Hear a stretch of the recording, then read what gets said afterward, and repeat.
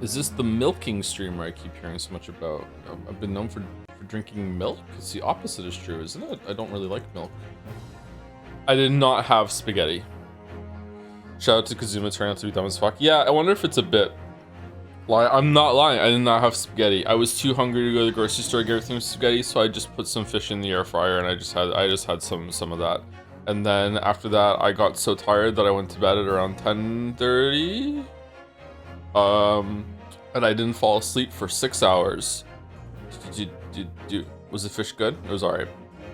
Where's the potato? Potato was today. I had some potato before stream. What kind of fish? It was haddock. My favorite fish. But I've only had a couple of fishes in my life, to be honest with you. I think I've had salmon, I've had haddock, I've had cod, I've had the other one, halibut. Halibut's my favorite, not haddock. Sorry, I get the H fish mixed up. Yeah. Fish should have fewer H's. I think halibut's my favorite. He lives in the Maritimes, isn't trying all the fish. Maybe I should, I don't know. I'm such a pampered, like, modern man baby that the idea of having, like, fresh caught fish makes me nervous in some way. Like, if it wasn't, like, meticulously farmed in some, like, fucking misery machine, and we know where the animal has been its entire life, then maybe I don't want to eat it, you know? Like, I'll always be a salmon lover. The problem with salmon is that when you fry it now your whole world smells like salmon for a while. Isn't fresh chicken worse? I don't think so. Like, they know. Those chickens are on the grid. I fried salmon at the house once, and the kids still talk about it to this day.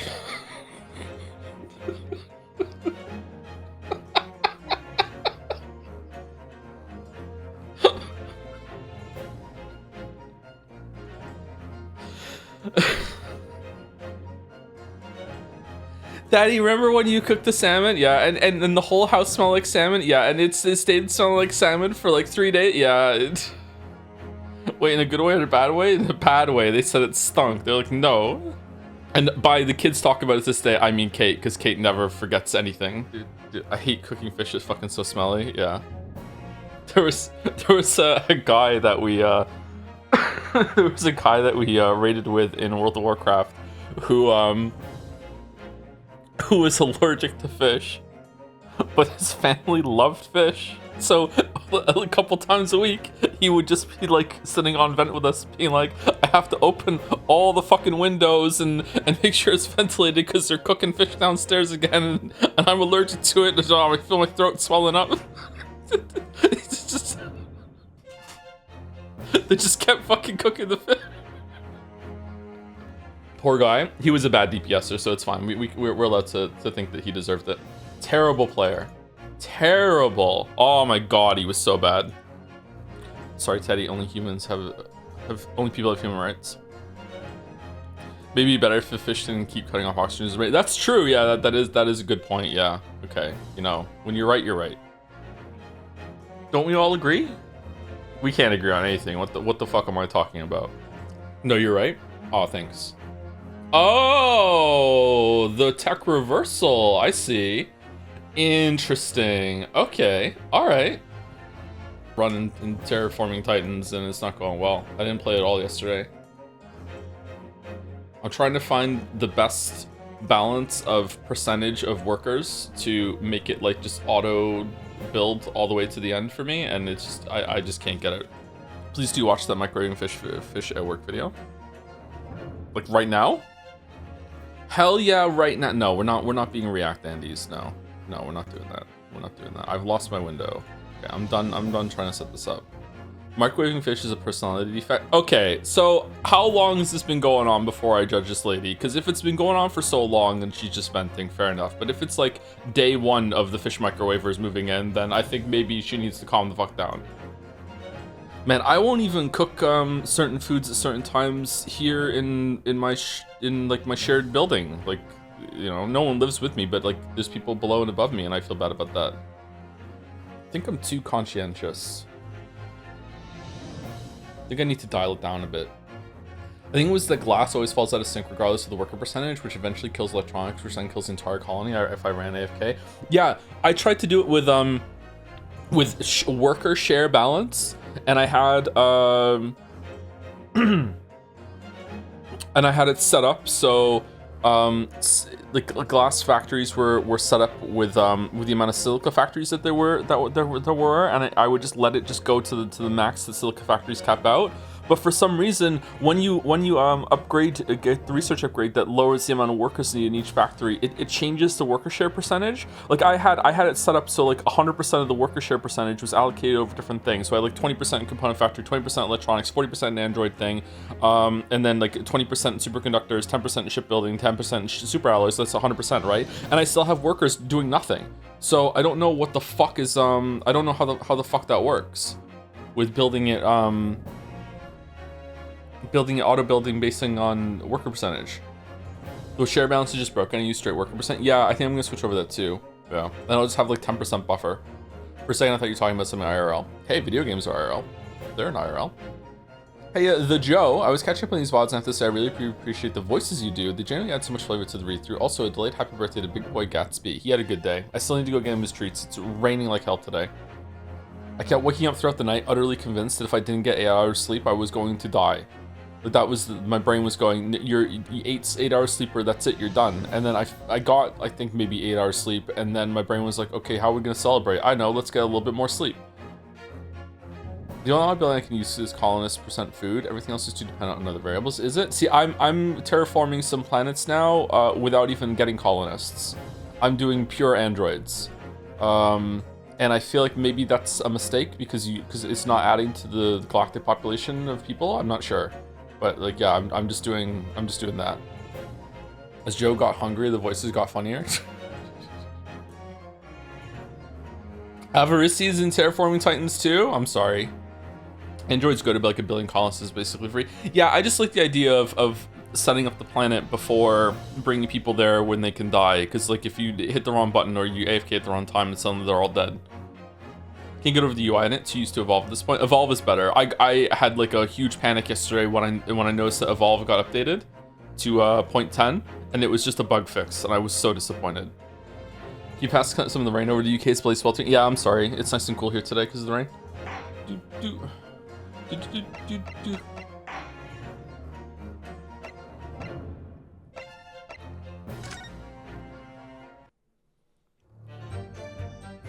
Am I playing it wrong? People who are ahead of me, am I playing it wrong? Because once I unlocked the ability to spawn random worlds, I've done nothing but those since. I think I'm on 9 unique worlds terraformed, 57 effective worlds terraformed because of the O'Neill cylinders that are just like passively just generating me bullshit. My galactic population capacity is 2.82 trillion and I'm at 200 billion people. I feel like my people have died at some point. Do other planets persist in the background or no? There's no fucking way, right? How are unicorns? Different game, sorry. Did my first T4 reset and saw custom species thing, was like, what the fuck is this? Now that's a good part. That's a good part. Yeah, enjoy it, yeah. Hard to say what the intended experience is. The deeper you get into the game, the more the content is AI generated with dubious amount of human playing. Oh, I should stop playing this game. Fuck that, man. Fuck that. Anyway, what were we doing yesterday? Where did we leave off? We were in the middle of the trial, in the midst of the trial, and we were... Fuck. We were defending Van Zeeks. The Red-Headed League kidnapped this guy in the middle, the middle between them, or the right on the screen right now, thinking it was Inspector Gregson, because he was posing as Inspector Gregson, and Gregson seems like he was dead before he was placed in that room. So we're gonna find out if this guy actually did go there or what was going on. This guy's into choking apparently. You're not accusing Gossip, Big Lip Beggar, of posing as Gregson for some reason on a mission to investigate the Red-Headed League. Yeah, there we go. Yeah. You're also dunking on how bad of a Prosecutor Kazuma is. He's so bad. He's absolutely terrible. Maybe he's pretending to be terrible. I don't know. He's so bad. How is the sound? Should be the same as yesterday, but just in case. While we do a sound test, thank you to 35 beater for the new sub. Welcome 35. Thank you JRep37 for the 51 months. Two in their 30s chatter names. Thank you Duke Rhyme 69 for the 19 months with hi Joe, thanks for all the streams. There's another part of my ultra kill bit. This will hurt. I doubt it will. There's no chance you'll get to hear that line. Oh, is it some super secret difficult area in ultra kill? I'm looking forward to playing ultra kill when it's finally out in 2037. Hopefully I'm still alive to play it. Does him being a failure make him hotter or duller? In this case, it makes him duller, actually. I don't know, I'm kind of disappointed. He's being dumb in a stupid way instead of a hot way. Thank you, Corday Emerald, for the 19 months with Potato Joe. I did eat a potato before stream today, yes, so like I'm full. I'm a little too full, actually. So let's see how long it takes for me to get hungry. Thank you, Corday. Thank you, Man of Answers, Moa, for the tier 2 at 51 months. Greetings. Haven't been around for streams to avoid spoilers for Great Ace Attorney. Hope everything is going well. It's going okay. I'm hanging in there. Looking forward to Friday fan art and my Christmas present. Friday fan art. Is there like a special one on this Friday, or are you just looking forward to it in general? I'm not sure if you're still here, Moa, because you're avoiding spoilers.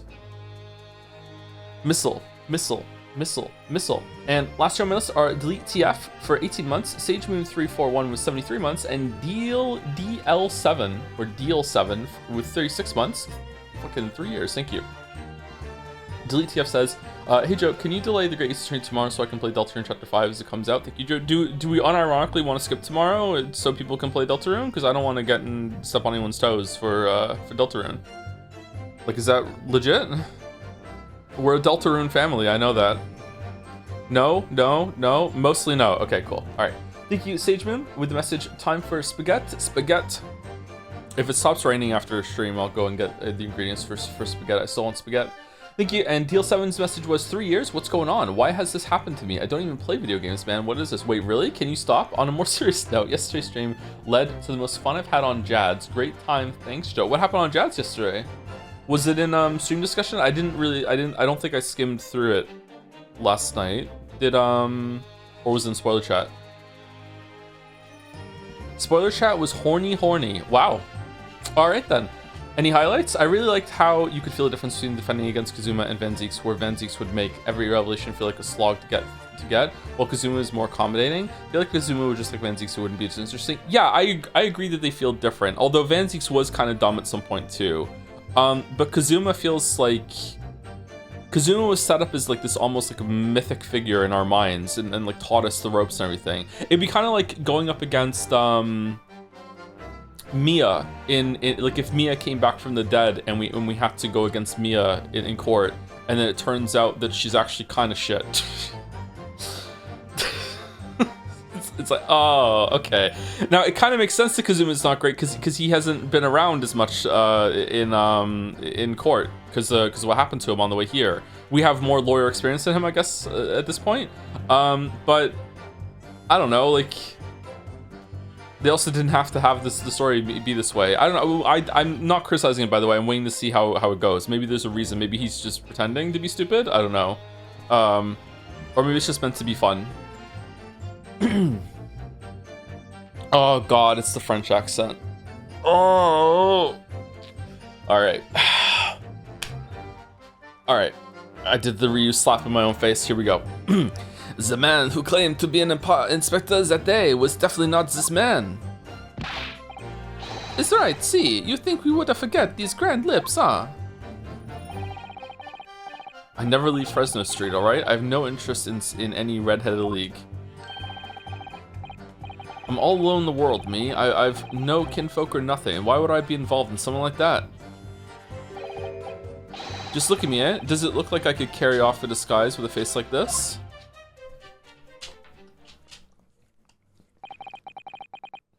What is it, Gatsby? What is it? It would certainly appear that we are the wrong man. What have I been telling you, huh? There was no need for this pointless testimony.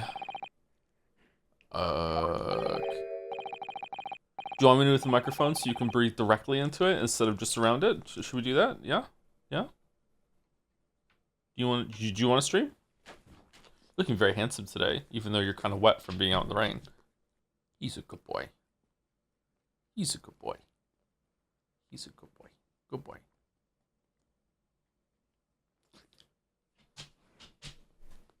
Oh, you're not leaving. Okay, all right. Sorry, guys. I need to pet the dog for a little bit. You okay? You right? Don't lick me. I don't want you to lick my face. No. No. No. No. No. No. No. No, we're good. We're good. We're good. I'll see you later. I'll see you later. Sorry. That's right. I'm just a simple peddler, remember? Fresno Street's all I know. How would I have come by a police inspector's identification book, eh? Well, yes, that's hard to explain, but...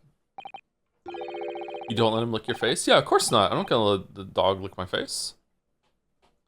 I'll tolerate him coming over and licking my arm. Like I'm not like happy about it, but it's like, okay, fine, I'll let this happen. But I don't let him lick my hands. I don't let him lick my face. If you lick my hands, I have to go wash my hands. Yeah. A brief cross-examination. I think, counsel, very brief. Man, he's not in boxers either. Isn't there anyone in this courtroom who thinks I might be onto something? I stand steadfastly at your side as always, Mr. Naruhodo. Love, Susie.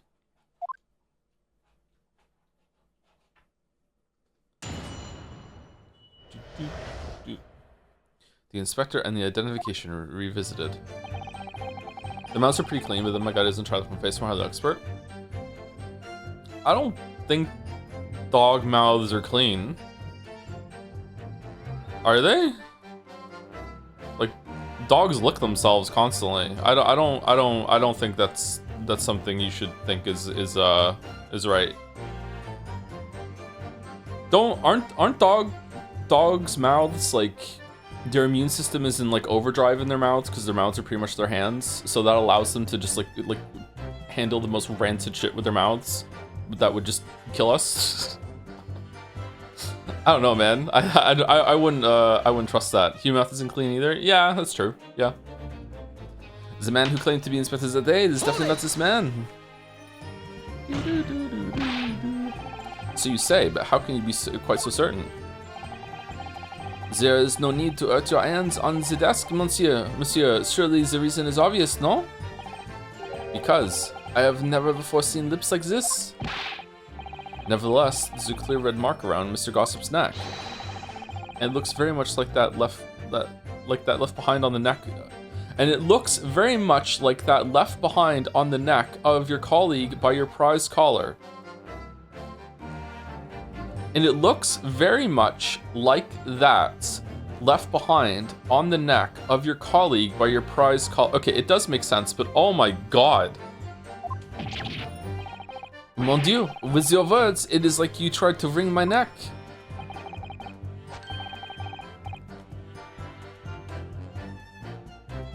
Have your dog's done the plate eating your arm? Yeah, a little bit, sometimes, yeah. How do we do this one again? It does look very much like my neck, though. Hey, there we go. No, this is a birthmark, lad. The biggest lips in London, the neck to die for. Hey, they broke the mold when they made me. For the first time in my life, I feel lucky to have been born with red hair. And I thought being Japanese made you stand out in London. So you maintain that you've never seen this man before? Oui, c'est ça. I swear to it by the flames of my hair. So fierce pride has outgrown the frustration with your hair now, has it?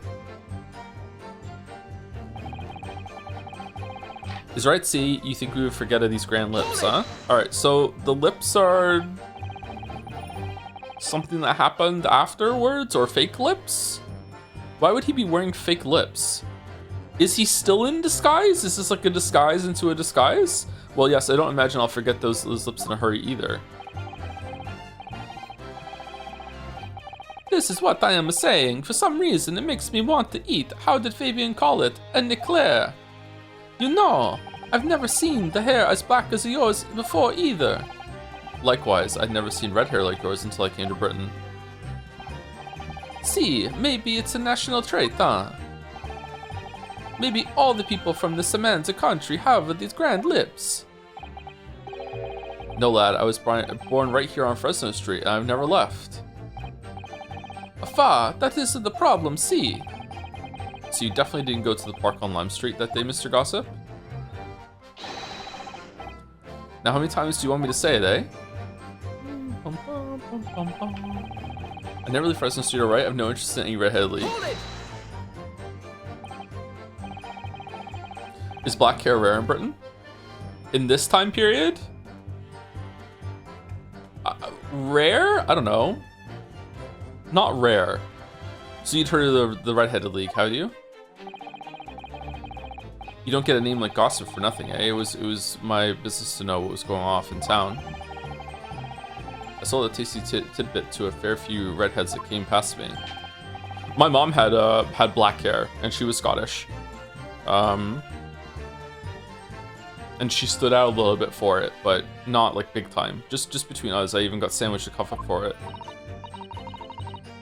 Well, he does have a very red nose, if that counts. Who knows? But as you can see, my own hair's not got a hint of red in it. In any case, Fresno Street's my patch. You won't catch me sidling off to some other part of town. No sir, not likely. No sir.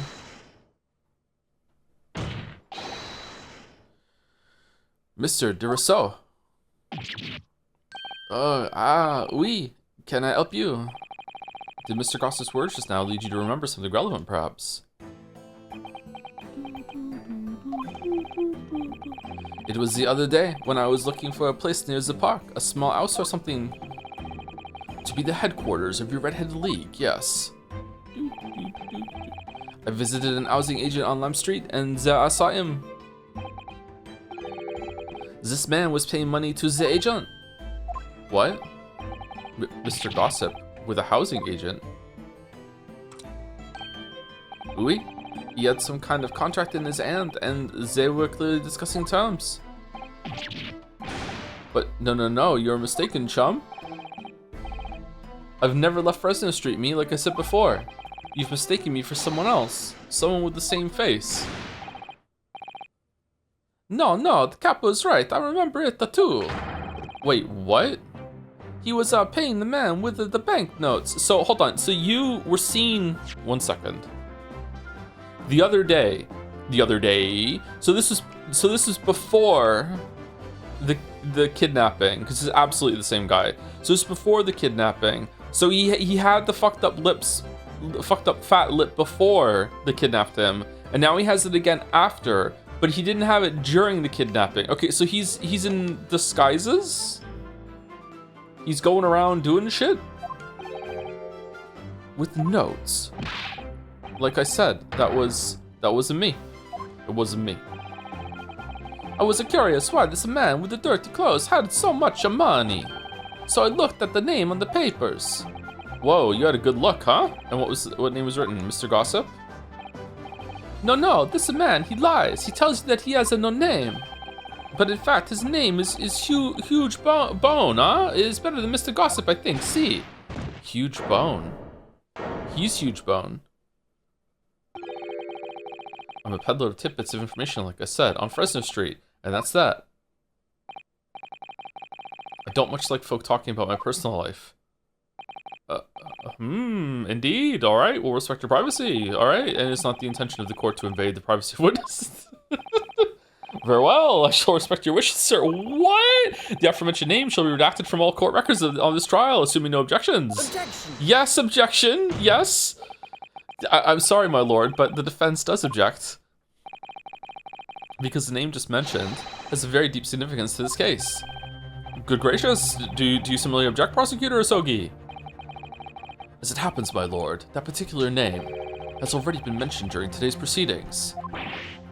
Well, I never. In what capacity? Okay, Judge, you need to go get some memory tested, okay? Alright, I know it's expensive nowadays, but maybe you need to replace some. Huge Bone, the name of the leaseholder of the room. Let me put this very simply. The victim's body was discovered in your rented room.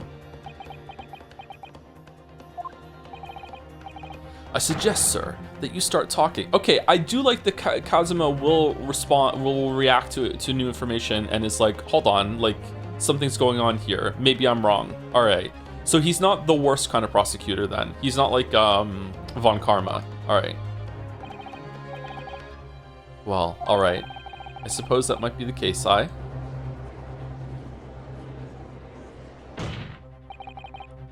So your real name is Hugebone?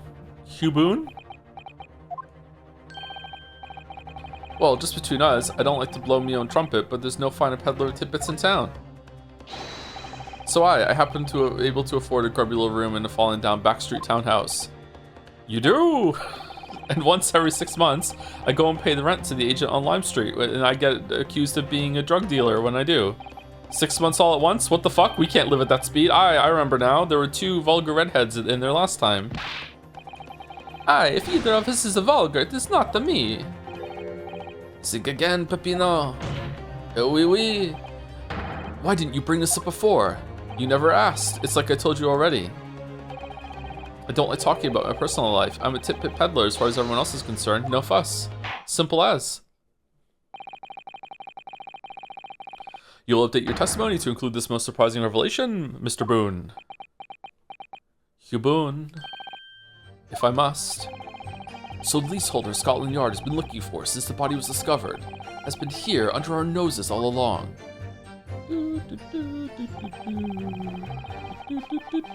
Person accusing of being a drug dealer feels like a monk at the moment. That was actually back in Toronto. Yeah.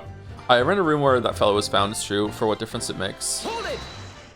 It was it the whole building? No, it was just that room, yeah. So you live in that room, presumably, do you? No, I don't live there. What do you think? There's no bed, is there? Just a desk. Then why would you want to rent it? Well, I don't think I should have to say, really.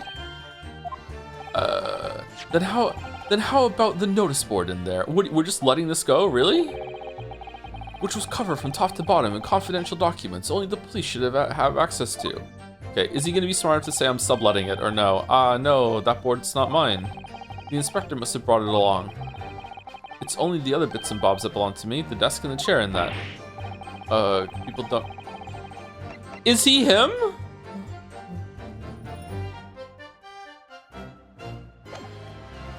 Hair, eyebrows, the chin. The hair, maybe. The eyebrows, maybe. The chin? No, the chin looks a bit different to me. Is it maybe a prosthetic, or maybe the photograph is not 100%? I'm not sure. People don't generally carry enormous nose boards around with them. The real question is, why was the Inspector Gregson killed there in your room? Chin maxing? Yeah, how many times has he broken his own chin with microfractures in order to make it grow back more? I think it is him. Yeah, it's him. Well, obviously, I'm not the faintest idea. Yeah, it's him. Okay, yeah. I mean, it's causing me no end of bother, to be honest. Seems to me that Mr. Gossip, sorry, Mr. Boone, Susie, you having a stroke? Would rather as little is known about his room as possible for some reason. Yes, it does come across that way, and more importantly, knowing that the scene of the crime is actually his room completely changes things. In particular, there's one part of his testimony that's really bothering me now. That's how I'm finally going to undo this man. Oh yeah? Control Z? I'm all alone in the world. Me, I have no kinfolk or nothing. Why would I be involved in something like that?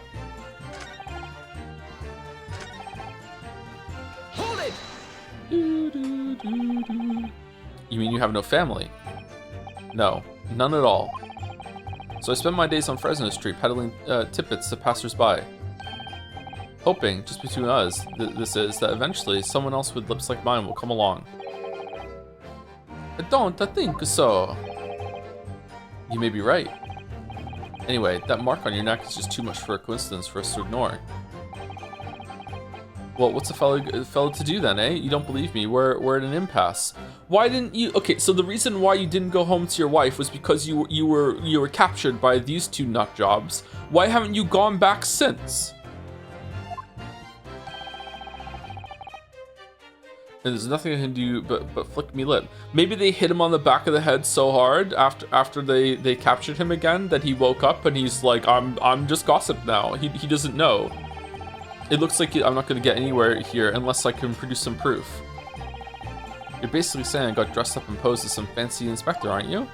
Well, it's beyond me how you think I could do that. Bump, bump.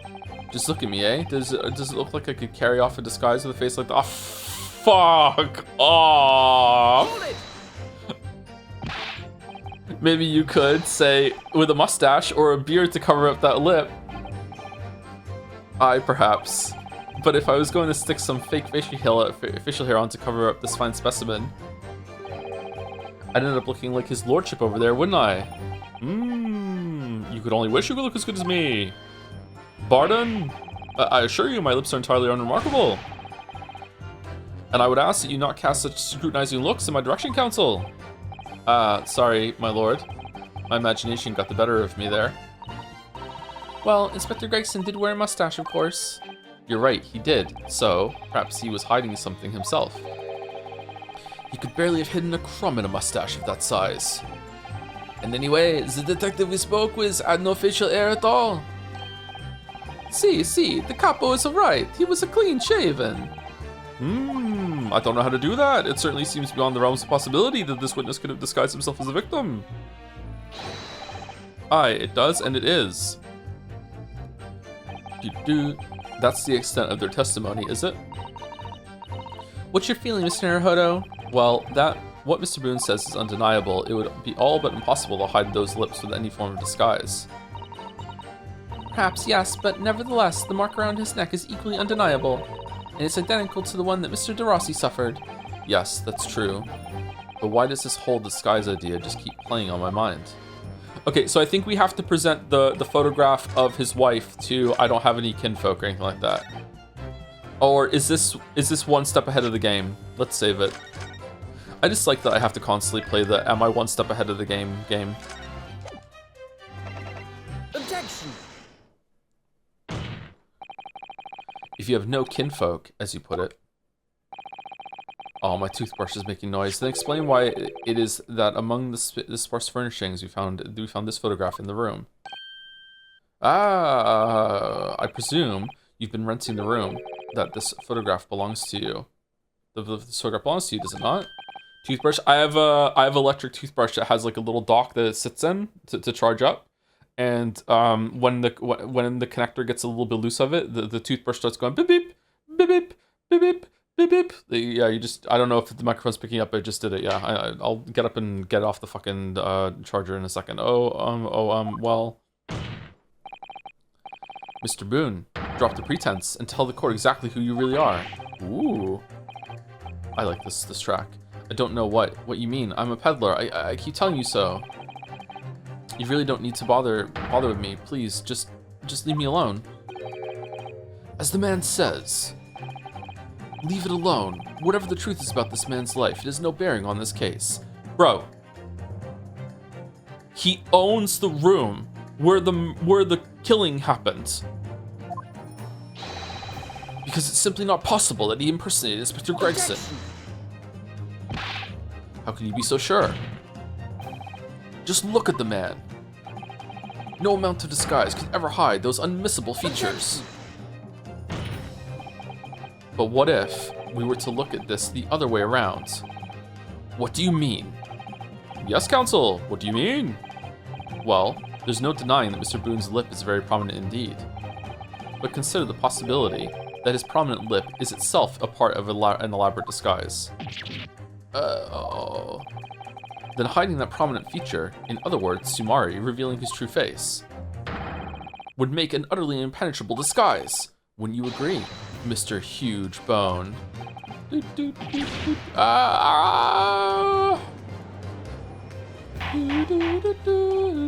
Good. Witness, are you still hiding the truth from this court? Perjury, all the perjury. If that's a disguise, then underneath it, his true identity must be. Yes, that's right. There's really only one person he could really be. My lord, the defense believes it can reveal Mr. Boone's true identity to the court. No, please. No, I know who he is, and it's obvious who it is. It's obvious who it is. It's that guy that has tuberculosis from Japan. It's him. He's all the way over here. It's him. Here we go. He's on the list, right? We can do it. He was the master of disguises. Where is he? Very well then, Counsel. What is the true identity of this peddler who goes simply by the name of Gossip on the street? It's Kazuma Hozogi. Daily Vigil. Take that! Your real name is actually Mr. Vigil, isn't it? Mr. Daily Vigil. Yeah. I don't recall that name, Counsel. Who is this Mr. Vigil? It's a name I encountered yesterday, my lord. It has to do with a certain client of Mr. Herlock Sholme's. A young gentlewoman came to the detective asking him to locate her missing husband. What a coinky dink. The woman in this photograph, in fact, this is Mrs. Vigil. What? From what I understand, you haven't returned home since the night before the inspector was found dead. But of course, on that night, you were being held captive by the two red-headed league men. And last night, you were put up by the prosecution service in preparation for testifying in this trial. Okay, there you go, that's why, okay. So that's why he didn't go home, because we've been led to believe that you, Miss Venus, and Mr. Sandwich were all homeless. Being important witnesses in this case, we needed to know where we could find you, of course. And that explains why you've not only been able to return home, but also unable to contact your wife, who's been beside herself with worry, waiting for you at the Vigil residence. Now, just you hold on a minute. I don't have the. What I'm talking about? Really? First thing, what I'm talking about. Okay, it's a simple enough matter to confirm my suspicions. All we have to do is pull off that disguise. No, please. Bailiff, bring soap, a sponge, and a wash bowl at once, and then after all of that, pull off his disguise. Mr. de Rousseau and Mr. de Rossi, you will restrain the witness. Oui, my lord. See, my lord. I got them mixed up. Oh, shit. Ah. No, stop. Get off, please. Don't. Bailiff, sponge me down.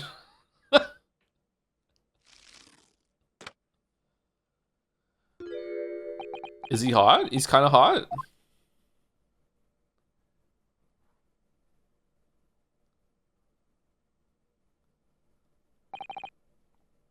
Well, we are now seeing your true features, I presume.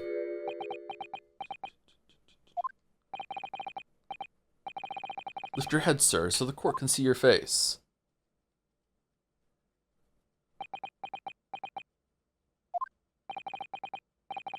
It would appear that the defense counsel's assertion was entirely correct. This has all been a very elaborate deception. So witnesses, tell the court. Have you seen this man before? I don't believe it, but... See, there is no question. This is the inspector we saw at the park. Extraordinary. How old is he? I think he's 40. RT game. He does look like RT game a bit, yeah. 40. On the day of the Red-Headed League enrollment,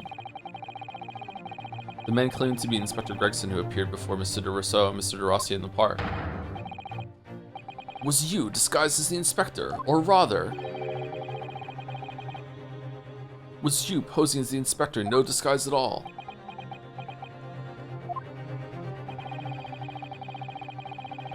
Mr. Vigil was formerly employed as the chief warder at Barclay Prison.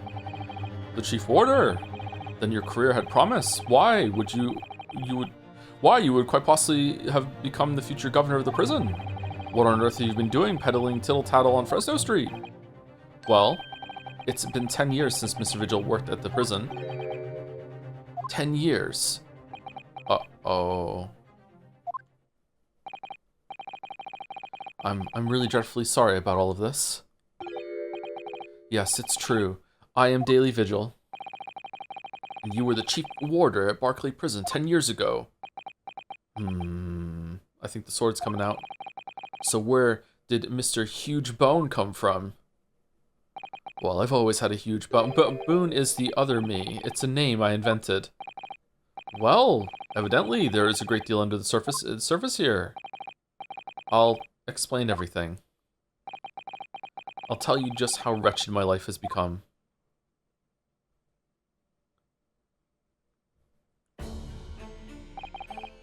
As you say, it was 10 years ago now that my employment at as Barclays chief warder came to an end.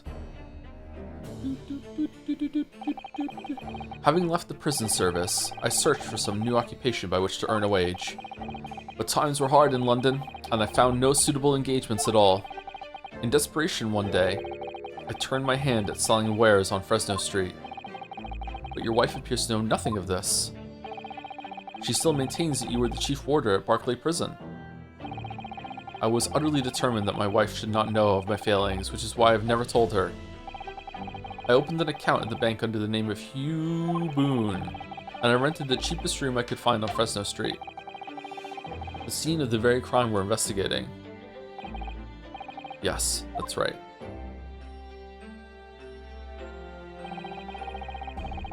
A place from which I could emerge every morning at 8 as a squalid peddler, and transform myself back every evening at 5 into a well-dressed man about town before returning home. That quickly became my daily routine, my daily vigil. Beep, beep. I was puzzled by the lack of furniture in the room. But that explains it. You're the only one that lives in this whole building, but why on earth didn't you just tell us in the first place? I have a wife, sir, and 2 sons. And without wishing to sound self-conceited, they regard me with some pride. I couldn't bring myself to disappoint them. So instead, you decided to conceal your occupation from them? Yes. I've made such a terrible mess of everything. Still, one thing doesn't add up. No matter how many tidbits of information you could sell to passing gentlemen, even at 6 pence apiece, you couldn't hope to match the salary you must have commanded as a chief warder at the prison. Very true. That's so true. To keep your family in comfort despite 10 years of somewhat misbegotten employment. My kidneys grow back, Your Honor. Oh, okay then. That makes sense. I think that was all thanks to Inspector Gregson. Wait, what? Inspector Gregson? What on earth? It was some years after I had invented Boone and begun my other life as a street seller. He, the inspector that is, recognized me one day. Do you mean to say the victim was an acquaintance of yours? I knew him from my time working at the prison. When he saw what I'd become, he was deeply troubled for me and my family. And from that day forward, he visited me on Fresno Street with increasing regularity. Then one day, he asked me if I would carry out a secret assignment for him. A secret? What was it? Can't tell you it's a secret. It's true. Counsel, take an L. It was a secret. I was to impersonate the inspector. What? Impersonate him. We always met in the little room so the inspector could brief me. Visit Orxie's tomorrow and take a statement from the proprietress.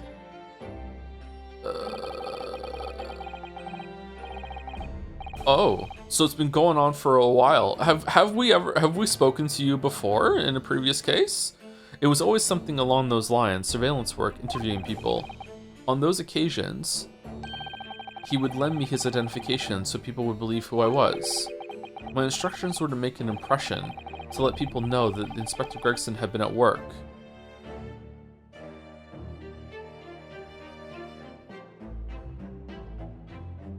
Oh.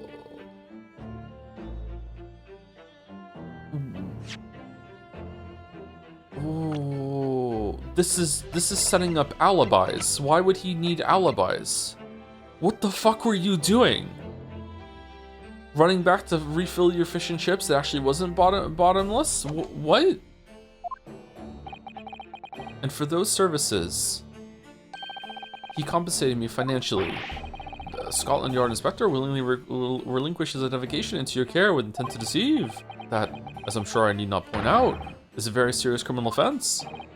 Is it? But why? What was the point of you impersonating him? I never asked. I truthfully do not know. All I can say is that the inspector warned me on numerous occasions. Now remember, Vigil, I need your solemn word. You don't blab about this to anyone, alright? Ever. Even if if I end up a croaker right before he died. In time, he started to bring papers with him to the room as well. It became something of a second office for him. So, in fact, the person who declared himself to be Inspector Gregson at the park on Lime Street was really... Yes, it was me, acting on the inspector's orders. Yeah, of course it was him, Rio. As usual, I removed my boon disguise, and then went as instructed to the park, armed with the inspector's identification book. It never occurred to me that the bruise on my neck might give me away.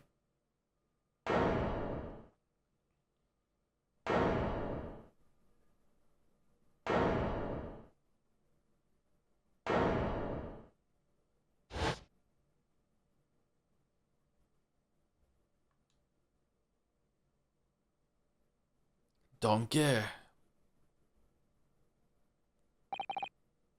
Well, it would seem this confession completely destroys the defense's case.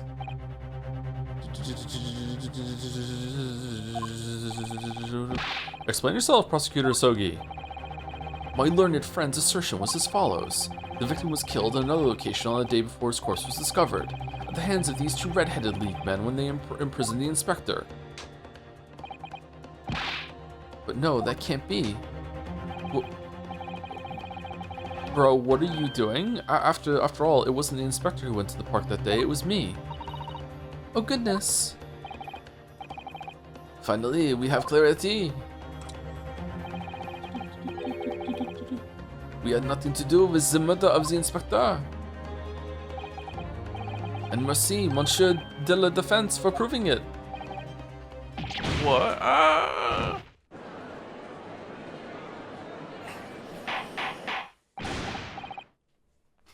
Order! Indeed, it would appear that we have reached a de facto conclusion of sorts. These witnesses had no involvement in the murder of the victim. Okay, Judge, considering all like the big revelations that just happened, can we like maybe investigate a little bit more? As proven somewhat ironically by the defense. I hereby call an end to the cross-examination. Hold it!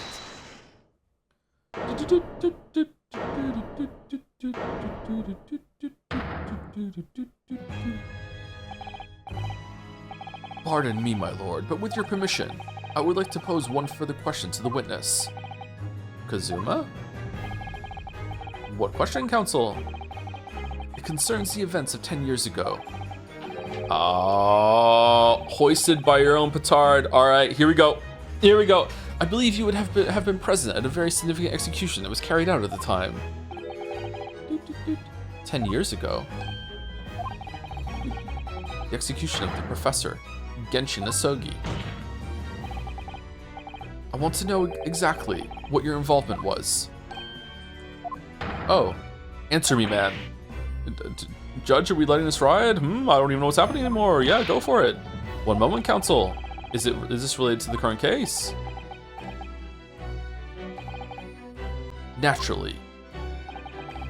It is the prosecution's belief that this case and the events of 10 years ago are inextricably linked. Does the defense concur, counsel? Kazuma, you're not yourself. You're not as calm and collected as usual. Poor Kazuma-sama, no wonder he's acting this way. Mr. Vigil's memories of what happened 10 years ago would tell a tale of Genshin Asogi's last moments. His own father. I know, I do understand that. But even so, I can't really go along with this because if I do go along with it, the judge is going to ask me to prove how, and I can't do that. He's not going to ask fucking Kazuma to do it, he's going to ask me to do it. And I don't know how to link the two of them together. Prosecutor Asogi. Do you genuinely believe that this question requires an answer in order to learn the truth behind Inspector Gregson's death?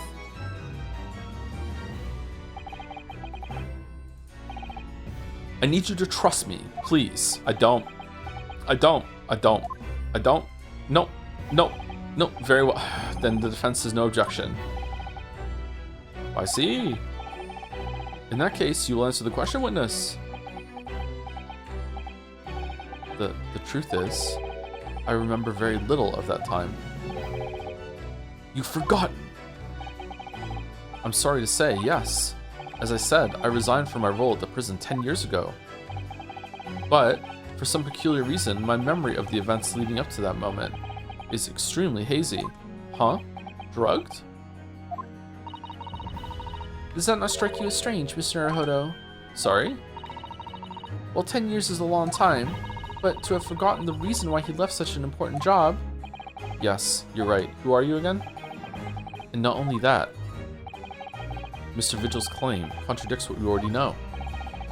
The human spirit is a fragile, but not that fragile thing. It's broken all too easily, which is why we have a tendency to wrap it up for protection.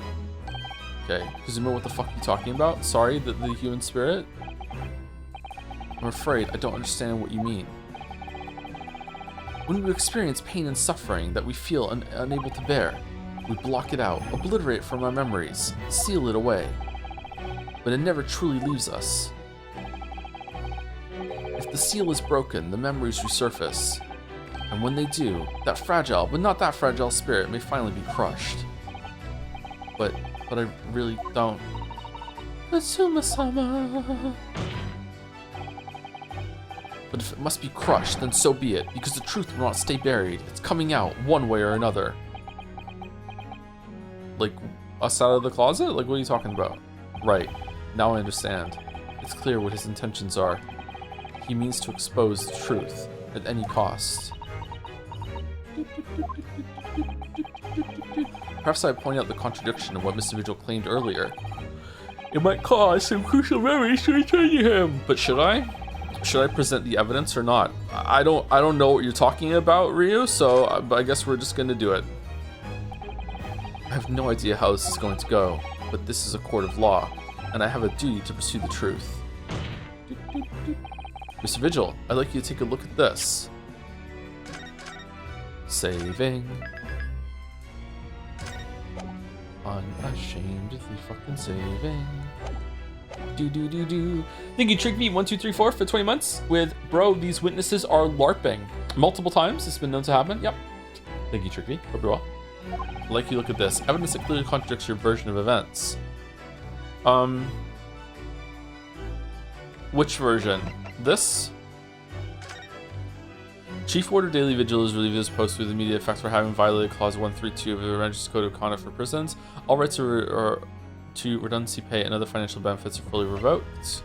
Aiding and abetting escape from this prison of convicts, something just prior to execution. Deals of the escape are still being investigated. Full cooperation with inquiries will be expected. Prison Governor Barricading. Additional notes in indications are that the jailbreak plot was conceived prior to the convict's incarceration. It's believed that the convict engaged in some form of negotiating with prison staff in order to secure assistance. Full disclosure regardless negotiations will be demanded. Okay, so I'm guessing it's that? It has to be that. Take that! It's not that. Just a few moments ago, you made the following statement. I resigned from my role at the prison 10 years ago. Well, yes. In other words, Sumari, you claim to have left the post of Chief Warder of your own volition. Well, yes, of course. Why? Tell me. Do you remember seeing this document before? No, I do. Ugh, yawning. This is a dismissal notice ordering the immediate termination of a prison staff member's employment. A dismissal notice. And the name on the notice is yours, Mr. Vigil. What? What? It's mine? Why does he seem genuinely confused? So you didn't resign from the prison service at all? For some reason, you were dismissed as Chief Warder from Barkley. No, there's been some mistake. I'm sure. I'm sure I tendered my resignation. This dismissal notice is nonsense. Isn't it? If you were forcibly dismissed, there must have been good reason. Clearly, you did something. Mr. Vigil, it's time to break the seal and have you remember.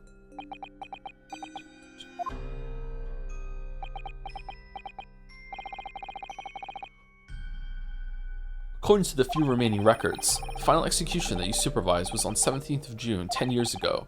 And on that day, something very serious took place at Barclay Prison. 17th of June? Was that the professor's execution? Hey Joe, I gotta know, who's the best boyfriend for Rio, Sholme, Van Zieks, or Kazuma? It's good that you're asking me, the expert of all these things. I think it's Van Zieks. I think I think that, you know, Kazuma's just a friend, after all. Sholme's is just, you know, fuck, marry, kill. Fuck, marry, kill. You fuck Holmes, you marry Van Zieks, you kill Kazuma. There you go. Professor. As you were the chief warder at the time, it stands to reason that you would have been present throughout the proceedings. It does sound familiar. And yet, that execution never took place. The convict, ostensibly executed earlier that day, later re-emerged from his grave. The convict came back to life. In the cemetery in the middle of the night, there was a witness. Ooh, serious Susie there. However, the witness claims that a moment after he saw the convict clambering out of his grave, a gunshot rang out from over his shoulder, and the bullet pierced the professor's chest, killing him instantly. So someone knew that the execution was a sham and was there waiting to kill him for sure. Huh.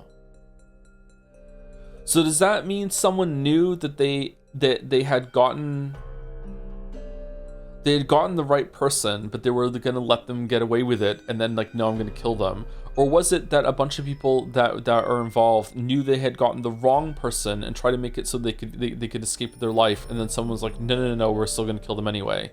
Which one? It's one of those two. Huh. Those may have been the professor's actual last moments. Yes. Seeing as you were in charge of overseeing executions at the time, you must know the truth about what really happened. It's in your head, somewhere deep down. Well, Chief Warder Daily Vigil, I know there are memories in your head that can explain what happened on the 17th of June 10 years ago. I'm really enjoying this, just sitting back, letting it happen. And now it's time for you to drag them up. How is everyone in the gallery letting this happen too? Huh. There must be someone here that knows what's going on. But Mr. Vigil?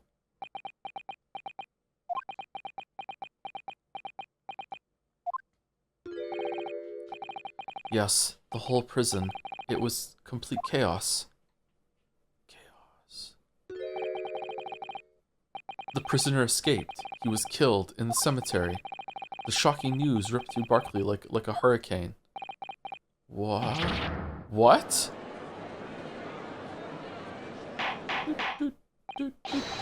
Order. Do you mean to say, Mr. Vigil, that your memories of the time have returned? My head, it's like some floodgates have been opened. The images, the screams, very convenient amnesia. It's okay. We'll let one slide, but two is too many. Kazuma sweating across the room. Oh my goodness. The papers. There were reports, articles about a man who'd seen a ghost. Yes, Enoch Drebber. But surely those reports were exaggerated. There were traces at the scene. Traces of what? In Lowgate Cemetery, at plot number 139, blood. Lots of blood. That's where the man was buried, of course. Obviously, something terrible had happened there. The depths of conspiracy and depravity from which this tale is emerging are quite staggering. Uh-oh. I reviewed the police records from that time extensively. A thorough investigation was conducted by Scotland Yard to ascertain how the convict managed to escape in the first place. And the conclusion reached by the investigating team was that a member of the prison staff must have been involved. Are you suggesting that a prison warder abetted the man's bid for freedom? Yes, and I was suspected of doing it, of using that mass murderer's execution as a way to help him escape. You did what? This is not my favorite plot development that he is doing this right now. Let's put it that way. But like, maybe he was drugged? Let's see. I remember now. The horror of it is all coming back to me. One evening, a few days after the execution, some detectives came to the prison. I was called to the governor's office at the top of the watchtower. Oh, fucking hell. I'm sorry, Dally. This is a serious business, but I can't help you now. As Chief Warder, you were responsible for overseeing the execution of four, eh? Donkey. Well, it seems the fellows of Scotland Yard want to have a few wee words with you about it. You'd better pack your things, laddie. You're coming with me. You're to attend in person. As soon as he told me that, my mind just went completely blank. And the next thing I knew, can you stop moving, bro? The professor, the most hated killer in our country's history. Whoa, different angle? And I'd let him escape. I'm finished. My life is over.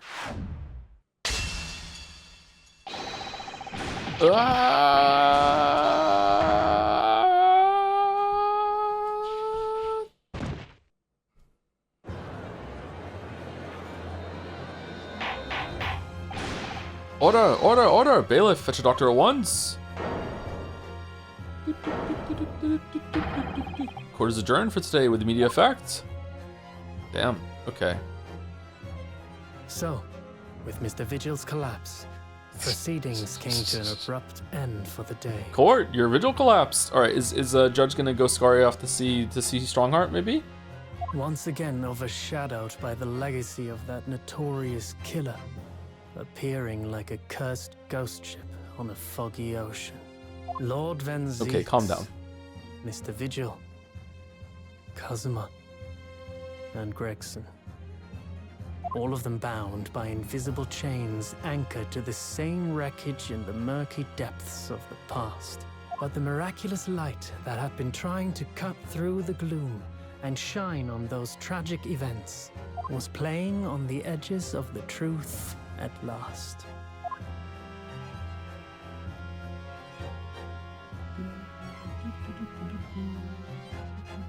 To be continued. Yeah, it would have taken us a bit too long to get to here yesterday. We've probably been like a little under an hour at the pace we were going at the end of the last stream. 10 minutes, chat said. 10 minutes, chat said.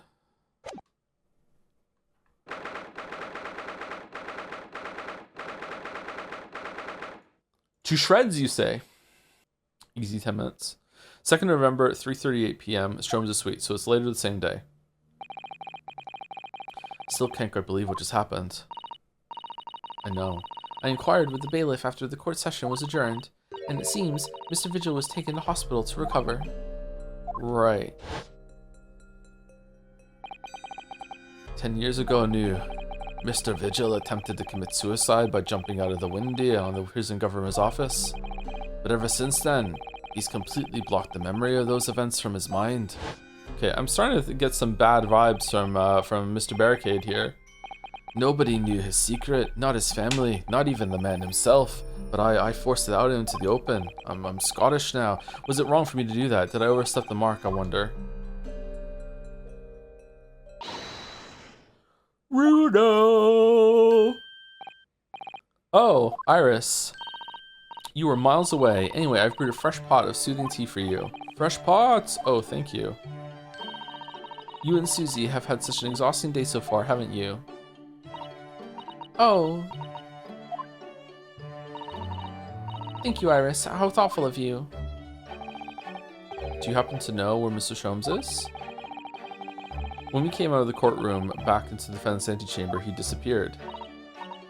Oh, no, I don't know. He just suddenly sprang to his feet and left. All he said was, I must leave. Right before he left, he said, I wonder if he's pursuing the mystery of Inspector Gregson's death. Well, you know what Hurley's always saying, don't you? If something stinks, there are mysteries in this world that should perhaps never be solved. For the construction of a solution comes only at the expense of the destruction of something else. What does that mean? What does that mean? He knows very well that when you open someone else's old wounds, you often open your own too. But he just can't take his own advice and leave well alone. Solving mysteries is too important to him. That's so true. But that's what I like about Hurley after all. I suppose that's the lot of a great detective in some ways. So then, let's have tea, and then I'll give you a hand. Oh,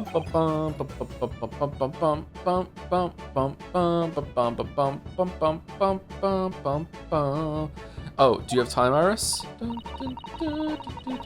Yes, I finished this month's manuscript at last, with barely a day to spare before the deadline.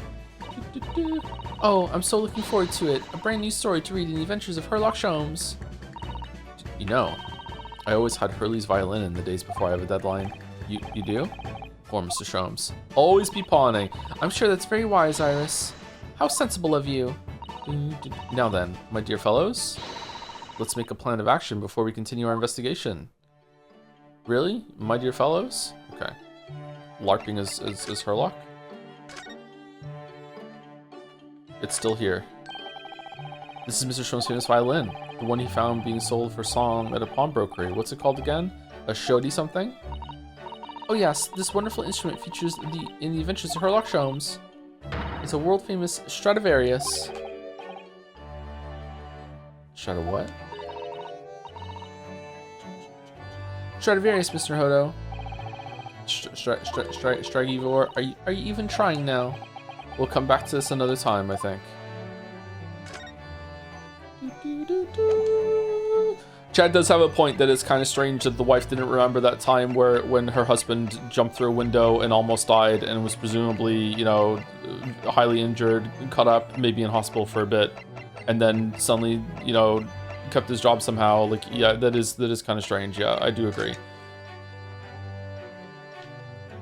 Defenestration isn't really something that you can look over. Oh, he got to use the word. Oh my god, I'm gonna be happy all day. Oh my god. Oh my god. Oh, holy shit. I'm gonna be so happy for the rest of the day. So how did it go in court this morning? Well, we still don't know the truth about what really happened, but one thing's increasingly clear. Lord Van Zieks definitely didn't do it. Oh, goody. Yes, that's right. You managed to uncover several new facts as well. Oh, really? And there was another development too. Kazuma. Yes, it's quite clear now that Kazuma-sama is not himself. The way he's acting, it's almost as if he's possessed. I know. I mean, well, it's this series. Maybe he is. I mean, at the end of the proceedings earlier, he was like a bloodhound the way he was chasing down Mr. Vigil's forgotten past.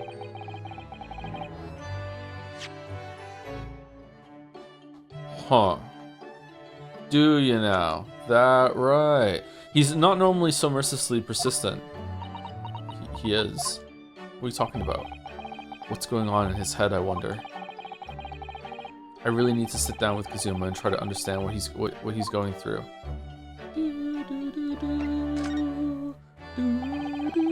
If Gregson was really murdered the day before his body was discovered, then Lord Van Zieks has to be innocent, you see. What? The day before? Well, that should be easy enough to work out, just by examining the corpse, surely. Yes, you would expect so, but curiously, no time of death was included in the autopsy report. That is curious. There are still unanswered questions about Lord Van Zieks, though, aren't there? Ah, so do you mean? I mean, what was he doing there on Fresno Street that day in the first place? Well, according to the man's testimony, he said he was investigating Inspector Gregson, didn't he? And it turns out that little room was actually the inspector's secret office. Oh, that sounds like it has all the makings of a wonderfully devilish plot. But then why was the notice board in there covering all those particular papers? Papers about cases with a link to the Reaper. I'm starting to get a bad feeling about all this. It's bothering me that I can't figure this out. I feel like I have all the pieces, and I can't figure it out. In my defense, there are a lot of fucking pieces. Like, this is definitely gonna link back to like Giselle Brett and shit too. Like, how does it link back all the way to there?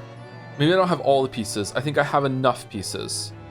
Oh dear, that sounds more like something horribly devilish. We must start by looking into Inspector Gregson's movements of late. Gregson's movements. I never imagined I might have to be investigating Inspector's movements. Well, according to the entry in his diary, he was carrying out an incognito investigation of the Red-Headed League the day before his death. Oh, you mean he was doing the same as Hurley? Well, Mr. Sholmes was trying to apply, whereas the inspector was supposed to be investigating. I do wish it had been the other way around. Anyway, as it turns out, the inspector who went to investigate the Red-Headed League that day wasn't actually Gregson at all. It was Mr. Vigil in possession of Gregson's identification. You know what that sounds like to me?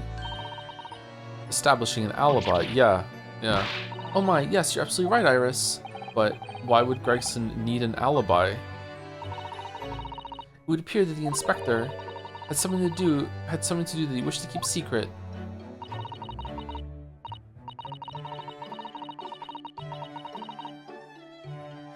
Okay, so either he is... Okay, so there's obviously some sort of conspiracy going on. And Strongheart is in the middle of it. It's gotta be.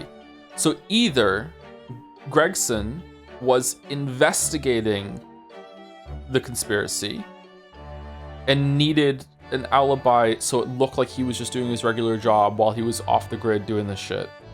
Or he was a part of the conspiracy and he needed to have an alibi in order to make it so that so no one found out that he was a part of it. But if he was a part of it, would an alibi really be that important? How official is this conspiracy? I don't know. I don't believe it. I always thought he was just a harmless lover of fish and chips. But perhaps they were seasoned with something a little more potent than salt and vinegar. Maybe they're seasoned with crime. I think perhaps we should try to move away from food analogies. No, they're evergreen. We love food analogies. Well, anyway, if Lord Van Zieks felt the need to investigate Gregson... Yes, I agree. We must try to find out what he knows.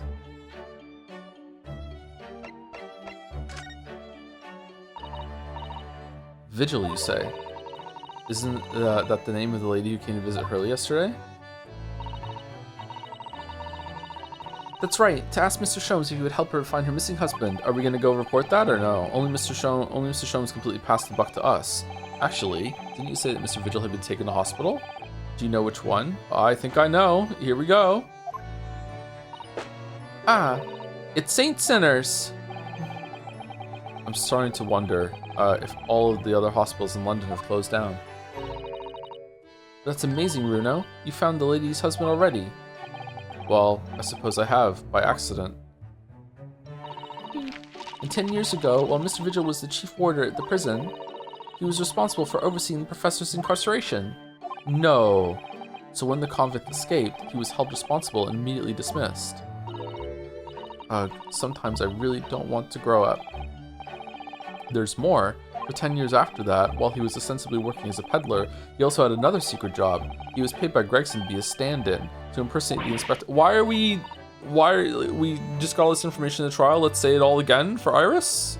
In pretty much the exact same pacing as we just found it out? To impersonate Gregson, but what I have absolutely no idea.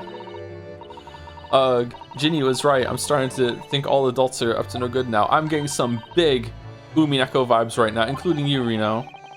I haven't paid anyone to impersonate me. That means he has ties to the professor and to Inspector Gregson, though. So I do think we ought to pay a visit to Mr. Vigil, don't you? At the St. Sinners, then.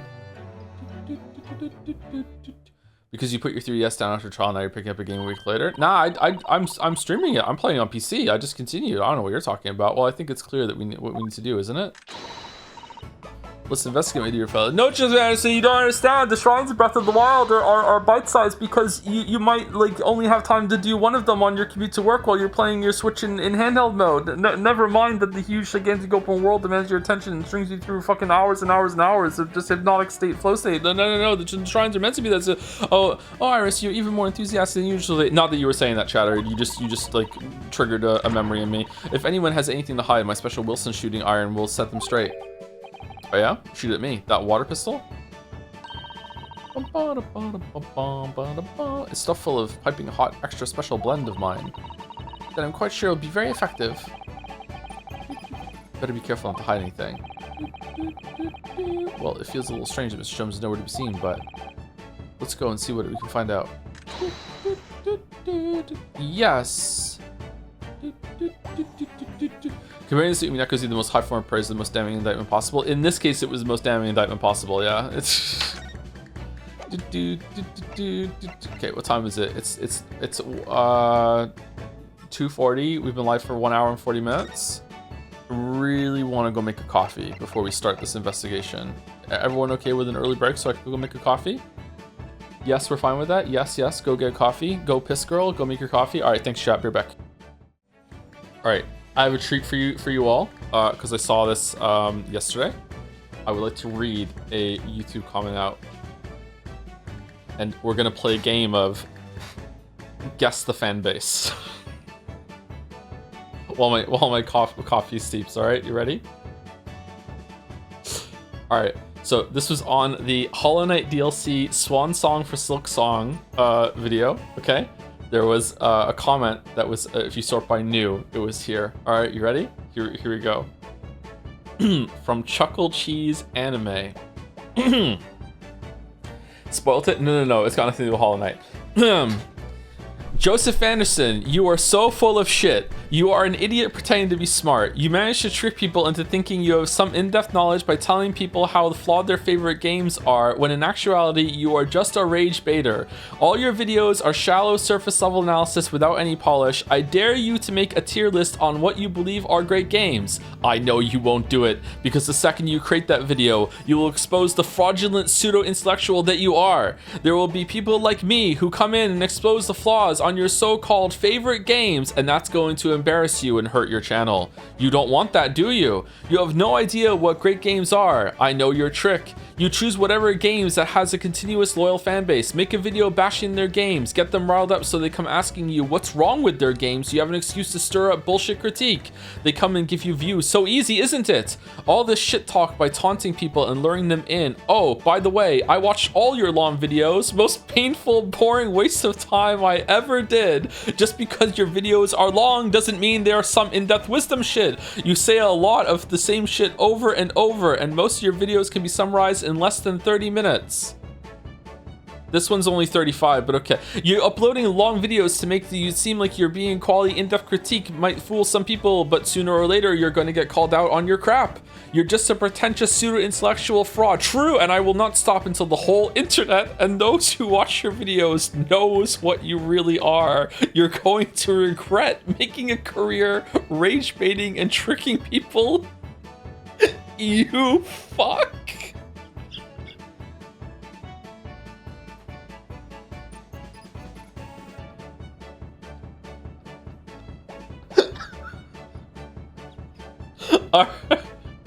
All right.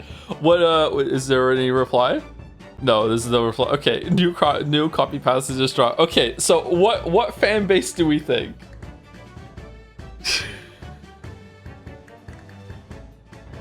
Can we have a reverse Reddit day for once for a highly good comment today? We had that last week. Merrick, this person is like my biggest fan. Undertale? Do you think Undertale? Nintendo fan or Elden Ring fan? Dude, I think Elden Ring. I think Elden Ring. Definitely not Undertale. I don't think Undertale. Yeah. This is a video comment for sure. This person doesn't even know I stream. Like, I've streamed my favorite game, so yeah, definitely. It's not someone who did a stream thing. Yeah. Mario fan. You did stream Hello Neighbor. That's true. Yeah. Now you have to make a tier list just to be petty bitch. I have before.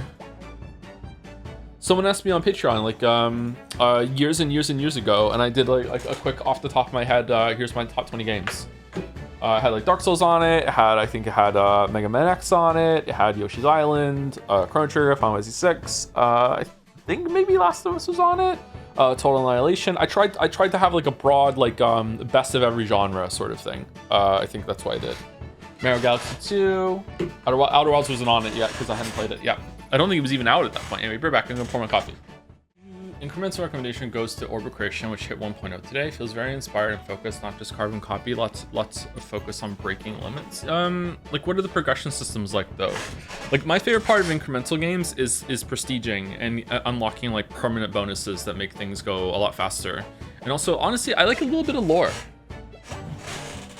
Like my favorite part of Evolve was getting to a new place, and it's like, ooh, where are we? Like there's like, it's not like, I wouldn't call it a story, but it was something. It's like when you get into the True Path level, and it's like, oh, we got to this different like moon system outside, and when it's like, what is it like? And just a little description of what's happening. I'm like, I like that. Feel bad for that YouTube commenter. He's literally has videos on his channel with titles like I Need Friends Part 2. Oh, it's like legit. Is it a bit? Uh-oh. I wasn't even sure if they were serious, to be honest. No, I feel bad. I feel bad too, yeah. Fuck. No, we know it's not the peak fandom.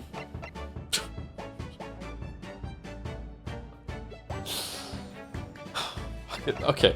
Alright, where are we going? Prison? I guess, should we just go top to bottom?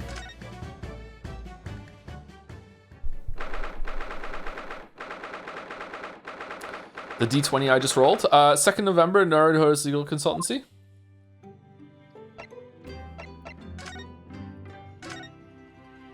What to do? Are you alright, Mr. Naruhodo? It's rather unusual to find ourselves here in the middle of our investigations. It's just occurred to me that I might have forgotten something when we left this morning. Please don't worry. As long as you continue to investigate thoroughly, you won't go far wrong. Oh, yes, of course. I must get back to work as soon as possible.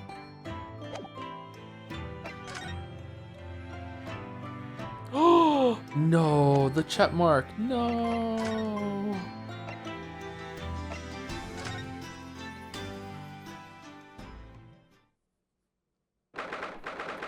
Second November, British Supreme Court, Lord Chief Justice's office. No arguments, Prosecutor Sogi. You will continue with the trial exactly as I instructed. Is that clear?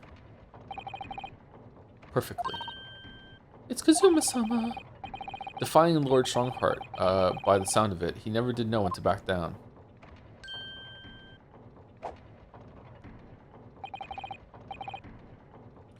On your way now, Asogi. My lord. If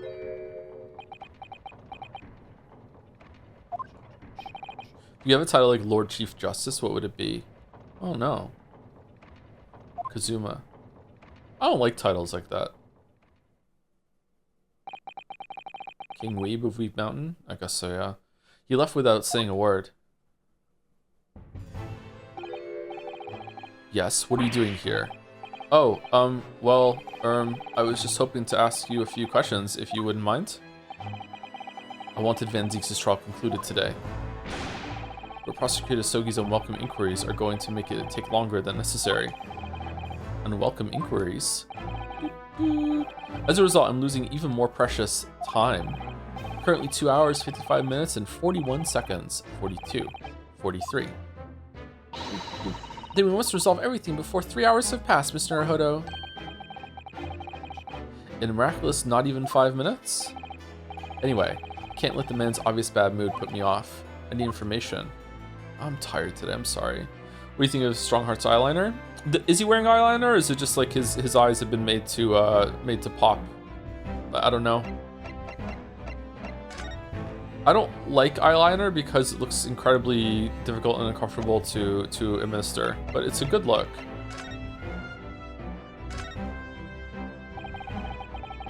Does Prosecutor Sogi believe that Lord Van Zieks is the Reaper? I wouldn't know.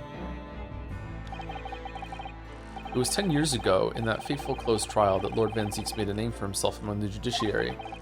But the next trial he fought, he lost. It meant the ringleader of a criminal organization was acquitted, thanks to all of the jurors being under duress. That's awful. The man's freedom was short-lived. He lasted just 3 days. Yes, let me see. He died in a rock slide at his place of work, I believe.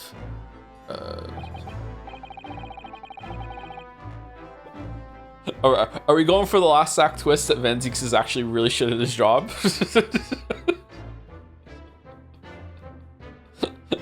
And they had to just keep killing the people that he accidentally got off on in court or something? Correct. That was the inauguration of the Reaper of the Bailey.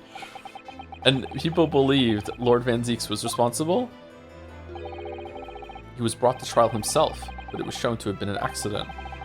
Oh, so not the first time he's been to trial then, so he must have had a solid alibi then. Nevertheless, the mysterious deaths continued. In total, 16 persons perished in unusual circumstances, ostensibly at the hand of the Reaper. That's a long run of coincidences. Well, the Reaper's true identity may well be revealed by this trial. And the impact that revelation would have on the British public cannot be understated. Is that why it's a closed trial? Precisely. Closed trial. This country hasn't seen a closed trial for 10 years. So really, so last one was the professors, the trial of Genshin Asogi? Correct. No doubt. Actually, we heard that originally you were going to prosecute that trial yourself, Lord Strongheart. Van Zieks entreated me to relinquish the prosecution to him, that he might avenge his brother's death. And here we are, 10 years later, with the son of the man Van Zieks had condemned now looking to avenge his father's death in the same way. They do say that what goes around comes around. Sorry, not criticism. Did we tell Strongheart that we know all this, or has Strongheart just been like, fuck it, Ryu and Susie must know at this point? Did we talk to him about that? I can't remember. However, it would seem that the new young prosecutor is harboring some ulterior motive as well. Kazuma is? And you're just letting him continue? I like my organization to run smoothly in the exact manner that I prescribe. As with the giant clock in here, I won't tolerate a single cog being out of step with the others. Which is why I'm taking him off the case. Ah, that's what all these gears are about in here. If the young man refuses to mesh with the other parts of my great machine, I will be forced to take steps. Oh no, what do you mean? The elevator will be broken. Dude, not something with which you need to concern yourself. In any case, all your questions will be answered tomorrow. Tomorrow. Time for a sip of coffee. Did it turn out okay? Oh. Yeah, about the same as usual. Now I shall have to ask you to excuse me. I hate that you drink nasty coffee. It's not nasty coffee. It's just coffee from a French press. There's way worse coffees. It's just like sometimes it just doesn't turn out all that great. As of this moment, I've been delayed from attending my next meeting by precisely 3 hours. Oh my, that is a long time. And now, I hold you entirely responsible. Even though we miraculously managed to fit everything into not even 5 minutes. How gutted are you? You can't say percolate when it's percolating. I'm super gutted actually. I really like saying the word percolate. Maybe I should get a percolator so I can keep continuing to say it. And I should also get a fish. What kind of fish should I get? I wonder if you might agree to us talking with Prosecutor Asogi. Discussions between the defense and the prosecution outside the courtroom were generally frowned upon. However, I will make an exception in this case. Now, go. You can find him in his office. Oh, thank you. Percolator being the thing you are referring to because it's so funny. Isn't that it's a big deal, isn't it? Let's go see him at once, Mr. Naruhodo. There was a James Hoffman video I watched recently, and someone sent him a prototype of a new type of percolator, and when he opened it, there was a little 3D printed toy fish inside, and he held it up to the camera and went, "I won't explain this joke, but if you get it, enjoy." And it took me a minute, and I was like, "Oh yeah, Kazuma's best friend in the world," but I'm really not at all sure I know how to talk to him at this moment.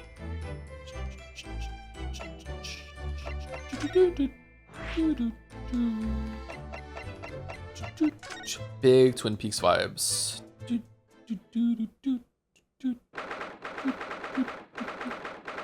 2nd November, local prison cell. So you can see candlelight.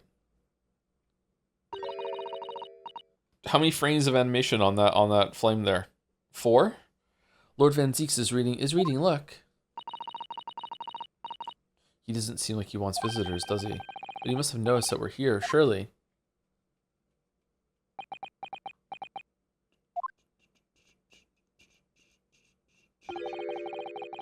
What do you Nipponese want?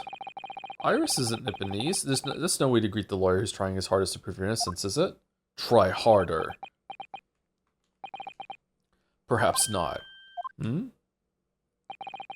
I apologize. So, what can I do for you, Mr. Naruhodo?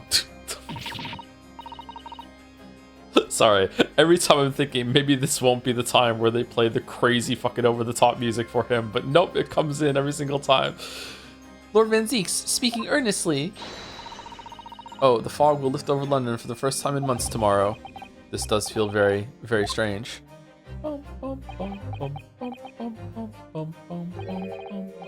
I must say, I was impressed. Oh, well, thank you. Not by you, by your fellow Nipponese, your prosecutor friend. Oh, I see. Yes. Really? Because he sucked. It's sardonic, don't you think? For a man such as me, so loathing of the Nipponese, to be entirely at the mercy of the two of you.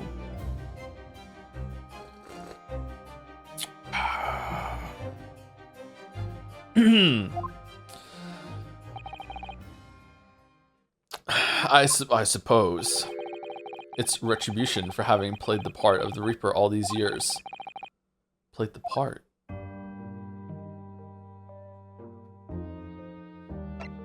Sorry, just letting that percolate a little bit. Just letting that brew a little bit, because people say that it's not intentional. You once told me that you gladly allowed people to believe you were the Reaper, because it helped reduce the amount of serious crime that took place in London. If keeping quiet and playing the part benefits the cause, a cause I myself am committed to pursuing, then why would I choose to say anything? The henchman of a criminal killed by the Reaper attacked you only the other day, and it was just the most recent of many attempts on your life, wasn't it? Someone is clearly profiting from your silence about all this. Someone is using you. Believe me, ever since the Reaper first appeared, I've been doing my utmost to expose him. Or rather, expose your organization. Oh, I'm British now. It's a whole organization. It's inconceivable that all those accidents were orchestrated by one man. No, the Reaper always appears to have very accurate information about the accused in each case, which can only mean that somebody at Scotland Yard is involved. Someone at... you can't mean... It's taken me many years, but I finally identified the central figure in this Reaper organization. Greg? Tobias Gregson. No. Gregson? The Reaper? After he did his cute little hat dance to Iris?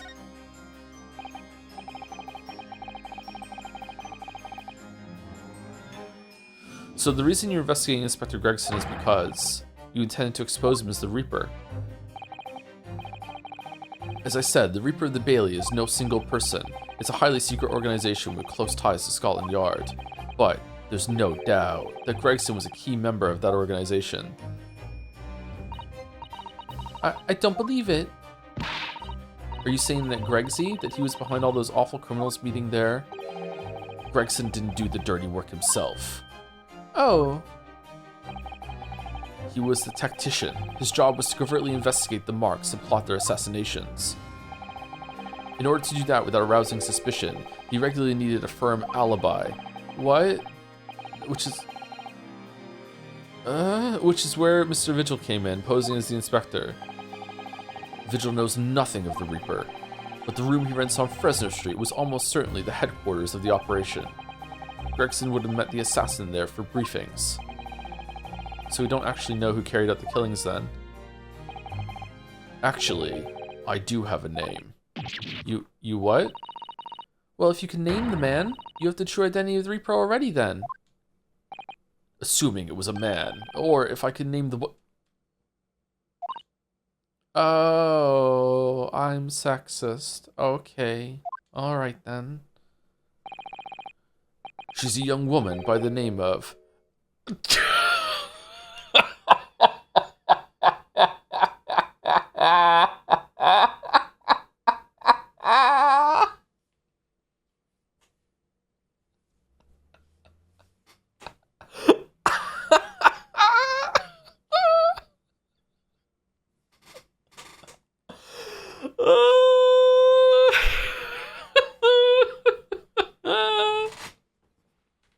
Assassin. Is that the same name that Brett had, or was that was Asian, wasn't it? Which was it? Wait, what? Shin.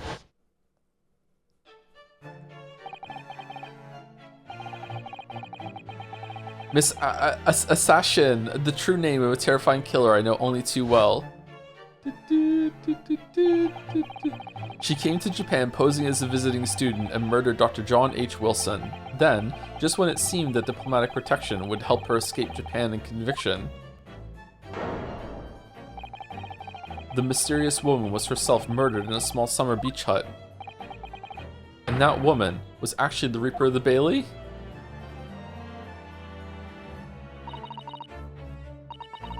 Miss Naruhodo, this perhaps isn't the place to discuss. No, of course not. We can't mention it here.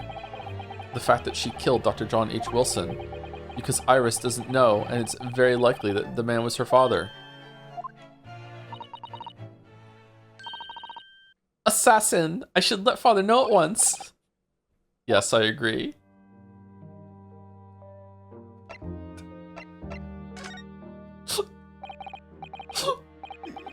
Kazuma, isn't it? Kazuma Asogi. You say he's a friend of yours. Van Zeeks, at this point, you've hung out with him more than we have. My best friend. He's the whole reason I got to come to Britain. It was all on his merits. I have nothing but respect for him. Yes, I understand that only the very best students are selected for such opportunities. I had a fine demonstration of how sharp he is in the proceedings earlier today. He missed nothing. In fact, his flawless performance very much reminded me of his father. Okay, all I'm learning is that we are the only competent lawyer, and we're not even that great. We are the only competent lawyer. Genshin Asogi, the professor. It's true, the aristocracy at the time was the root of the numerous grave societal problems. Aristocracy, but they were abusing their power, playing with the common man as pawns in politics, in economics, in war. In many ways, Asogi was carving out a canker from society that we British couldn't deal with ourselves. Ah, I see. But that's precisely why it makes no sense. Clint Van Zeeks was a noble and upstanding man. He wasn't corrupt. Why did the damn Nipponese have to go and take my brother's life? Maybe he was corrupt and you didn't know. Maybe I'm the Dragonborn, I just don't know it yet. In spite of having once saved mine. He saved your life? How did that happen? Alright, strap in for bullshit. It was 10 years ago on a foggy night. What was to be the professor's final strike had sent a wave of panic through the capital. It was so foggy that I didn't notice that a manhole was open. I almost fell into that manhole, but he saved me from falling into the manhole. That's the end. So Clint Van Zeeks had already been killed at this point then. Genshin and I were walking down some back streets at a late hour. Of course, at that point, I had no idea of the true nature of the man at my side.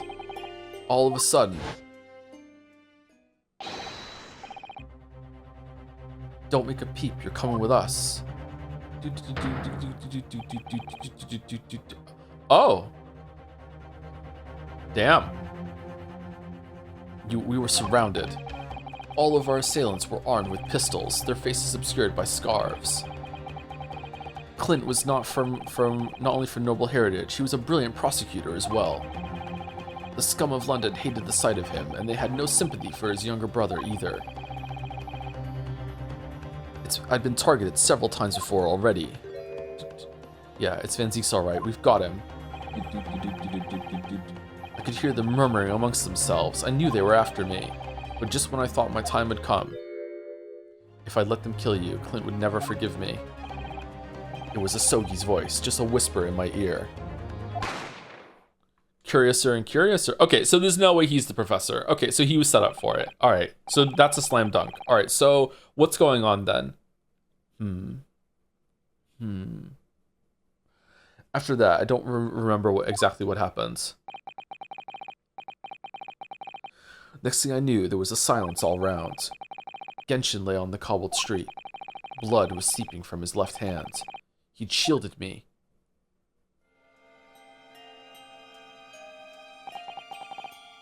Two days later, they arrested him on suspicion of being London's most notorious mass murderer ever, the Professor. How awful for you.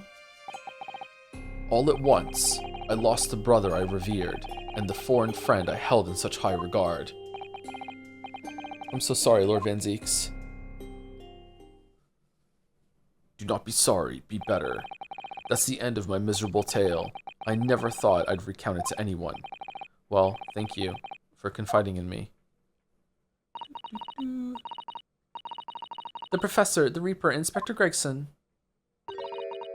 I wonder just how intimately related they all are. I still can't quite believe that Gregson was essentially the Reaper, giving assassination orders to Giselle Brett.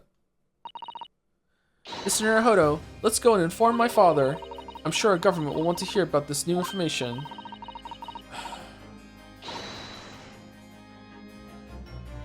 The air quotes Reaper killed just when they're visiting? Is there some, like, revenge plot going on? Double-pronged?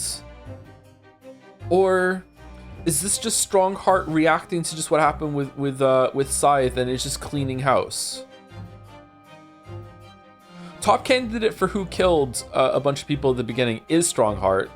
Strongheart wants to set up a glorious future where, you know, a new judicial system can reign supreme, but there's a bunch of like scumbags and corrupt nobility that are getting in his way. So like he thinks that means justify the end. So he kills a bunch of those people and on that like foundation is able to build the judicial system that he needs to go forward with. However, the problem is that he has to have someone take the fall for it so he can command it. So he picks a scapegoat, which is the visiting guy, the professor, and it also has to be in a closed trial, either for drama or so it's like hush hush and it's all kept up and it can be swept under the rug. Then he moves forward with this, but then he realizes that his system is flawed, so he continues with going on with more killings. He just has a taste for killings at this point. Where does the collar come into it? What's the collar for? Maybe there was no killer. Maybe there was just a dog. Just a dog that really loved fucking fighting crime. So maybe he keeps up the conceit. He's got to be involved in it somehow. Maybe he's not involved in this stage. So he keeps going with this in order to make it so like there's a threat while the new judicial system gets settled in. And now he thinks that it's gotten to the point that it's okay now. It can survive on its own. So now he's getting rid of the Reaper. He doesn't have a need for it anymore. So he's cleaning house. Or is it that... Or is I can't remember his name. Judge Goku. Jigoku. Or is Jigoku and Mikitoba, are they somehow... Are they here to get revenge? It's an opportunity for them to be like, because they don't think Genshin Sogi was behind it. Why was Giselle Brett in fucking Japan? No, some part of this missing. Why was Giselle Brett in Japan? Why did she kill Wilson? Wilson has nothing to do with this. Why was Wilson on the fucking the telegraph? The telegraph at the end of the game. That had to be some sort of government thing. So maybe they are somehow behind it. Is Kazuma doing his own revenge plot and the other ones are not involved? Or was it a plan all along? Why was the treasure some fucking collar that was stashed in a fucking house? No, I can't put it all together. This might be wrong. I can't put it all together. There's still like 3 major pieces that I'm not pulling back. Like why if the professor was going down for it, why was his death faked but then someone was waiting to shoot him at the end? Not a professor. If Asogi was going down for being the professor, why was his death faked and someone was there to shoot him at the end anyway? What does Zuzail Bretz have to do with this, and what does Herlock have to do with it too? Like why is Herlock why did Herlock go along with Kazuma's like air quotes death? And also, how did Two Spells, the super hot French witch blonde, how did she get the mask off to get a good imprint of his face for the wax model? She shouldn't have had the key. How did she do that? I have so many questions. I'll be happy if 20% of that is right. Okay, oh, this means I get to meet your daddy, Susie. Hooray. Yes, all right. Let's head back to the Great Waterloo Hotel then.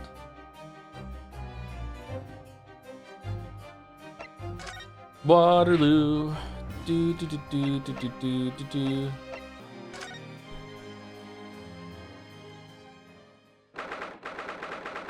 2nd November, room on Fresno Street. A photograph of Mrs. Vigil. Realizing identity of this lady was a very great clue to exposing Mr. Gossip's true identity. He obviously loves his wife very dearly. Does he? Which is why he felt he couldn't tell her the truth. The transformation was incredible, wasn't it? Just in that big twisted lip. Yes, he went to extraordinary efforts to play the part of Huge Bone convincingly. Although, it didn't really seem like it was much of an effort to me. Now you say it, I have to agree. It's almost as if it was Mr. Vigil's true character. People really are very hard to fathom at times.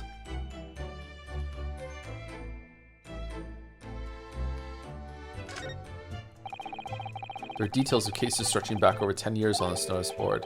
Yes, a history of Lord Van Zieks' defeats in court.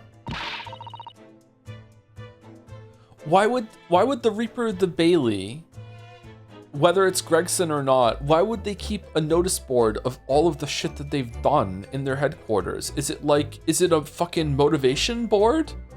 Fucking Pinterest goal maxing? Fucking what? Like why? Isn't that the opposite of what you should do? I don't think that's an appropriate description. Although, when you consider everything on the board, it's certainly true that all these people had a background of dubious dealings. And in the end, of course, the board itself concealed the inspector's own death. Oh my! It really doesn't bear thinking about. Writing.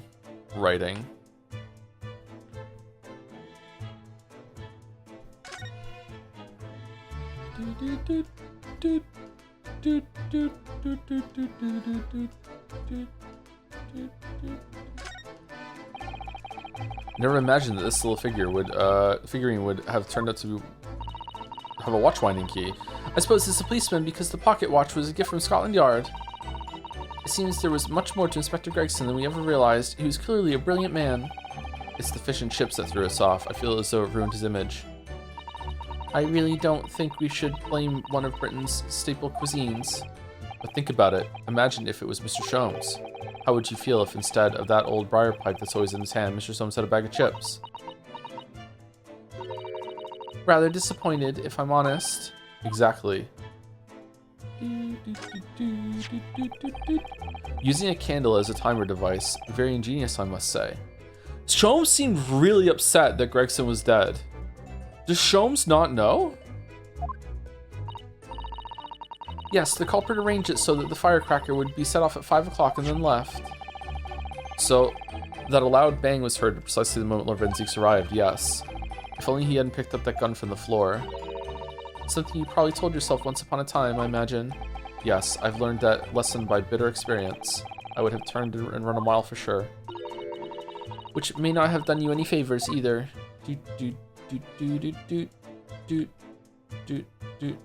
Alright, this just seems like recapping, but you know, we're here. There's only 3 more things to look at.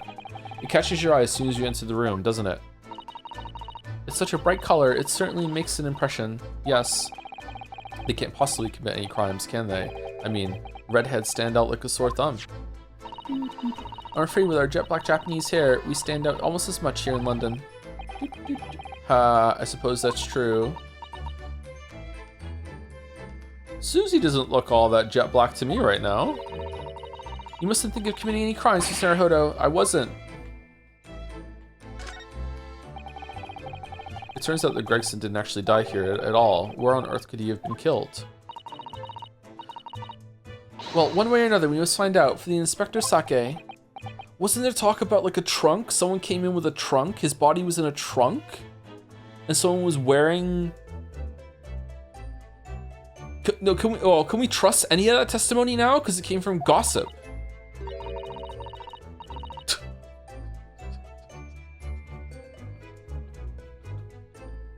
Sorry, I only just got that. It's not witness, it's gossip. It's not facts, it's gossip. You know, you look awfully pale again today, Mr. Naruhodo. Sorry, when I started thinking it all through, I conjured up some horrible images in my mind. Your imagination is the culprit here, then. Most certainly guilty. Guilty. This revolver, just who does it belong to? Well, we know it's the type issued to members of the police force and judiciary, but Gregson's own gun was found on his person. And of course, Lord Van Zieks has admitted to losing the firearm with which he was issued. Such absent-mindedness, not dissimilar to you, Mr. Naruhodo. I'm starting to think the cold, hard prosecutor and I could become friends after all. Then I wish you every success. Aww.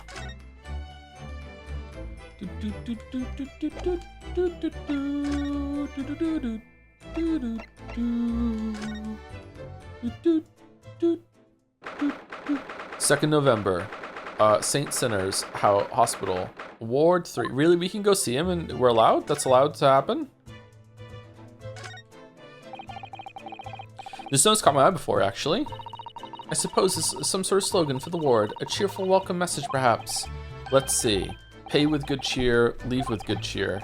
Well, look at that. You were spot on, Miss Susato. It's full of cheer. I wonder how many discharged patients pay their medical bills with good cheer, though. Once I had to have a very painful injection when I fell ill with a cold. I felt awful already, so why did I have to suffer the sting of the injection as well as the bill? I yelled at the doctor. Oh dear, what terrible treatment.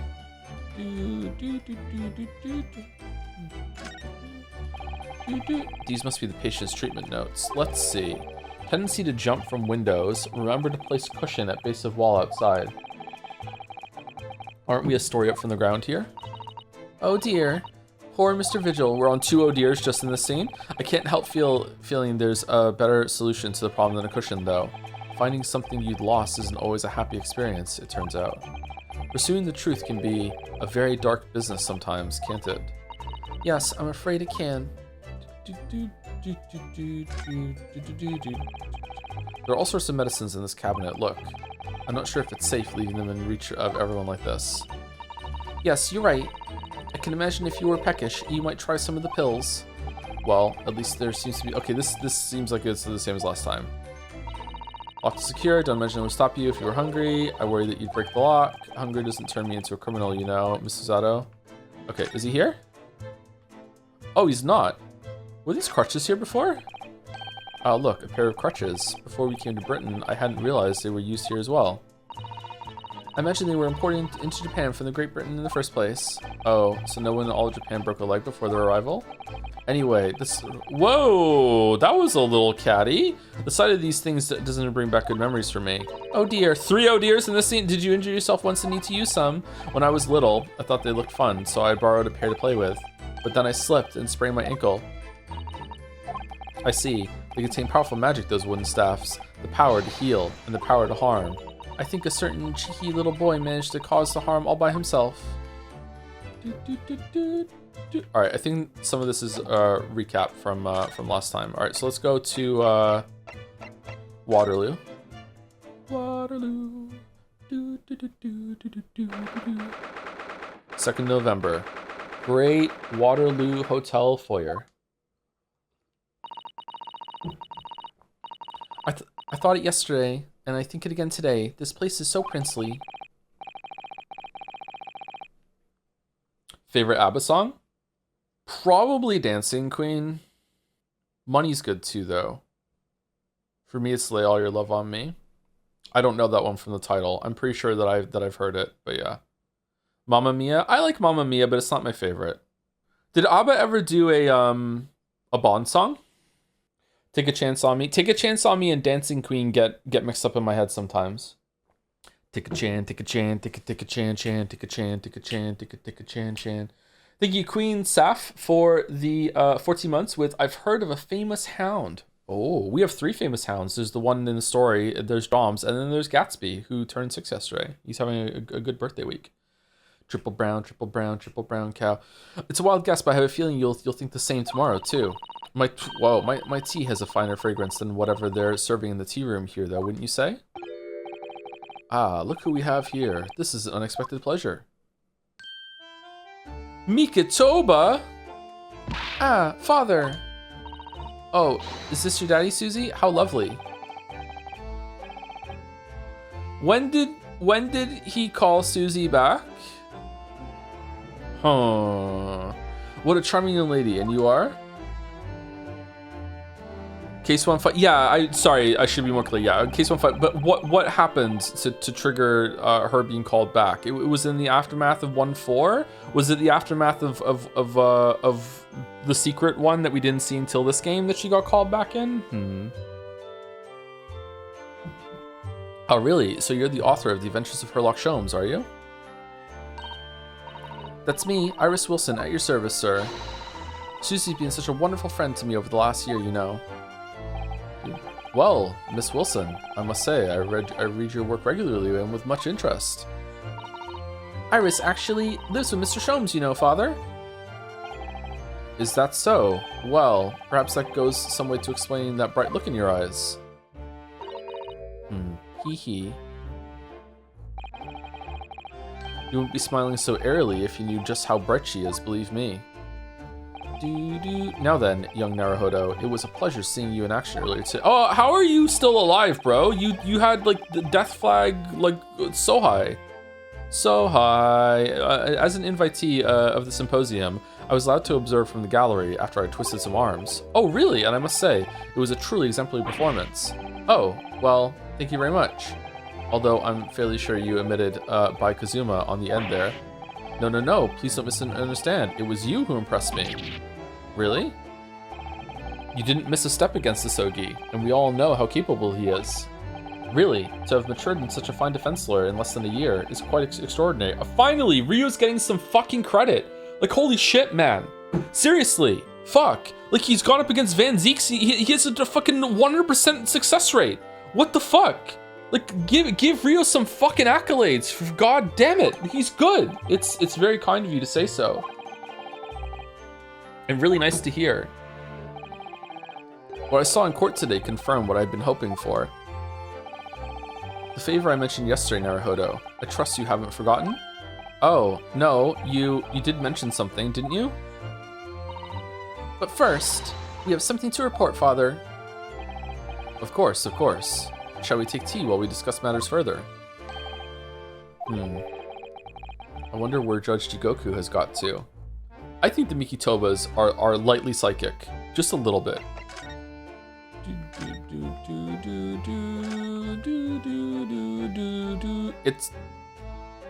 It's gone. It's not a part of the back.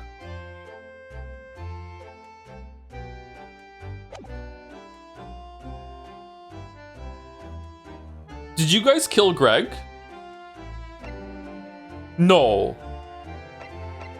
You didn't kill Greg, did you?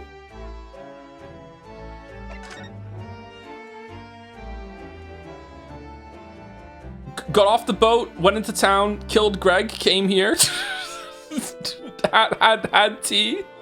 No, they got here after Greg was dead. Right? Unless our timelines... Yeah, Greg was always dead before they got here. Never mind, okay. About the Reaper. Explain the morb, please. I'm lost. It's an inaccurate morb. It's a false morb. There was a really big trunk here that was suspiciously the size of someone that could like store a body, and there was a line that gossip said that someone wearing the wig carried like or wheeled a big trunk into the apartment building. So like I feel like Greg's body was moved in with a big trunk, and last time we were here there was a big trunk standing here that they had up into their room, but the timeline doesn't work. So it's a false morb.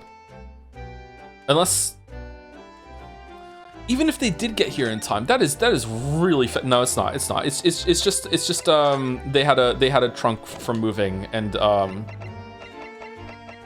it's just standing out after the guy said it about the Reaper. Father, do you know about the so-called Reaper of the Bailey?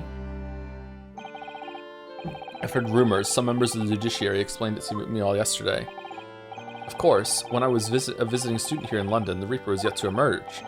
Right, he didn't appear until after that case when visiting students had already returned home. Lord Van Zeeks, who was in the dock today, that was Barak, the younger... In the dock? Is that what it's called when you are like taking the stand or whatever? That was Barak, the younger brother of Clint Van Zeeks, I believe. Barak. That's right, and he's known throughout London as the Reaper, as you've heard. But the truth is, it wasn't him behind all those mysterious deaths. It was somebody else. I see. So what you're saying is there's been a professional killer at work here. Exactly. Professor was just mistranslated. Someone by the name of Assassin, in fact. I beg your pardon? Did you say assassin?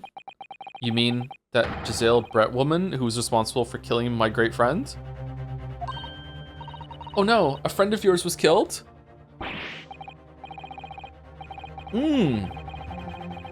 Oh shit, you guys were friends. Oh fuck. Did you kill Greg? I'm Professor Mikutoba. I think perhaps you shouldn't discuss this right now. Greg Killer says what? Because the friend the professor is talking about is Dr. John H. Wilson. And that's not something we want Iris to find out about. Not like this, anyway. Let's talk about it. Let's talk about it. Let's go. Ah, I've just remembered something. Biscuits. This hotel has the most delicious looking biscuits. That was rather out of the blue. Dad, shut up. She's doing this deliberately. I think I'll go and see if I can purchase some. Iris, why don't you come with me? I wonder if you'd like to come too, Iris. Oh, yes. Just try to leave me behind. So that young girl is called Iris Wilson, is she? Yes, that's right. And she's the author of all those adventure stories starring the great Detective Sholmes. But the name of the credited author isn't Iris, is it? It's Dr. John H. Wilson. Yes, I know. That's the name of her father, you see. Her father? Dr. John H. Wilson. I was deeply indebted to the man for all the kindness he showed me during my time in London. That's why I was keen to reciprocate and invite him to the Imperial Yumi University 4 years ago. But he was murdered last year by Giselle Brett. Why? Why would the hand of the Reaper stretch all the way to Japan? Iris knows nothing about that case, but it seems very likely that the victim, Dr. Wilson, was her father. Well, I can't say that we ever spoke about his family, so I don't know if he had a daughter or not. Just guy things. Just out with my best friend. When's his birthday? I don't know. How is he doing? I don't know. How's his family? I don't know. Does he have one? I don't know. Likes and interests? Meh. Okay. What did you guys do then? Oh, we had a great time. But I think I can say with some certainty that he was never the great detective's partner. So it could have been another Dr. Wilson, you think? Well, John and Wilson are both common names after all. Still, it's probably best not to mention this to the young lady until we can be sure. That's what we thought, yes. We're back with cinnamon biscuits. Oh, they smell delicious, Iris. I want a biscuit. Oh no, it's beginning. I think cinnamon will go very well with the tea they serve here, don't you, Susie? Don't you, Susie? Yes, I'm sure you're right, Iris. Judge Jigoku. Count Dooku. I haven't seen Judge Jigoku for a while, have you? Guilty! Ha ha ha ha ha!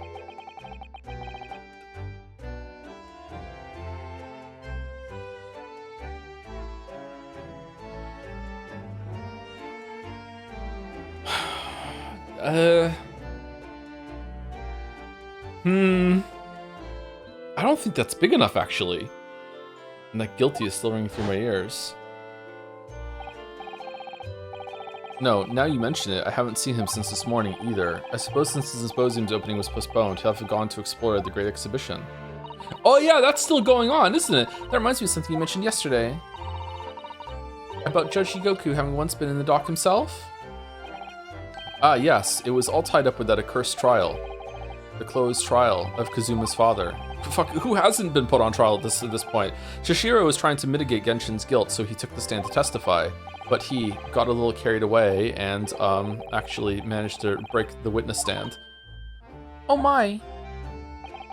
He also said some contemptuous words about the British Empire, for which he was charged. Oh dear, although it's worryingly easy to imagine him doing that. Well, it was all right in the end. He was acquitted and we returned home to Japan together. Thank goodness. Yes, talking of Shishiro. Shishiro. I have a copy of the photograph we all took together here yesterday, please.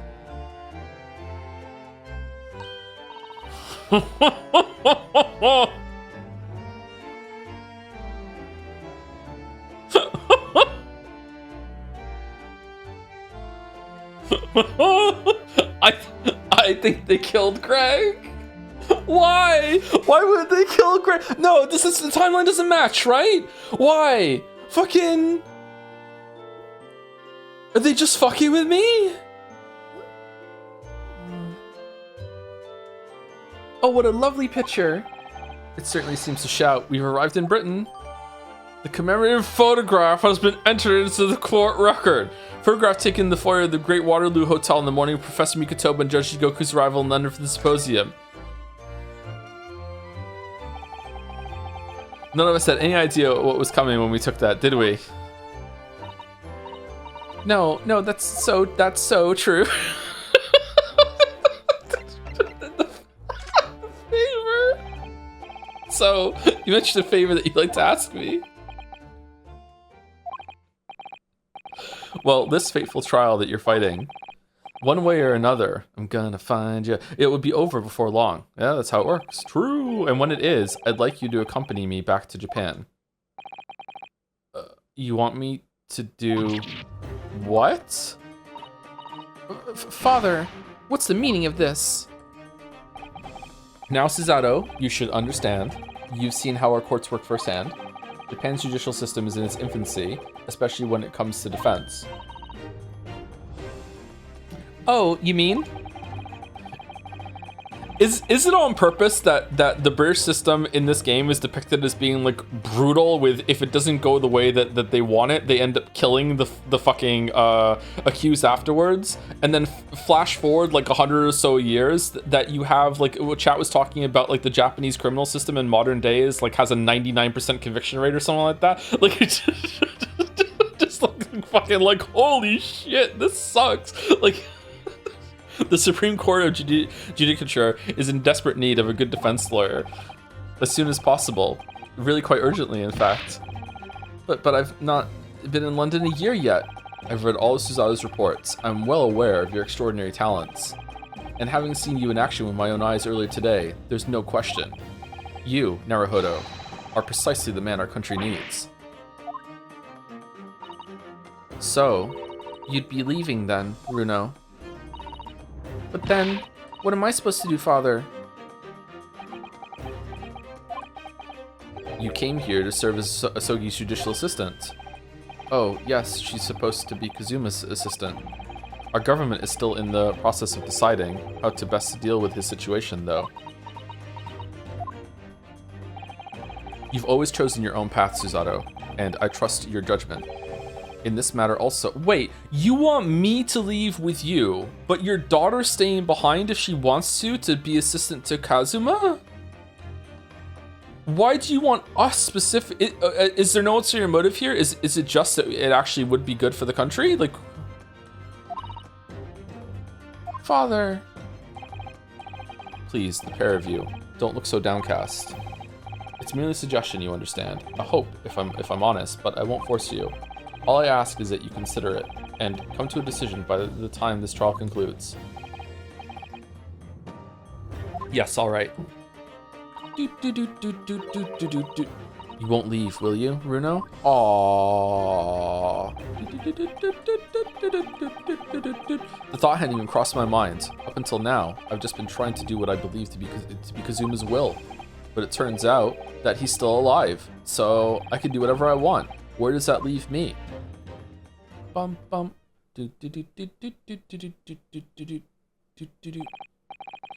Well, if you'll excuse me now, I need to telegram government ministers and the Japanese police with this information about assassin. Why is the music just starting up again? Of course, Father. Thank you. I look forward to next month's installment, Miss Wilson. Oh, good. And please, do come to Baker Street sometime, won't you? We'd love to entertain you. I would be delighted. I like manners. I didn't before. Do I like manners now as I'm getting older? Maybe I don't like manners. Maybe I just like things that are like themed around manners. I'm not sure. The best of luck tomorrow, Naruhodo. I think I'm pretty polite actually. And give my suggestion for your full consideration, won't you?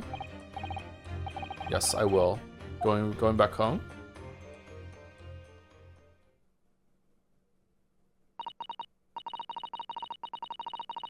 You know, Kazuma-sama has always meant a great deal to my father. I'm sure he'd love the chance to meet with him and talk to him about all of this. They haven't already? Yes, no doubt. Assassin. Of course, it's so obvious. Assassin! How could I have neglected to consider the possibility before now?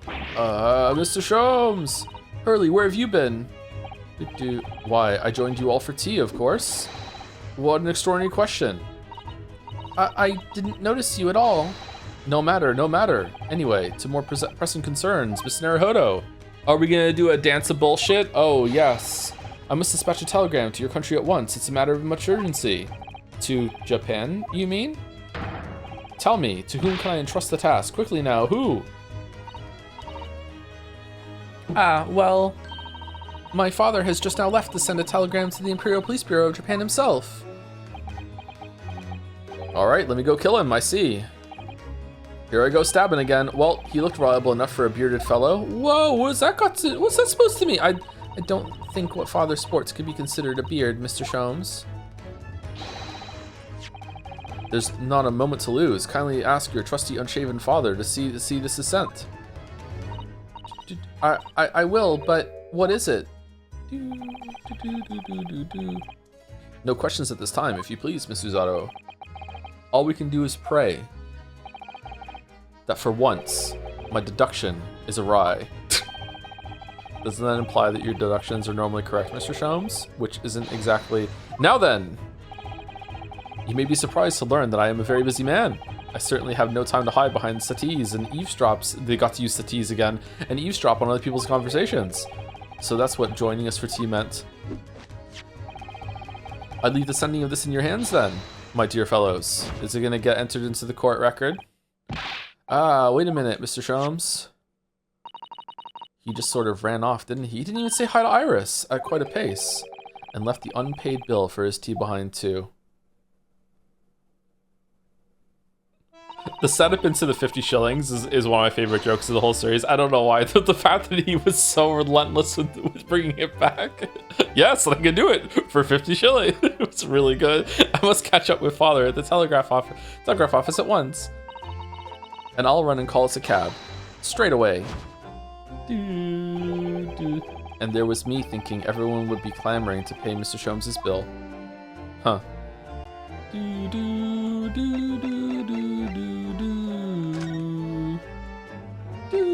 Where are we going? We going home? Are we going to the hospital now or what? Let's go home and see what happens. Dude, thank you, KVH215 for the 3 months with I'm Nickelback now. Look at this photograph. Every time I do it makes me laugh. Fuck off. Thank you, KVH. Oh, man.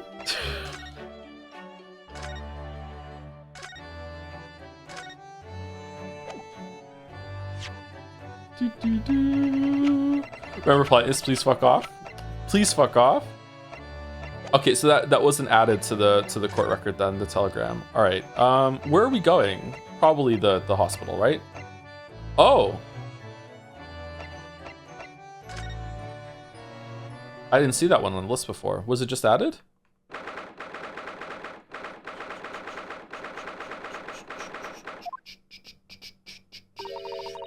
This is the ward. Mr. Vigil was brought, apparently. To be frank. The cube? I'm a little worried about seeing him again. Ah, the lawyer. Hello again. Are you feeling better now, Mr. Vigil? Yes, thank you. Somewhat better. I'm so sorry to have caused you to. I mean, it was because of me. If I hadn't exposed your secret and forced you to remember things, you'd obviously try to forget. The prosecutor was here until a few moments ago, too. You just missed him. Oh, Kazuma beat us to it. He said much the same as you. He was very apologetic. But the truth is, I brought all this upon myself. I pray I'll look like this at 40. I think that maybe some people have like a skewed perception of what 40 and 50 look like because the boomers aged like such ass. It's not just about like medical advancements and like treatments that you can do, and we understand more about like moisturizing and sunscreen. I need to wear sunscreen more often though. I'm not as consistent with that. I do wear some, but not as often as I do. But also the boomers just like they smoked so much. And they drank quite a bit more too than I feel like drinking has gone down from that age, that generation, right? That's just a guess though. Smoking has absolutely gone down though. Smoking was horrible. I wonder how much damage my parents did to me from secondhand smoke. They would smoke fucking constantly. Lead in the gasoline too. I don't think lead ages you though, does it? That's more of a neurological thing. Please don't think like that. Keeping it from Evie, my wife, all these years.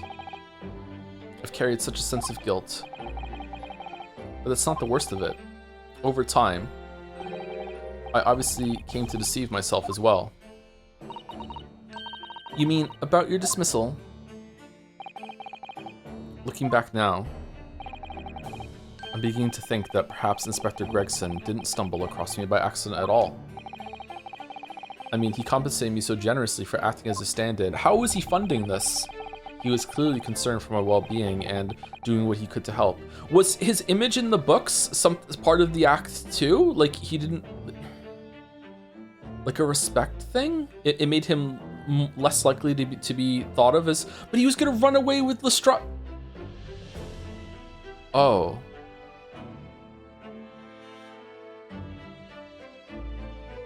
Did he want out? Were they asking him to kill Lestrade and he was like, no? Was there like a falling out? Huh.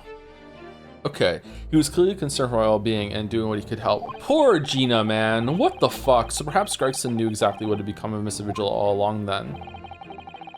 She finally has something close to like, I wouldn't say like a parental figure, but something like maybe 30% in that area, and her life is getting like turned around, and now she's like she loses him, and now it's also gonna be revealed that he was involved in some big fucking conspiracy thing and he might have been a bad guy. Maybe he was trying to redeem himself though.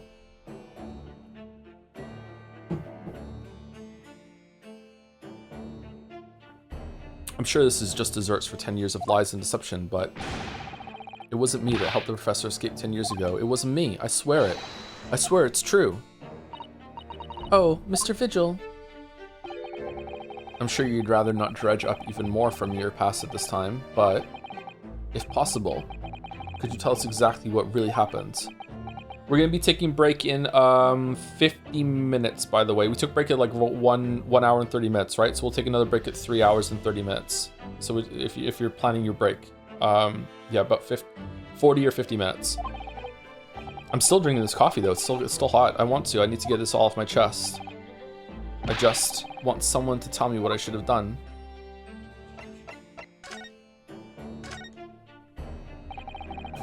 Inspector Gregson was obviously engaged in a special operation of some sort. He was investigating something that even Scotland Yard couldn't know about. Details of the Reaper's marks, yes. It was when he had carried out those investigations that I would take his identification and impersonate him. You pretend to be the inspector and carry out investigations on his behalf? Oh no, never. A common street peddler couldn't possibly carry out a proper police investigation. All I would do, while we're pretending to be a lawyer and it's working well, all I would do is go to a specific location and make a little hoo-ha. Just something to leave an impression, so everyone there would think a detective called Gregson was here. So, that's what you were doing on the day prior to the incident? Yes.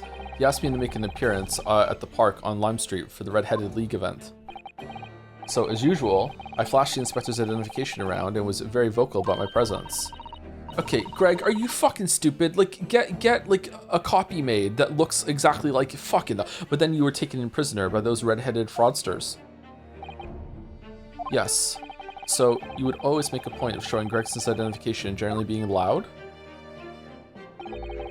That's what the inspector asked me to do, yes. Well, that's one way of becoming a legendary detective, I suppose. Not a good one, though. And as you know, I suffered this bruising around my neck at their hands. Still better than Suishi from V3 though, but the following day they kept their word and released me. Without returning the inspector's identification to you, however. We had arranged to meet in the Fresno Street room at 5 that day so I could report back to the inspector. But at the agreed time, that's when I heard the gunshot.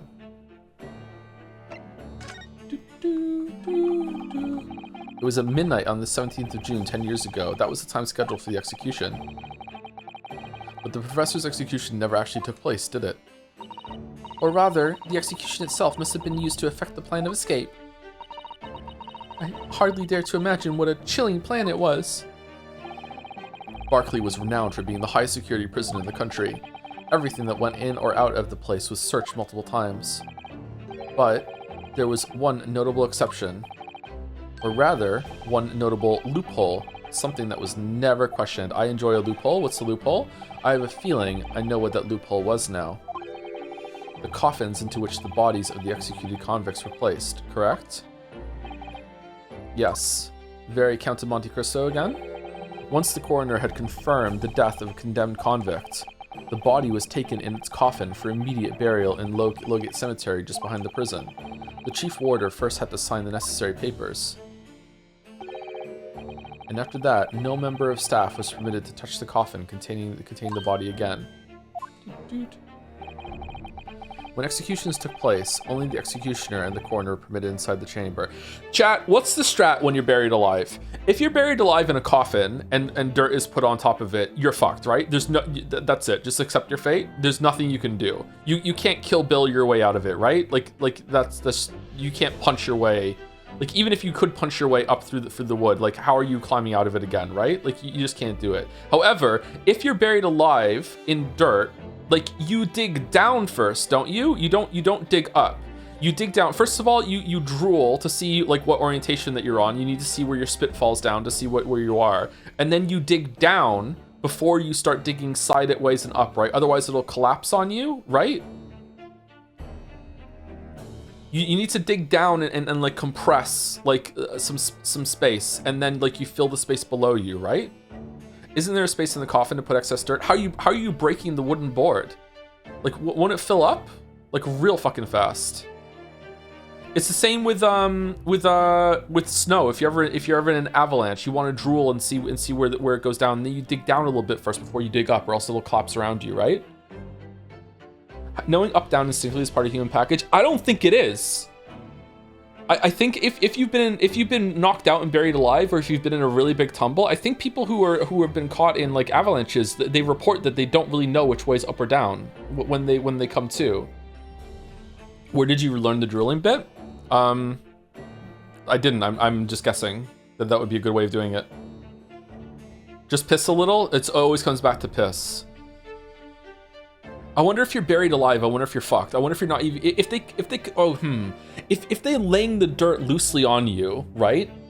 Let's say a standard 6 feet of grave, right? You're buried 6 feet under, no coffin, because otherwise you're fucked. They're laying the dirt loosely on you. Would it compress enough that you wouldn't be able to move at all, or are you just completely fucked? You'd be able to tell which side of the coffin you're laying against, though. In a coffin situation, I think you would be able to understand, like lay flat on your back and then like tap bottom and then you're like there. That's it. Yeah, but in an avalanche situation or buried alive, I don't think you would probably know. Don't they pat down the dirt with a shovel? Yeah, but it's 6 feet of dirt. I don't think patting the dirt with a shovel is going to compress it enough to matter. It's going to take a while. I'm guessing that if you came back to like a grave that's been filled in, like a couple days later, there would be like a clear like dent in the ground. I mean, once the air in your lungs runs out, it's over. So outside various circumstances, you're screwed. Yeah. Would that be airtight? Would you run out of air? God, I guess you would. Yeah, like having 6 feet of dirt above you, you would run out of air, wouldn't you? What about in a coffin? How long are you surviving in a coffin? How much air is in a coffin for you to breathe? I have no idea. It would be dark? Yeah, that's why you have your phone. So you can definitely measure how big of a coffin you're in if you have your phone.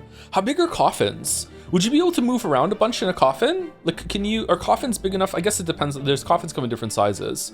Like, can you like roll over in a coffin? What are we talking about? We're talking about what would be the strat if you find yourself buried alive. Again, Joe, not enough space to punch up. But what if the coffin was enough that you could turn over on your stomach and you could punch to the side, like you could punch the top of the coffin out, or kick? You'd want to kick, right? You wouldn't want to punch. You'd want to kick. So you kick the bottom of the coffin out.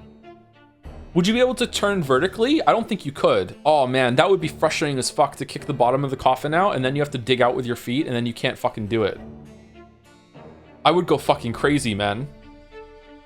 Times like these kind of hypotheticals make me wish that the body had like a, yeah, I would just like to die now switch. Like I don't want to have to wait to see what's gonna happen down here in the coffin buried alive. Just fucking like, can I just be done, please?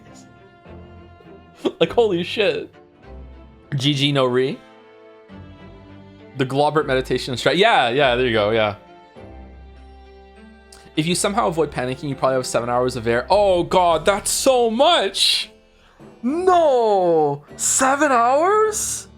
Of just being like, am I gonna try to get out of here or just accept my fate? 7 hours? Just, I can't sleep, I'm narcoleptic! 7 hours. Maybe I need to like, part of my prepper strat, I need to prepper max. Should I like, what kind of tool could I have sewn into all of my clothes that I could have if I'm ever buried alive would be able to make me break out of a coffin? A bomb, a spade, one of those like telescopic shovels or telescopic spades? Do you think you could break out with like knuckle dusters? Phone? You're not getting a signal on the ground, are you? There's still such a bro podcast topic. So I was buried alive the other day. Aw, bro, I hate that. And they just know that I want to get out of here and go home quick. If you had a tool inside of like if you had like a little crowbar or a little pry bar down with you, even then, could you flip over on your stomach, pry the top of the coffin off, right? Then pull it into like smash it, I guess. Pry it off, pull it into the coffin, and now you have like a little hole at the top. And then you like dig out and downwards, and then you compress the dirt and compact it, and then you just like slowly work your way up from that. I think that's your best shot. So you need to be able to break open the top of the coffin. And when I mean the top of the coffin, I'm not talking about like if you're laying down in a coffin like a vampire and you're staring up at the sky. I don't mean that's the top. I mean the part that's above the top of your head. Like I don't know what that would be. The cap of the coffin. You would break open that panel and you go out that way. What if it's like a padded coffin? Think it's worth mentioning that in my experience, a lot of coffins are metal now. No way. We're still on wood meta for coffins, right? Don't you want your coffin to be wooden so like it decomposes with you and you're all gone? Metal coffins are standard? I want to be cremated. All right. What if your dust remains sentient and now you have to get out of the urn? How are you getting out? When executions took place, only the executioner and the coroner were permitted inside the chamber. I would wait until the adjacent room for the word that the condemned convict was dead. On that occasion, I once had that confirmation. I went into the mortuary to find a lone coffin as usual. The procedure was that I would sign the paperwork having checked the coffin, then nail it shut. I could kick out some nails, but no, I'm not gonna be able to get any purchase to get the kick be strong enough. Yeah, you'd be kicking directly up. I'd be breaking my toes. Yeah, that's fucked. But for some reason that day, the coffin was already nailed shut. No. I didn't think anything of it at the time. I assumed that my deputy must have checked the coffin and nailed it shut before I arrived. My boy builds coffins with hammer and nail. So you mean the coffin contained? Yes. I can only imagine that Asogi, having escaped his execution, somehow was alive inside the coffin. Such a great song. It is such a great song. I love Florence's first album. There's something just really special about that one. I don't know. I feel like first albums have like everyone's whole life up until that point poured into it, and they're really special sometimes. Sometimes it's the second album that's like that, and the first one is just kind of like an experimental debut. That's such a good album. The coffin was taken out through the main gates and deposited in Lowgate Cemetery. Drumming song is good. Lionhearted Girl is good. The Galactic Love one is good. Almost every song on the album was good. Presumably it wouldn't have been enough air inside to breathe for long. About 7 hours according to chat. So in the early hours following the burial, somebody dug up the coffin again to set Genshin free. But in the end, he was fatally shot in the graveyard anyway. What on earth really happened in Lowgate Cemetery that night, I wonder? I think today's bodies go through the morgue, so it's unlikely to be buried unintentionally. Oh, sorry. In my scenario, I pissed off the yakuza. and they buried me alive. Like I'm not worried about like dying in a hospital and then being buried alive. Like for some reason I got into some bad shit, and like they know I was alive when they buried me. I'm like, how can I get out of that? I'm afraid I don't really know. All I can say with certainty are two things. Asogi couldn't possibly have escaped that way without help from somebody working in the prison, and that somebody was not me. Huh. Obviously you knew the man then. The professor, I mean. Genshin Asogi. Yes, I remember him well, in fact. Would you mind? Real life organized crime would just... Okay, chatter. I get it. But I'm just like, it was just a way to get the hypothetical of being buried alive. And just like, it's okay. It's alright. We're moving on. We're moving on. Would you mind telling us what you know? We're coffin maxing. Well, Ronald McDonald has showed up. Well, having been condemned to death as he was, any contact I had with the man was short, obviously. After that trial, which was carried out behind closed doors, attended only by elite members of the judiciary, they called for his execution to be carried out at the earliest possible opportunity. I didn't know it was rhetorical. Wow, would it not be? We're talking about how to get out of a coffin and you've been buried alive. The outcome of the trial was set from the beginning, wasn't it? I'm not planning my weekends. What the fuck? It was a time of delicate diplomacy when Britain and Japan were in the process of signing an important treaty. That meant that this potentially destabilizing case had to be dealt with swiftly and discreetly. The man had less than a week in total. As it was the chief warder, I oversaw his short stay in the cells in its final hour. You know what's one of the badass scenes in any movie I've ever seen? Is in Saw 3. I think it's Saw 3. It might be Saw 2. I think it's Saw 3 though. Is this 2? There's the whole part of Saw. is they're stuck in a room. Saw 1. They're stuck in a room and they're tied to the wall by their ankle, right? Like they have shackles that are tied to a chain against the wall, and they have and it's like, how can you get out of this? And it becomes apparent later on that they're supposed to saw through their feet, right? With like these rusty fucking hacksaws. And someone in I think it's Saw 2 or Saw 3.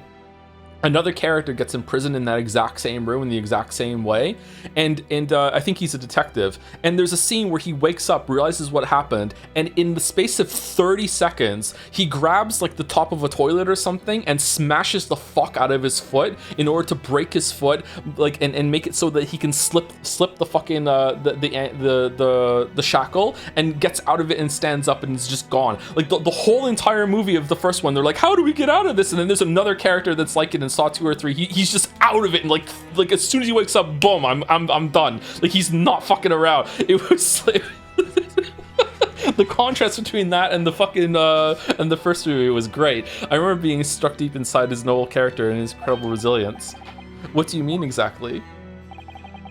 He was a killer of many men, but he was always quiet and polite. Saw power creep? Yeah, he was a you don't know how true that is. The power creep that goes on in that series. Holy fuck. He was a gentleman and a man of intellect. In fact, I couldn't bring myself to believe what he'd done, so I asked him one day, those 5 members of the aristocracy whose lives were taken, were you really responsible? I'm guilty of the unforgivable crime of ending another human's life, yes. The following day, the closed trial took place, and the verdict was no surprise. Guilty. That night, when he was brought back to his cell, I saw something. Something unusual. Something unusual? What? The last will and testament of Genshin Asogi. Okay, so who did he kill? He killed one person. Maybe weirdly, Clint is the only one that he killed. As I said, it was on the night following his trial, after he'd been found guilty. I was doing the rounds of the cells, and when I looked into Asogi's, I noticed that he seemed to have a sheet of paper in his hand. Clint is probably the actual killer. And then Genshin goes down for it. And Van Zieks is gonna have to come to terms with that. Barak. His last will and testament then, presumably. As soon as he noticed me, he hurriedly shoved it behind his back. But why did you find that so unusual? Isn't it normal for a man to pen a will when he knows his death is nigh? Yes, that's true, but there were special conditions to Asogi's incarceration, you see. What sort of conditions? Well, even though he was held in a cell designed for condemned inmates, he was allowed to keep his personal effects with him, with one exception. Really? He was allowed his things? That is unusual, certainly. He wasn't allowed his sword, surely. Of course, he'd been convicted of killing 5 members of the aristocracy. I'm running out of different ways to say it, but at the same time, he was a guest in our country from the Empire of Japan. The powers that be were determined. Powers that be? Pathologic? That his final days shouldn't be needlessly uncomfortable. Huh?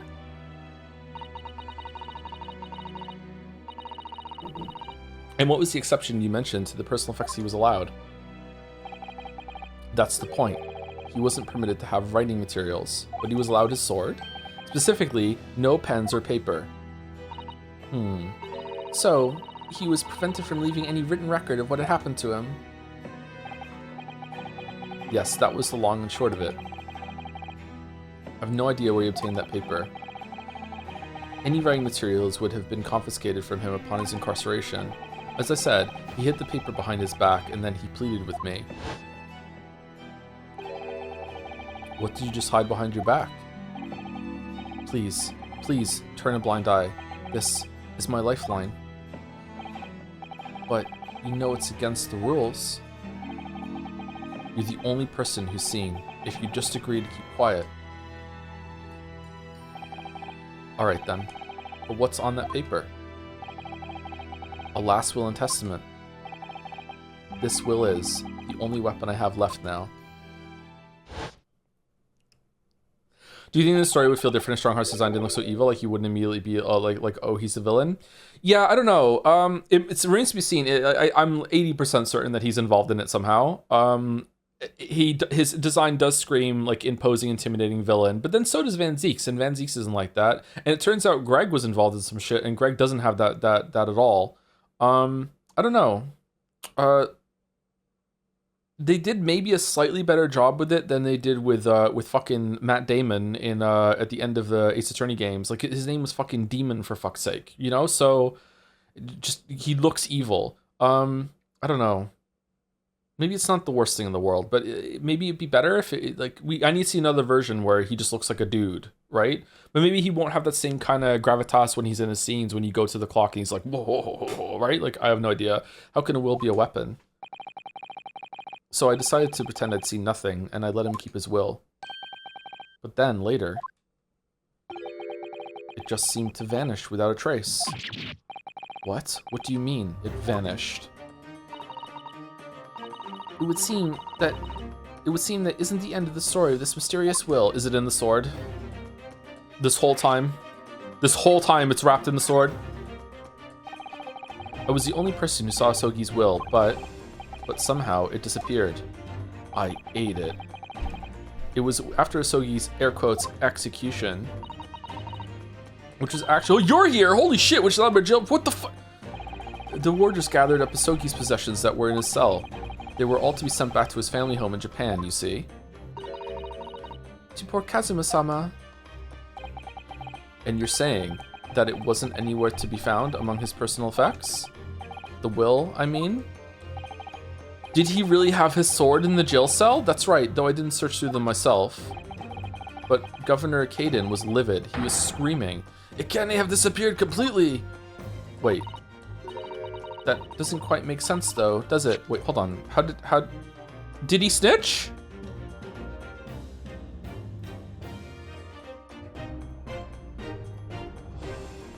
I guess he snitched? Because he says he's the only one that saw it. So how does Caden know about it? Okay, I guess he snitched, or I just don't know. I'm missing something. Doesn't that doesn't quite make sense, though, does it? In what way? Well, we'd understood that only Mr. Vigil was aware of the... Oh, here we go. In which case, how did the prison governor know to look for it? My bad, sorry. Oh yes, you're right. Thank you, Susie.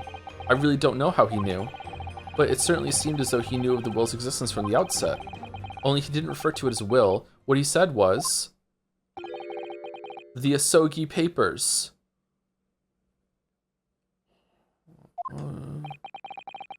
The Asogi Papers? Can't really tell you anything about the subsequent events. What? What the fuck does that mean? Because, well, of what happens. Your dismissal and the way you blocked it all from your memory. I'd forgotten all this until today. I don't suppose it's relevant to the case, though. It's so convenient that that happened. Well, anyway, thank you very much for sharing it with us, Mr. Vigil. We're all very grateful. I love it when stories have just, you know, perfect amnesia in order to hide stuff that happens later. Also, secret twins, just the two of my favorite things. I'm afraid there's really little more I can tell you. My wife Evie will be here shortly, so I do hope I don't appear rude. I also love it when characters don't say information to other people that would be really relevant because no one has gone over and prompted them to do so. No, not at all. Thank you again.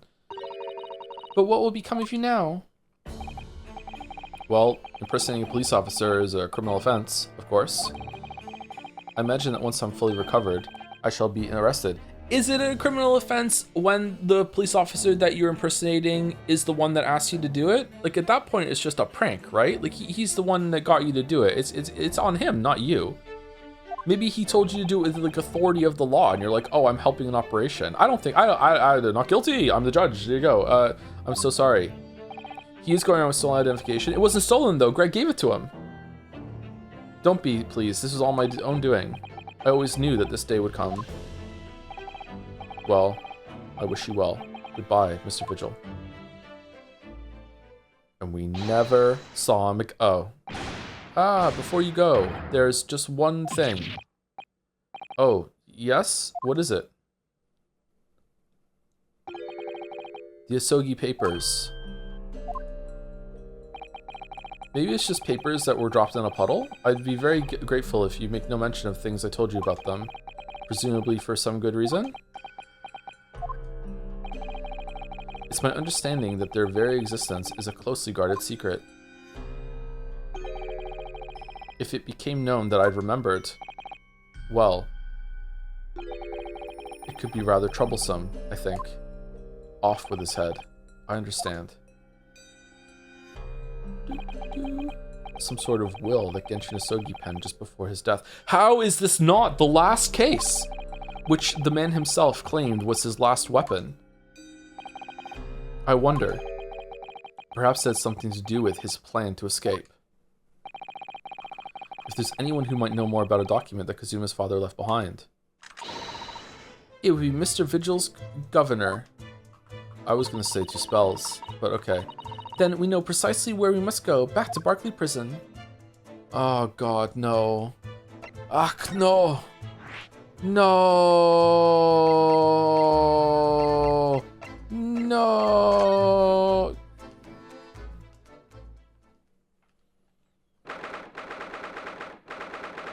That's a very dark and foreboding portrait of Clint up there, having some shadow over his face. What could they mean by this? 2nd November, Prosecutor's Office.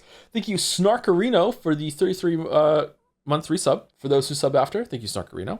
Me watching any sort of gaming conference show, the snark must flow. Donkey. Yeah, you're coming with me. So this is the office of Prosecutor Asogi now, is it?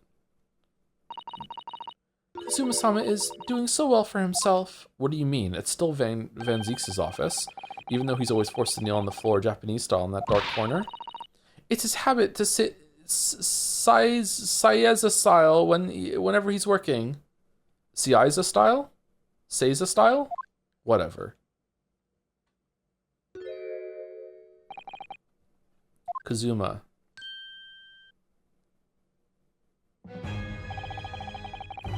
I thought it wouldn't be long before you paid me a visit, Ryunosuke. I was right about what I said, wasn't I? Sorry? That you have all the makings of a great defense lawyer. Bro, it's like you became a completely different character after you got your head smashed in and got dumped off the ship and left in Hong Kong and had to come all the way over here while suffering from amnesia. Bro, you changed. You used to be cool. Well, I always believed that you'd fulfill your dream of advocating in the British courts. I just never imagined for 1 second that it would be as a prosecutor. Seeing you stand in a foreign courtroom, so gallantly realizing your dream, Kazuma-sama, I'm truly happy for you. And I'm truly thankful to you, Judicial Assistant Mikotoba. She should go over to the other side.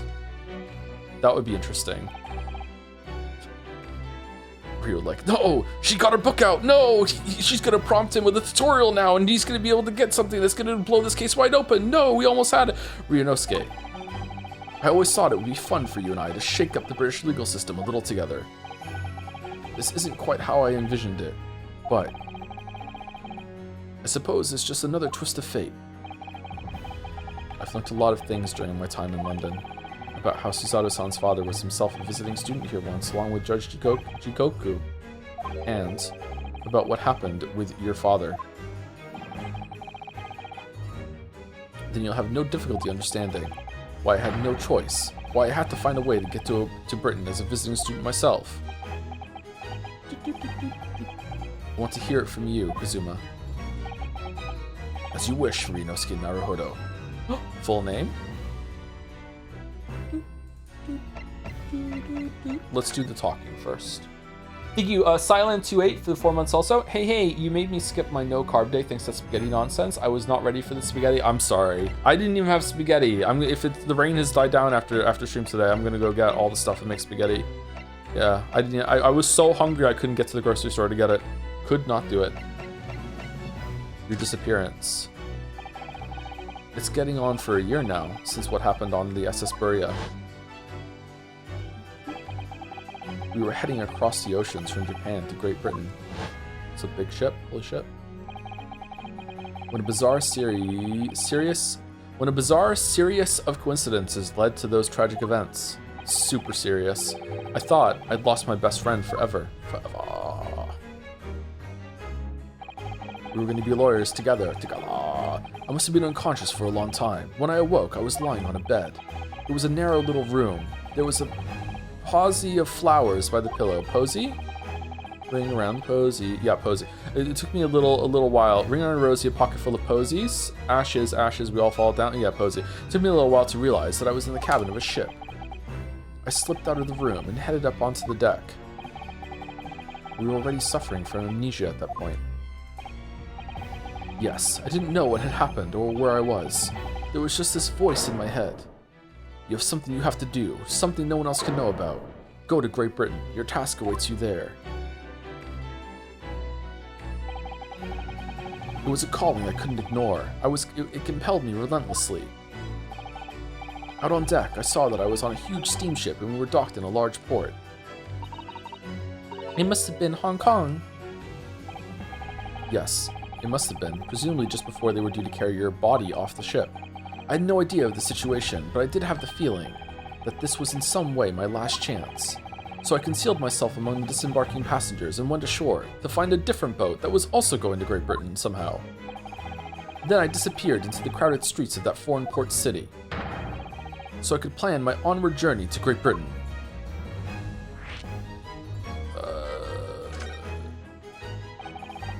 Just under a year ago, with all my past memories lost to me, I was left behind in Hong Kong. Everything was foreign to me. The sights, the sounds, the smells. My head reeled. I was truly at a loss. Could you even communicate to anyone or no?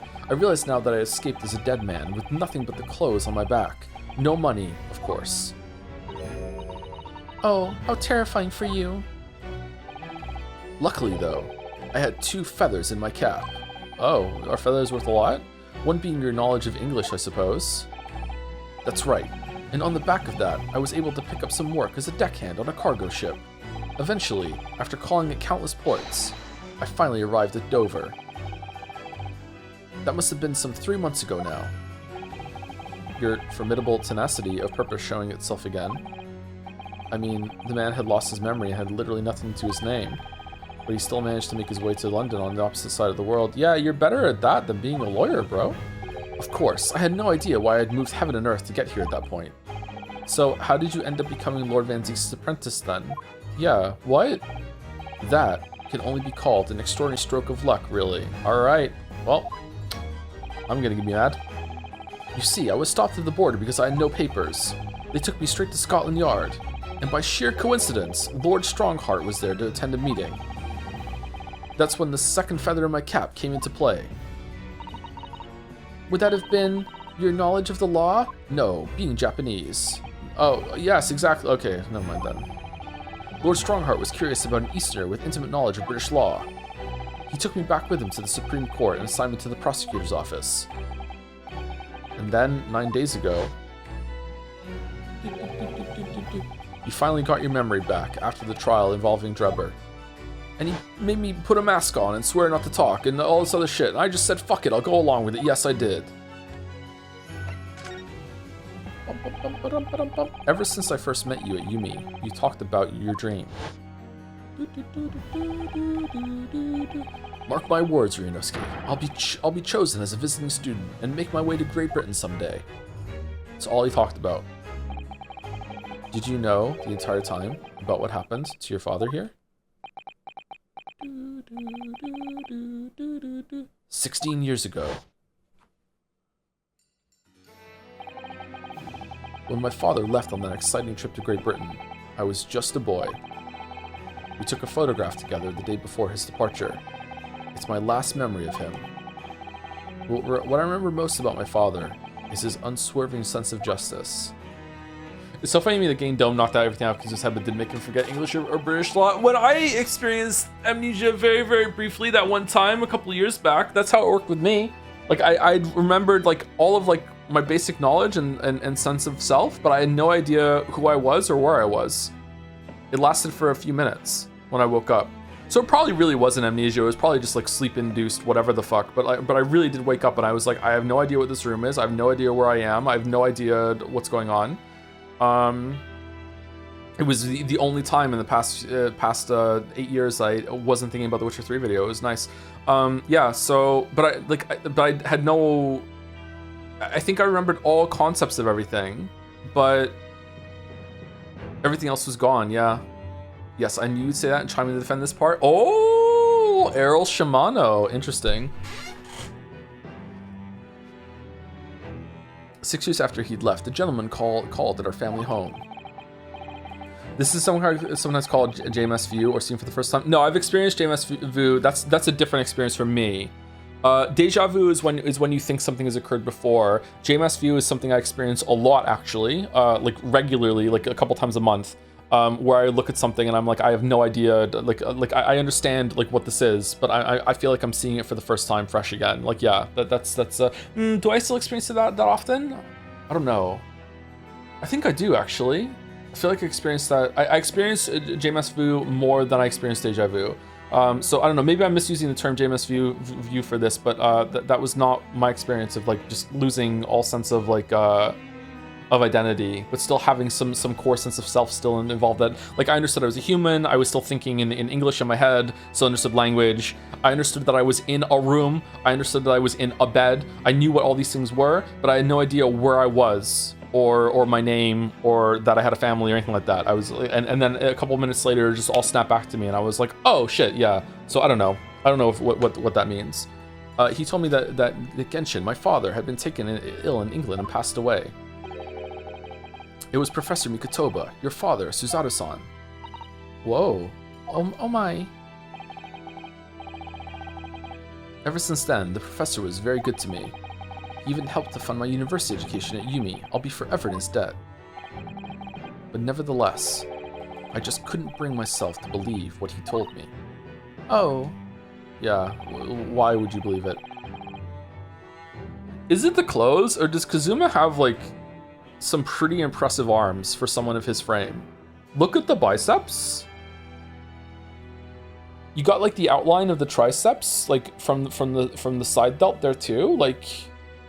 That's pretty good, huh? Look at the pecs. I don't really see his pecs. It might just be the clothes over him, or I'm not sure. There is this kind of like this here looks like muscle definition to me. It could just be a ripple in the clothes, but like if that's muscle definition, like look at the bicep there. Like holy shit. This here too. That's really impressive. Fucking gym goals. Holy shit. Then one day, a letter arrived at our house from Britain. There was no indication of the sender, so I opened it assuming it was from an old acquaintance of my father. What I read in that letter changed my entire life. What did it say? Watch Sonic the Hedgehog. It said that my father had been a mass murderer, and the writer cursed the Asogi name. Oh no! And that writer was Male Strongheart. As a result of that letter, I found out what had been hidden from me all those years. He has a nice dad bod. What the fuck does dad bod mean at this point? If you're looking at this guy, who looks like a young man in his fucking 20s, at his absolute gym martial art prime, and you're saying dad bod. What the fuck do you mean? I have a dad bod. What's this? Presumably the letter was sent from a relative of one of the victims. If whoever had been a member of the judiciary, he could have been present at the closed trial. The letter revealed that my father had been sentenced to death, executed for being a killer. I'm so sorry you had to find out that way. This batch is going to be fun? What a terrifying statement to say after what we just discussed. I imagine the British government did its very best to silence whoever sent that letter. But someone who knew the truth and couldn't bear the resentment was always going to be a problem. But still, it could have been written by anyone. Why would you believe such a thing? Because it was true. There was a newspaper cutting included with the letter. Oh. It was the first I'd ever heard of the professor and his terrible killings. I'm sorry. So someone sent a hate letter to your household, and they had the forethought to be like, hold on, maybe they won't believe me. Better pepper in some fucking like newspaper cuttings just to make sure that they actually go along with it. What the fuck? It was the first I ever heard of the professor and his terrible killing spree. Well, what did my father have to say about the letter? I couldn't bring myself to show it to him. What? Why not? Because he deliberately concealed the truth from me by telling me my father was taken by a fatal illness. That couldn't have been easy for him. and he'd done it out of consideration for my feelings. Okay, so people can't talk. So instead, I showed the letter to Judge Jigoku. Ah, to the other visiting student. He faltered for the briefest of moments, and then he just laughed the letter off. But in that moment, I saw it on his face.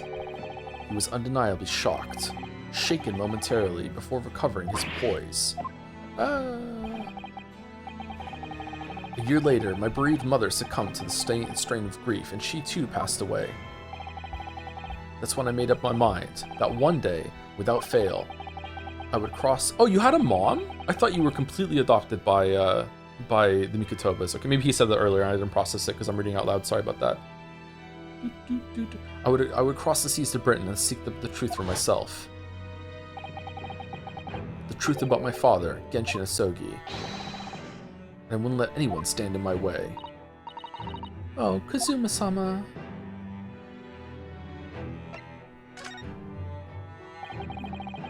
What we learned today in court turned things completely on their head. It was an impressive piece of lawyering. Ryunosuke Naruhodo. Ooh. Lord Van Zieks is in the Reaper, you know. So, are we gonna be Ryunosuke Asogi, or is he gonna be Kazuma Naruhodo? They both sound pretty good, actually. I almost don't want to believe it myself, but it turns out that Inspector Gregson himself, the victim, was. It's clear that the Inspector was behind the Reaper's activity all along. Was it? What? You mean you knew? The real question is, who's been giving orders to the Inspector?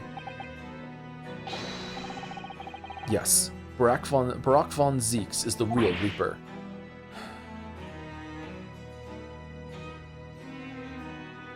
Bro, you defended him in the street. Like, you've been hanging with him for 3 months. Like, what? And I know that 10 years ago, it was him who decided my father must be a mass murderer and sent him to his grave. No, he was merely seeing that that justice was done as the law dictates. He's not to blame. Ultimately, it's people who condemn people. It's people who condemn people. The law is just a tool they use to do it. Okay? Isn't that what you're doing, bruv? Brava! And when a man condemns another, he must take responsibility for his actions. Of course he must. But I know for certain that my father would never have taken another man's life. Isn't that the complete opposite of what the justice system is? Isn't it meant to be that, like, we understand that the truth is fleeting and very hard to find, so what we do is that we pit the best defense against the best prosecution, and we put them together, and whatever comes out is what we think is the most reasonable version of the truth, and it's judged by jury and peers, and they might make mistakes, but like it's the best that we can in an imperfect world. Isn't that the exact opposite? Kazuma! On the contrary, my father's life was taken by the Reaper.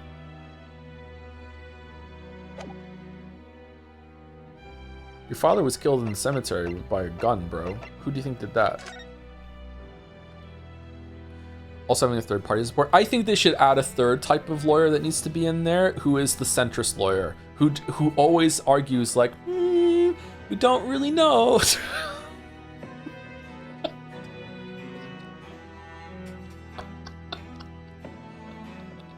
So the judge doesn't do that though.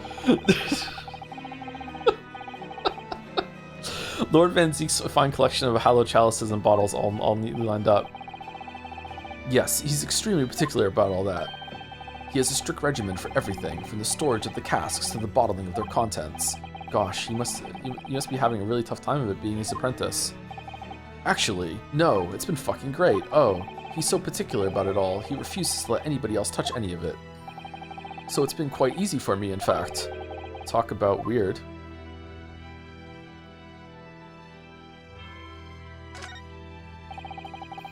There's Lord Van Ziek's incredibly stylish desk. It's not my style, though. No, I notice you've been working at the little table on the floor, kneeling down Zaeza style. Yeah, we know. I thought it was some kind of punishment set up by Lord Van Ziek's when I first saw it.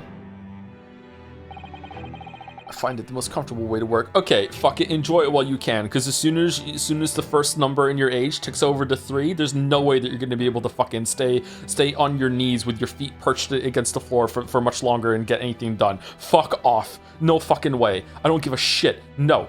Don't. Find a different way. I can't do it. After a couple of minutes of sitting with my legs folded under me, they start to go to... Yeah, fuck. Don't exaggerate, Renoski. We both know you can't even manage a minute. Holy shit! What? What? Holy fuck! We both know? Holy shit! That's so gay! What? How can... Come on, is anyone left unconvinced at this point that they're not doing it on purpose? Holy shit!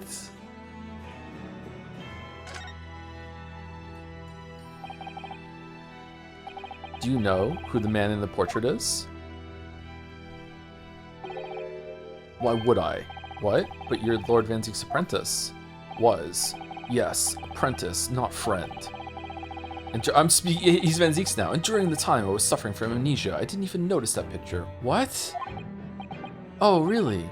I mean, it's not the smallest picture. Bro, how did you get here? I wouldn't have the first idea what the man decorates his office with.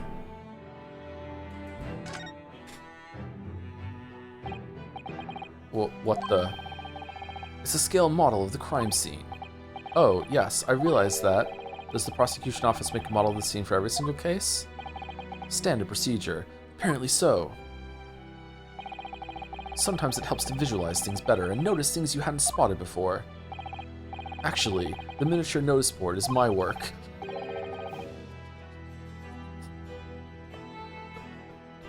Apprentice that can't talk, come over here. Now, the most important part of teaching you how to be a prosecutor. Arts and crafts. You do this one, I'll do this one. Here we got little paintbrushes. No, different shade of blue. That's not the right one. My learned Nippony, I don't know what nationality you are. Here, do this other, be honest, you enjoyed making that. I would actually love to see a scene of these two making these fucking miniatures and placing them all. Absolutely, 100%. Yes, please. And then we paint our nails. Wow. You disturbed the bats, did you? Fitting companions of Lord Van Ziek's, would you say? Actually, I've seen things flying in Lord Strongheart's office too. Doves, I think. Perhaps you have to like birds to attain rank in judiciary here. Although bats aren't birds, of course. Yeah, I was about to say. How about a sparrow for you? What's that supposed to mean? Oh, nothing. Sorry. Just thinking out loud. I don't understand the reference there. Sorry.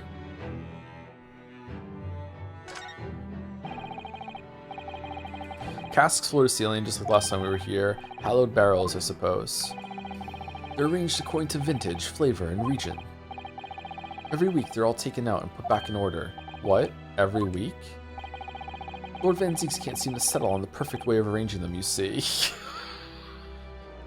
We are learning so much about the big VZ. Holy shit, what do you mean? Vintage, flavor, and region don't neatly coincide. That's the trouble. Gosh, being his apprentice must be really challenging. Actually, no. Oh? He considers the task too important to entrust to anybody else, so he does it entirely on his own. So he's a barrel of laughs here and in court, then.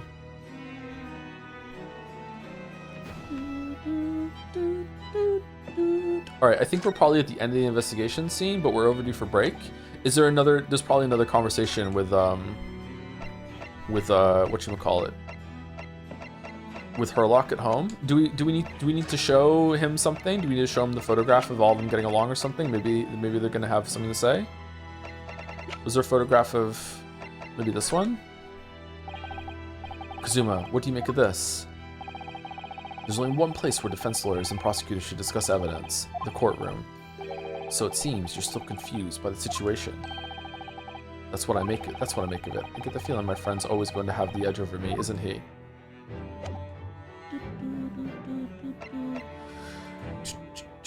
Why don't you show him his old lawyer's armband? Yeah, sure, let's see what he says. Kazuma, this is your armband. Actually, I think it's yours now. Sorry? You're the defense lawyer. You have a talent for it. I've always known that you would. And now, you've chosen to take that path in life. As your friend, I couldn't be happier for you. or more proud. Kazuma. So you keep hold of that. Besides, I'm a prosecutor now. That R-band would have no meaning for me. Okay, so I am enjoying the fact that they haven't completely ruined this relationship, that they're not talking. He's like, fuck you, I don't want to be friends with you until this is all sorted, and we're going to have this heart-to-heart at the end of the game where it's finally all come out, and then now we'll be friends again. I like that he's still like showing respect and they're being friendly with each other, but I feel like there's parts of this that aren't still ringing true to me, sorry. I don't know exactly what it is, but just like, I don't know. I feel like how he got here, his obsession, it's like, I feel like they could have made it work. There's just a couple of movements here that are missing. Maybe I'm gonna find out more about it as it goes on. Maybe there's more information that'll come out. Maybe someone orchestrated this whole thing. Maybe it's just like how, like, now that he wandered off the ship by himself and it wasn't Herlock that dumped him out, like stuff like that. Like I don't know. I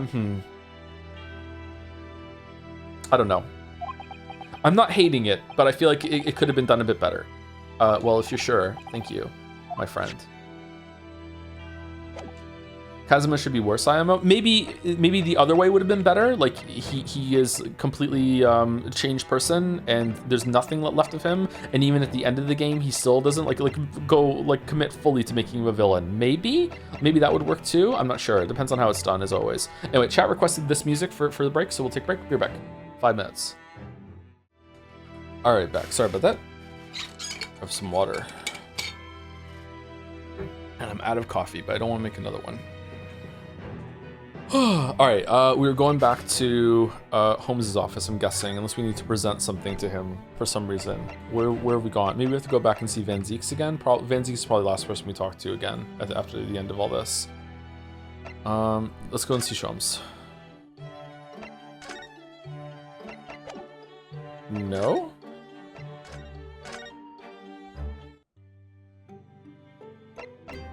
No? Probably Van Zieks? So Zelda's portrait on the map screen will be hidden if you're not sure. Oh, really?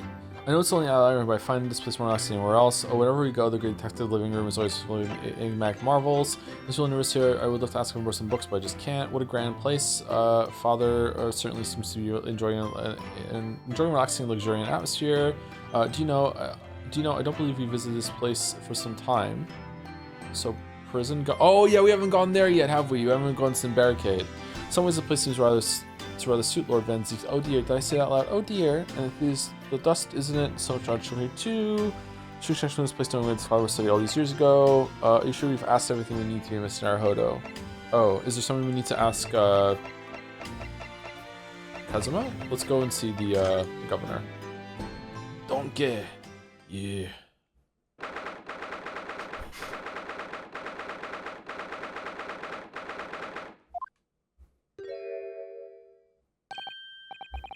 Look, back again, are you? Yes, hello.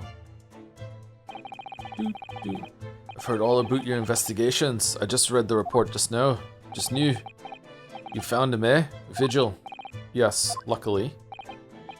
Well, anywho, the laddie doesn't work here no more, so your case is not to do with Barclay. I wouldn't like you to get the wrong idea about that. Cannot hold this accent at all.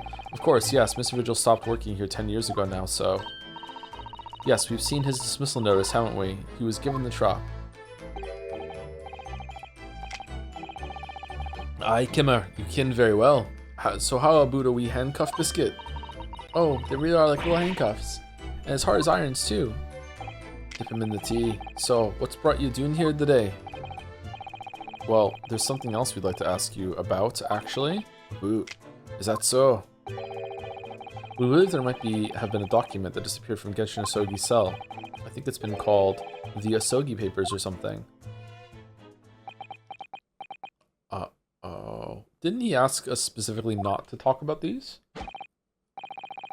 Did I no say? Gregson's death is not to do with things that might have happened at Barclay. Leave the past in the past, laddie. Let's not footer about with irrelevant details. His expressions changed completely. We're clearly onto something here.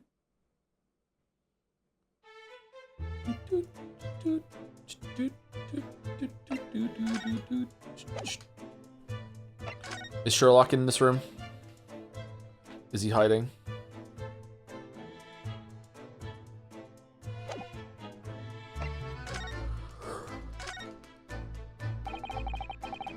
That murderers botched the execution and the whole miserable escape. Oh shit. They were Barclay's darkest hour, aye. A shocking embarrassment. Because the convict had a collaborator on the prison staff, you mean? Okay, well, if it wasn't fucking, Vigil, it was you, because there's no one else. For shame. The coroner who confirmed the death of the man after his execution, Courtney Scythe, and my chief warder at the time, Vigil, who was in charge of the whole affair. But Mr. Vigil says he didn't know anything about it. Ah, Kai, the rascal wouldn't say otherwise, eh? More handcuffs? Oh, how could I say no? You can never have too much iron in your diet. When Mr. Vigil was handed his dismissal notice as a result of what had happened, he was so despairing he jumped out of your office window, didn't he?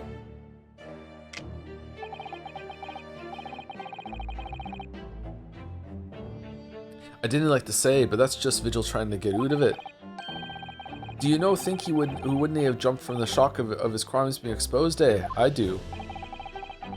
You wouldn't say otherwise, though, would you? Of course, I can't shun all responsibility myself. I shouldn't have let him deceive me. Meh. Donkey. Actually, there's barely anybody that kens that went on at the time now. Would Gregson haven't been murdered and Dr. Scythe forbidden from having any visitors? Oh, no visitors. Someone obviously doesn't want her giving anything away. Is Scythe gonna come back? Probably. Oh yeah, she has her whole daughter that looks like the character from Neon White that we haven't dealt with. Yeah. Okay. Well, we're not going home empty-handed. And I wouldn't dream of sending you packing away. Now, Kimmer, here, take a handcuff or two. Oh, well, it would be rude to say no. Wouldn't want to become anemic. I suppose if there's anybody who still might still ken about what happened back then, it'd be that last from the forensic division, Maria Gore. Maria Gore? Maria Gore. Magoria? Aye, Scythe's daughter. She didn't have no more, just the one.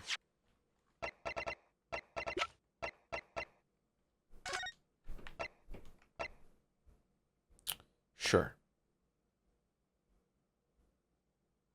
Well, this is fucking stupid, but okay. But the wee Barons followed in her mom's footsteps. You didn't ever see her without a scalpel in her hand.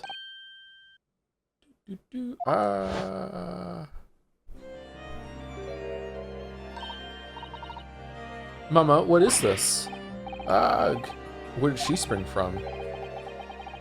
And did she just call the doctor Mama? What's with the mask? Dr. Sai's daughter, Maria Gore. We could do with talking to her.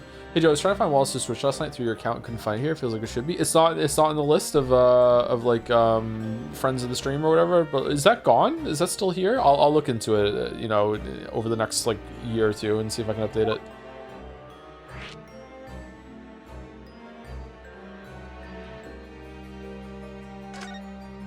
Gore.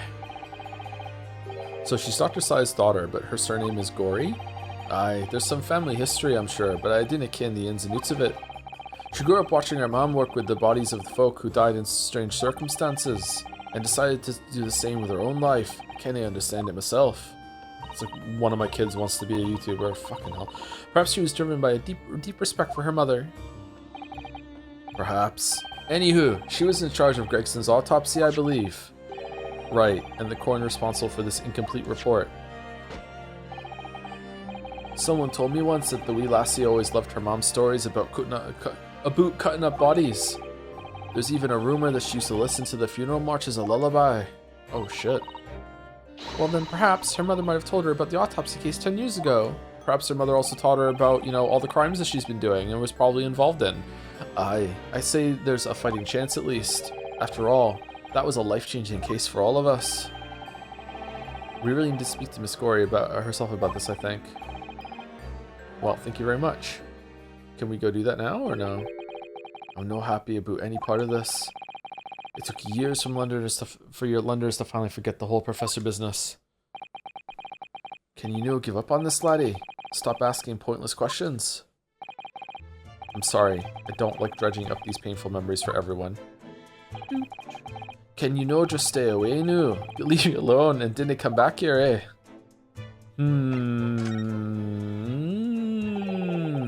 How'd you come to ken about that, laddie? There's no many folk even here in the prison who've heard of those papers. Ah, well, I can't tell him. Mr. Vigil told me. I'm afraid our sources must remain confidential, sir. Humph. We've been led to believe the papers are actually a last will and testament. Is that right? The professors, or rather Genshin Asogi's.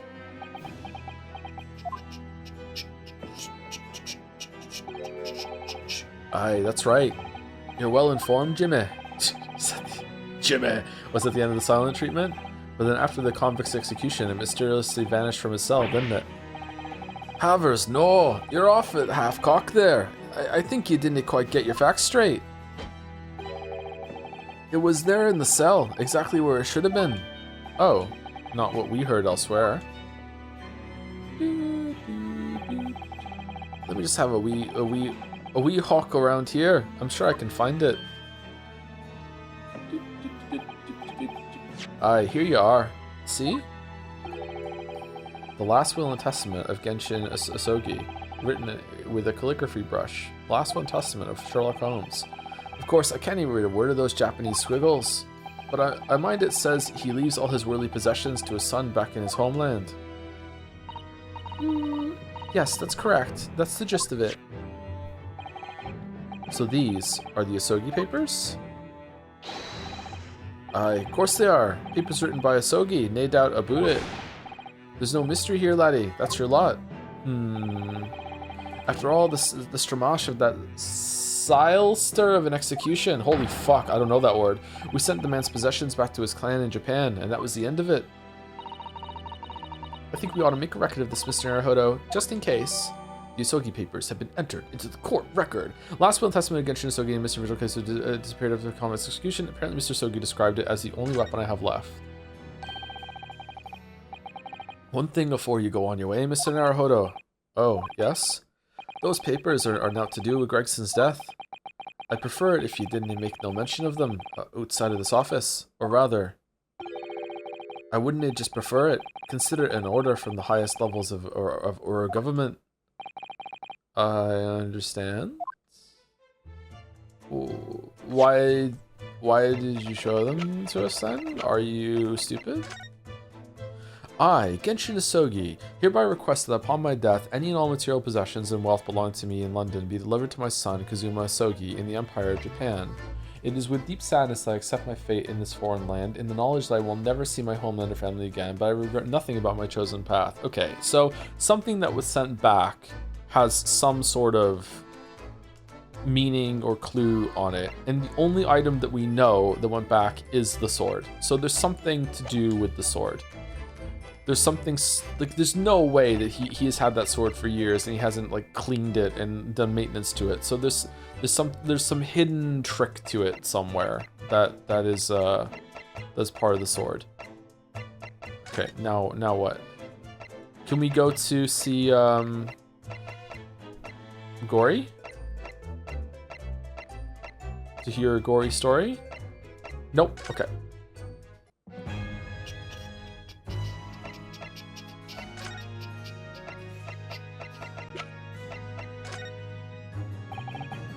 Kazuma, what'd you make of this? Really? You don't want to see it? Huh.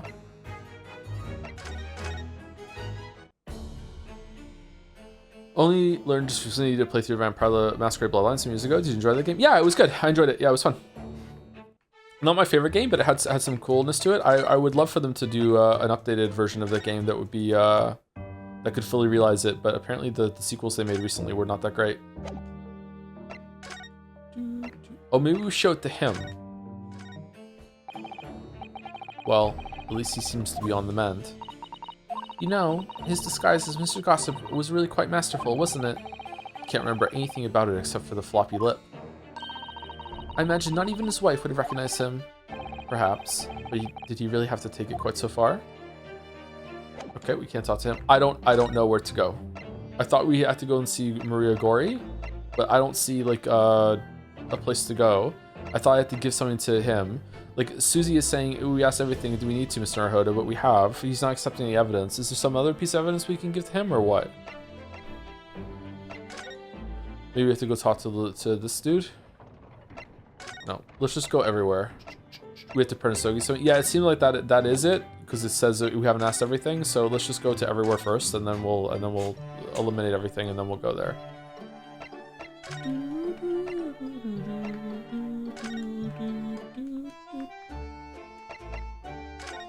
The most latent of the we already went here, of the music, the locations.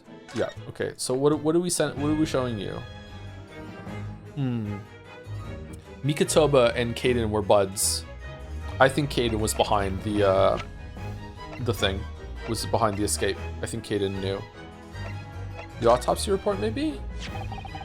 This came up in the trial, didn't it? It's something a little dubious, I mean. The fact that no time of death was recorded on Inspector Gregson's autopsy report. What happened to not discussing evidence outside a trial, Big K? Yes, there were some unexpected turns in the courtroom earlier. The suggestion you came up with certainly took everyone by surprise. The idea that the victim died the previous day at some other location is quite something. Well, considering when the pocket watch had stopped and the scorch marks on the candle, it's certainly a distinct possibility. The evidence and the scene both point to it. To be honest, it bothered me too, so I paid a visit to the autopsy room earlier. The coroner responsible wasn't there, but I got a name. It's Dr. Gory. If it wouldn't trouble you, Kazuma-sama, we'd very much like to speak with the coroner too. Of course, the last thing I want is for anything to be brushed into the carpet. Scotland Yard's autopsy laboratory is behind Lowgate Cemetery. Lowgate by Barclay Prison, you mean? Ah, you know it, do you? The prison where my father was incarcerated and robbed of his life. Kazuma-sama. Well, thank you. We'll pay a visit to the laboratory later today. Oh, that's it? Okay. Ryunosuke, I want to thank you. What for? For this. You safeguarded the soul of the Asogi clan. Well, it is a famous sword that's been in your family for generations.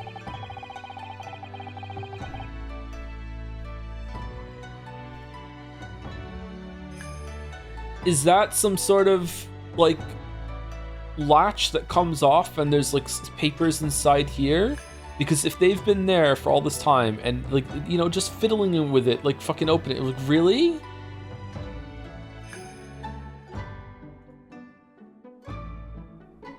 My only slight regret is I never got the chance to draw it before I returned to you.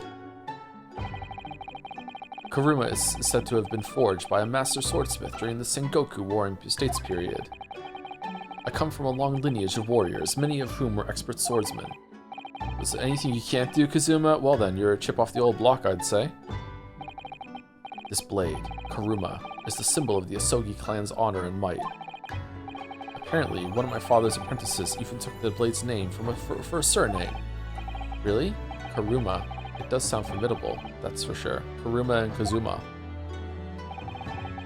16 years ago, when my father was a visiting student here in London, he had this sword forever at his side. Which is why it means so much to me that I have it by my side again now too. And that is all thanks to you. In fact, it means so much to me that I've never had it cleaned. I've also never looked over it really closely. Like maybe there's some blood on the tip of it that has never been cleaned off. Just never. Didn't occur to me to even look at it. Oh, me neither when I had it. It was an honor.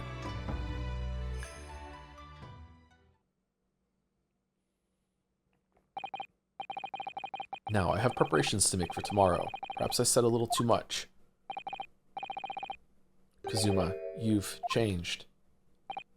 No, Ryunosuke, I haven't changed at all. You have, bro. Like, a lot. It's you who's changed. Maybe we've both changed. I can completely understand your resentment of Lord Van Zieks given what happened. But the fact is, those events in this case are, well, unrelated. Is that what you want to say? How can you be so sure? What do you mean? Never mind. That man is the Reaper, and it's for that reason that the inspector was killed. I'm going to prove it as much in court tomorrow, by whatever means necessary. Can't let you do that, Kazuma. I know you'll do what you have to as a lawyer, but I'm sure I don't need to tell you that I won't be taking any prisoners in the courtroom. I would expect nothing less. Until tomorrow, then, in the Old Bailey. And then we just go. This should have been the end, not this. Okay, what's this then? What the fuck? So she's cringe. 2nd November Forensics Laboratory. Danganronpa, yeah. She's the ultimate coroner. Oh my god, she is. This place really is creepy, isn't it? Standing and out. Standing and out. Well, being a dead room, it's probably full of spirits of the dissected. But actually, there's a rather pleasing scent of roses in the air. Well, being a dead room, the coroner probably needs a bold scent like that to mask the odor of death. Iris, do you think we could change the subject? Shink, shink, shink, shink. ASMR sounds? Sharpening a knife to fall asleep to? What was that? God, it works to me actually. Holy shit.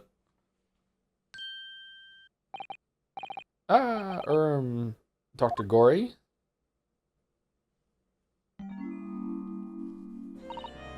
I see. You like video games. What? That noise before. I was sharpening my tools. I'd be dead meat if I didn't keep a perfectly keen edge on them. Right. When following the collagen fibers of the dermis, an expertly sharpened scalpel cuts like cheese. Would you like a demonstration? Oh, yes please. I'd love to see. Then, I think you'll do nicely. Huh? No, I wouldn't do nicely at all. I mean, maybe some other time.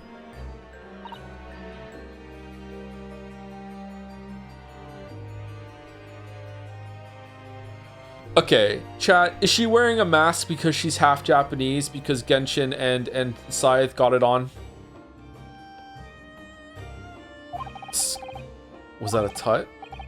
Well, we came here to ask questions, so...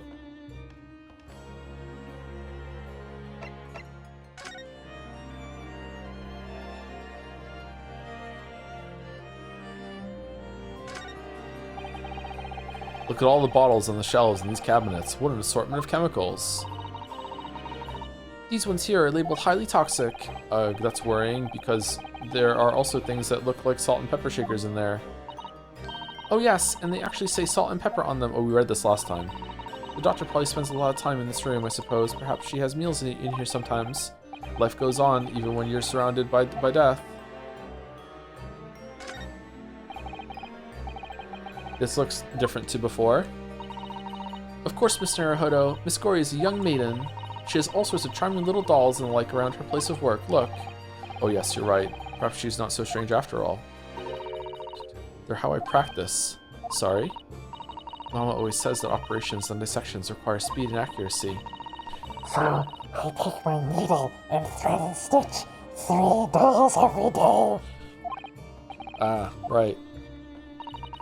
I used to make livers or kidneys or intestines. But Mama told me to make something more friendly instead. That's quite different to what I imagined. Yukiko voice, come on. You want Yukiko voice for her? We have actually met before. I'm a lawyer, if you remember. You're not dead yet. What? Hello? This is Yukiko. What? So Mama said I wasn't to cut you open. She's so strict about things like that. Well, good. Dr. Scythe has some scruples at least. Oh dear. It looks like she's not interested in talking to us for the time being anyway. For the time being, you mean? Until we die? I hope that's a way off.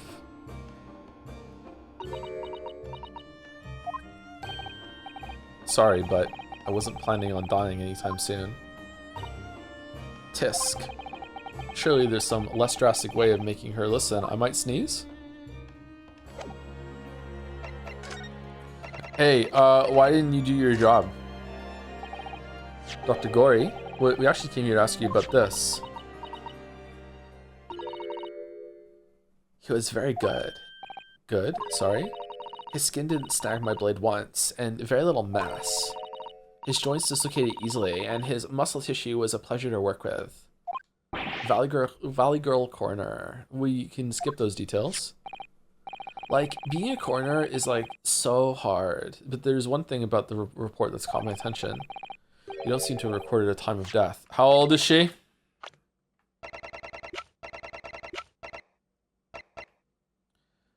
Oh, that's what she looks like. The daughter of Dr. Scythe, who's also a coroner like her mother, she carries out all the autopsy work on corpses. Okay, so could still possibly be half Japanese. All right, 19. How old is Susie? Susie's 16. Okay, so I'm no mathologist, but I don't think that timeline matches, right? Because these two and Genshin left after she was born. So if they got here and Genshin got on like Donkey Kong with Courtney Scythe, you would be younger than Susie. So it's not that. Okay. Why are you wearing a mask then? Just for vibes? You don't seem to have recorded a time of death.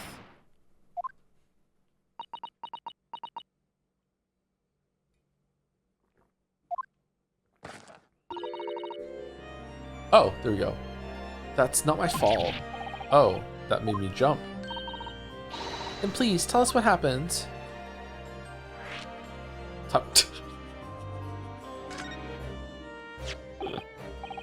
So, why doesn't this autopsy report include the victim's time of death then? It's really the most crucial detail. Like, I was told not to write it. What? By whom? Male Strongheart, the Lord Chief Justice, he came here and he said, like, babe, don't write it. Lord Strongheart came. He said that from the witness statements about the gunshot and the other evidence, it was obvious. The man clearly died at 5 p.m. on 1st November when the gunshot was heard. But that's not the time of death you wrote on the report. You didn't write anything. Was there some reason you didn't include it? Dr. Gory. If you're hiding something under Long Strongheart's instructions,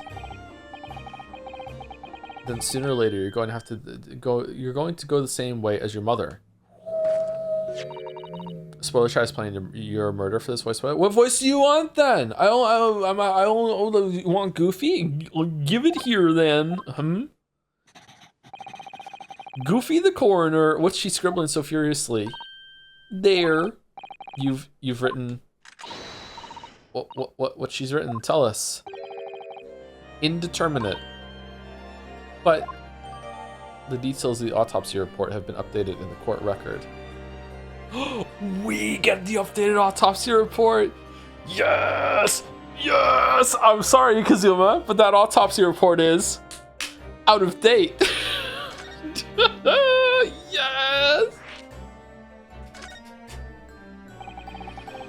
What's he mean by that? Why was the time of death indeterminate? When the specimen was brought in, it was still fresh, so the time of death could easily have coincided with when the gunshot was heard. But there was one small discrepancy. What discrepancy? There was some fried fish in the pocket of the specimen's overcoat. Wait, what? And that fish had started to rot.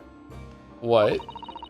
If the victim liked fresh fried fish, he presumably liked to eat it before it went off. Well, yes, what are you really trying to say? It's possible that someone tried to manipulate the apparent time of death. Manipulate is that even possible to do? Theoretically, if you were to chill the body in ice, you could delay the onset of putrefaction. And if you made the ice made out of the ice made out of blood, then you could keep it cold, and then when it melts, it looks like he just started bleeding. It's genius. And if the overcoat wasn't on the body at the time, then only the fish would have started to rot. Huh. With today's science, it's not yet possible to determine if the body was chilled or not, but we could do it in the future. But today's science is advanced enough to let you freeze a corpse, it seems. But surely, to chill a corpse like that would require an enormous electrical refrigerator. And I don't imagine many households in London are equipped with such a device. No, definitely not, but maybe in a factory or some other special places? Ice. Is this a period of time where there was like a huge ice baron that would ship ice around the world? Like ice was actually quite a like a big industry. Or is this a little bit before that? I don't recall seeing any factories or such like on Fresno Street though. I wonder if the inspector's body had been chilled somehow. What might the actual time of death have been? I couldn't say for sure. But, like, at the most, it might have been like a day earlier. No. In other words, Sumari, it would corroborate your previous deduction, Mr. Naruhodo. That Inspector Gregson was killed the day before his body was discovered at a different location. I think we have refrigerators at this point. I think we're just on the cusp of that sort of thing, right? Yeah, like they wouldn't be widespread, but they'd be around. Did you inform Lon Strongheart of this possibility? He simply said there were no electrical refrigerators of the size in the vicinity. There we go. Yeah. This is like about 50 years post Ice King's death. Okay, so it was in the 1800s. It was just like that was mid 1800s. This is late 1800s. Okay, yeah. Didn't the Ice King live to see his empire crumble? Right. So they already had the means to make ice like without having to ship it all around the world in mid 1800s. Then I'm guessing he watched it melt. He did watch it melt. Yeah. Oh yes. One other thing. It's something the governor of Barclay Prison told us. This is like 1900, 1901. I thought it was 1890 something. Is it 19? Are we in the 1900s at this point? I thought it was very, very late 1800s. He said that your mother, Dr. Scythe, was responsible for confirming the death of the professor after his execution. The professor. Apparently you always enjoyed listening to your mother's stories about her work. So this expression actually matches his voice. Holy shit. We were wondering if you might know something about what happened 10 years ago. That's not all Mama did. Sorry?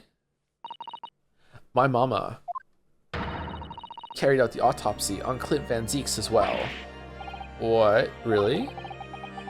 The brother of Lord Van Zeeks, the professor's final victim, who didn't do an autopsy at this stage. The idea of carrying out an autopsy on a member of the aristocracy was completely unthinkable back then. But the detective in charge of the investigation insisted that it was miraculously authorized, and it was miraculously authorized. The detective being Inspector Gregson, of course. Quite an accomplishment for one man. That autopsy provided the vital clue needed to arrest the killer. And Mama was there for that historic event. What does all this mean? Like, I don't know. It's so hard. You know, that amazing autopsy happened right here in this very room. There's still some blood on the table. We don't clean it. The professor and Clint Vance... They both spent their final moments before their burial on that dissection table there. So this lab, Mama's lab, was instrumental in some of the country's most important events. And now I have all my fucking plushies all over it. Isn't that just great? She really is proud of her mother. I wonder if you tell us more about exactly what happened back then, Dr. Gory.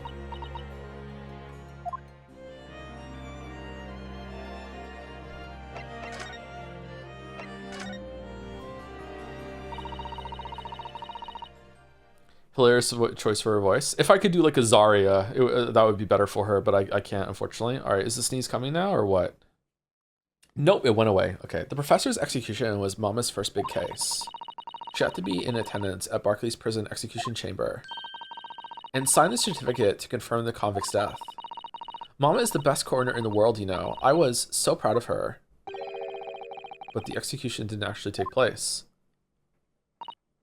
No, and worse still, Mama actually helped with the jailbreak. Ooh, I didn't want to know. Oh dear, you found out recently, you mean? I believed in her, in Mama, but now I wonder if I'm starting down the same path as her. You mean, because you admitted the time of death on the autopsy report? Minthara voice? Fresh cadavers? That's because Lord Strongheart forbade you from including it. Just like Mama, I'm sure she was coerced by somebody too. Yes, that's my feeling as well. There's no doubt that there were powerful forces at play 10 years ago. The execution couldn't have been staged without a lot of people at the prison knowing about it. Obviously, the prison governor must have been in on it as well. The big man with little handcuffs? According to what he told us, he was tricked by the chief warder. He says he knew nothing about it. Of course he said that. I'd say the same thing. Just who was behind that jailbreak all those years ago? Everyone. Everyone. Clint's autopsy. Can we get another updated autopsy report? You mentioned the autopsy of Clint Van Zeeks. It was at a time when carrying out autopsies of murder victims was very unusual. It's still not a practice as observed in our country, even now. It turned out that he was the professor's final victim, and when the autopsy was performed, Mama was present, although only as the secondary assistant. The person leading the procedure was called Dr. John H. Wilson. Oh. That's right, my daddy. And there was one other person present, the primary assistant. He was a visiting student from the Far East. Wait, a visiting student? It must have been my father. Eugen Mikotoba. 2 daddies. I had no idea Professor Mikotoba had been involved in something so important. This fucking crowded room, holy shit. But the outcome of the historic autopsy was the discovery of a vital piece of evidence that led to the capture of the professor.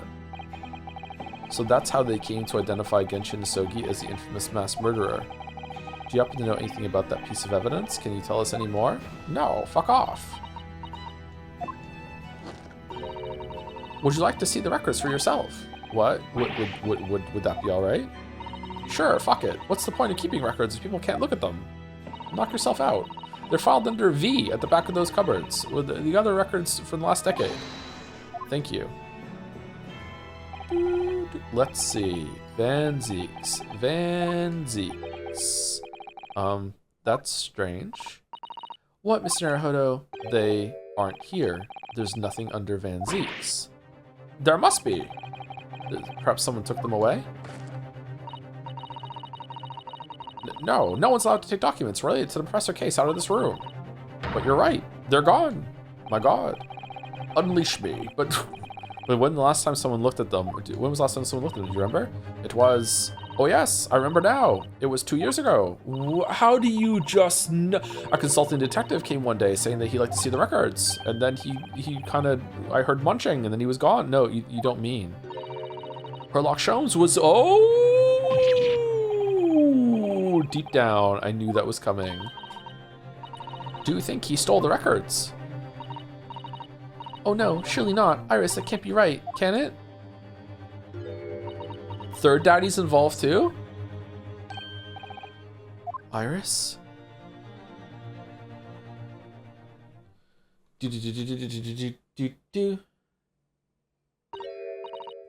Always be pawning. Oh yeah, those things are fucking gone. Those are pawned for money for sure. Yeah. Thank you to QSDC for the tier 3 at 26 months. Thank you very much. With Joms. Thank you very much for the Joms resub.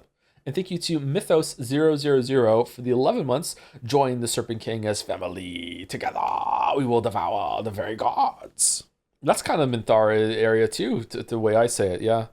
It's hard to do that voice. I should practice. Together. Runo, I hope you don't mind, but what is it, Iris? I've just remembered something very important I have to do. I'm going to have to leave you now. Huh. Oh, this is very sudden, Iris, and not at all sus. We're just gonna let you go. Well, we'll come with you then. Nope. You and Runo can take your time here. Bye for now then. Good luck. We're done though. We're done. We can go. Wait a minute, little girl. I remember now. You've been here before, haven't you? Have you, Iris? Yes, 2 years ago, when that detective came. You were with him, weren't you? You were a living specimen then too. That's the way it usually works, yes? Was I? I really don't remember. Anyway, sorry, but I must dash. Even more sus? Wait, Iris. Wait, he says, do I look like a waiter? I'll brew you up a pot when you get home of poison tea. But what's the matter with her? She's behaving really strangely all of a sudden. Oh. Well, in that case, we won't keep you any longer either. It's been quite a while since I had any visitors. This was really fun. But next time you come, I'd prefer if you were ready for dissection. I can't make any promises. Sorry. I have 499 more scalpels to get through before I can order some more. It's a bit strange that the records of Clint Van Zeek's autopsy have disappeared, but I think we've asked all that we came to ask now.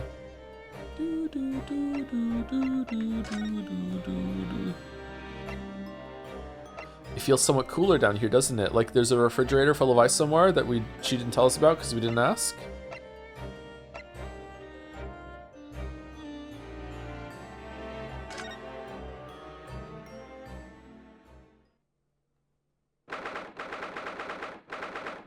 Second November, room on Fresno Street. That's a new box. That box wasn't there before. What's the box here for? The police are still busily investigating here then. But Gina's nowhere to be seen. Where is she? This is a long-ass investigation. Yes, it's been blissfully quiet, hasn't it? Perhaps she's out investigating on her own, practicing what her boss taught her. Well, I expect she'll be back before too long. Shall we wait? Actually... There's something different about this room since the last time we were here, isn't there? We could always use this time to investigate more thoroughly.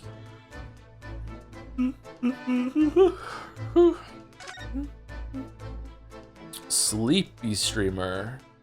Sleepy daddy. Do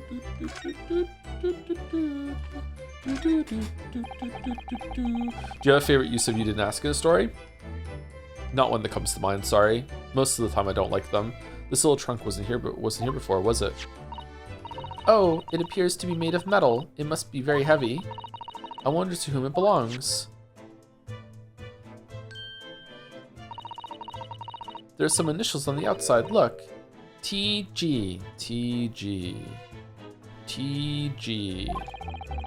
Let's ask one of the policemen if they know how it came to be here. TG. Tobias Gregson?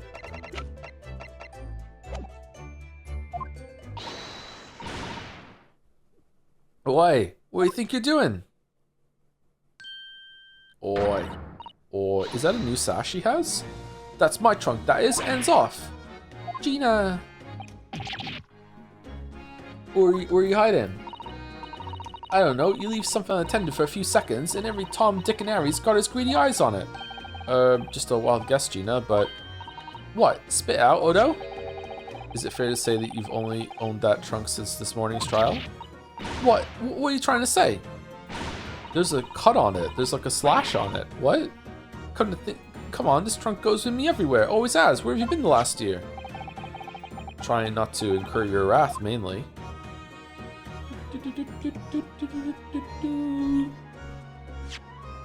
What's her last name? Oh, Lestrade.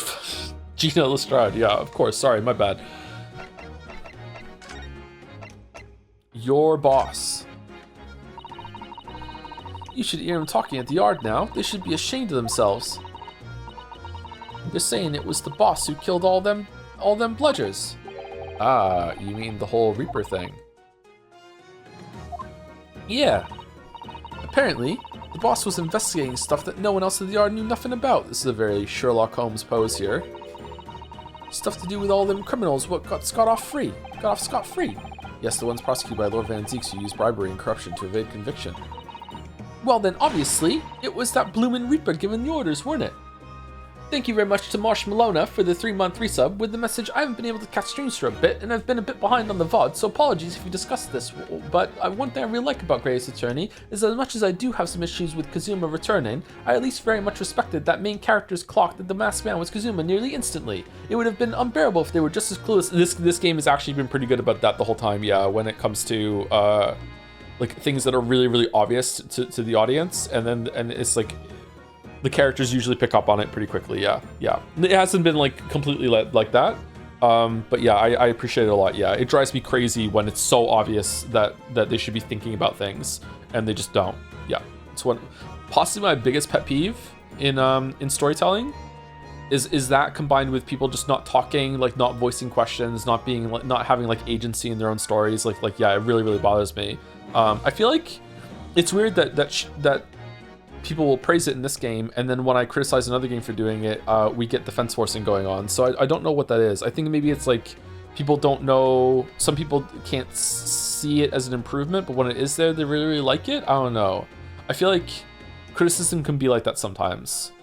Like, if something is in the game and you're praising it and you imagine taking it away, then people will be like, whoa, that's instrumental, hold on, that has to stay there. But if something is absent from the game and you're criticizing it, you're like, this should be included, suddenly they have to do a lot more work to imagine that, and they're like, whoa, that's not it at all. Like, no, that's not the problem. And I understand that completely, it makes sense, right? It's a lot easier to imagine something being gone than something added, for sure. Well then obviously it was that Blue and Reaper giving the orders, weren't it? But why would people be suspecting Inspector Gregson of being involved in the killings? There was a notebook in his office. Oh no, this doesn't sound good. What's the best example of that? The best example of that is probably what I said in the Elden Ring video. So Elden Ring video versus Breath of the Wild. Like imagine taking away the legacy dungeons from Elden Ring, and it's just the shrine like little dungeons that are in the game. Like it would be a much lesser game. It'd be like, what the fuck? How like Elden Ring is like kind of destroyed, and then you flip that over, and like people understand that, like yeah, of course, if you took the legacy dungeons out of Elden Ring, it would be a much lesser experience. But then you go over to Breath of the Wild, and you're like, okay, but there's a lack of legacy dungeons in Breath of the Wild, and it's just the shrines really. Like, don't you see how much better of a game it would be if those are added? And then suddenly you get a lot of pushback, and it's like, no, it doesn't need that at all. It's like, so I wonder if there was a version of Elden Ring that launched without the legacy dungeons, if there would be like a not enough Dark Souls video that I would have made, and people would be like, no, you're wrong, it doesn't need all those things, when clearly it benefited from them quite a lot. I'm sorry, I'm yapping. It had details about all the crimes that have been begged as the Reaper's work. What? No, did you see it, Gina? Did you see that notebook? They wouldn't flaming let me, because I'm just an apprentice apparently. What is a legacy dungeon? Legacy dungeon is the word that the community decided for stuff like Stormville Castle, the whole entire area before millennia, just like a Dark Souls level that you can find within the open world. Where are the other ones? The Academy of Rhea Lucaria, is that what it's called? Those are all the legacy dungeons. Whereas the shrines are just the side dungeons that feel kind of like they use tile sets in order to have just a boss in a room at the end. Those are the shrine sorts of things, yeah. I'm not sure the community decided. I think From used it in the official market. Oh, did they really? I thought the community just decided that, yeah. But it was me who found it, and he was my boss. The castle getting attacked by the Misbegotten. I would say that's probably like a mini legacy dungeon, yeah. That's right. I was pretty miffed about it, so I sneaked a peek at what it said anyway. Oh, that's our Gina. So you managed to see what was written in Gregson's secret notebook anyway, did you? The way I see it, it's my right to read what he wrote. And what had he written, Gina? I'm not telling you, fuck off. Dates, times, places, names, and an all long list of them. All details about the bludger supposed to have been done by the Reaper.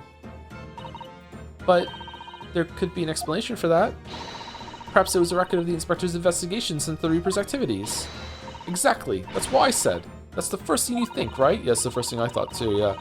As it happens, it was full of names I recognized anyway. Well, the Reaper's targets were almost exclusively known leaders of London's criminal underworld.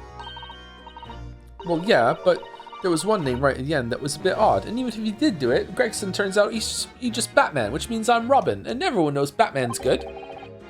Billionaire putting on a suit and using all his technology to go around and beat up criminals in the city. What's wrong with that? That sounds fucking base to me. At the end of the list, you mean? I'm pretty sure the date against it was the 31st of October. Oh, the day before the Inspector was found dead.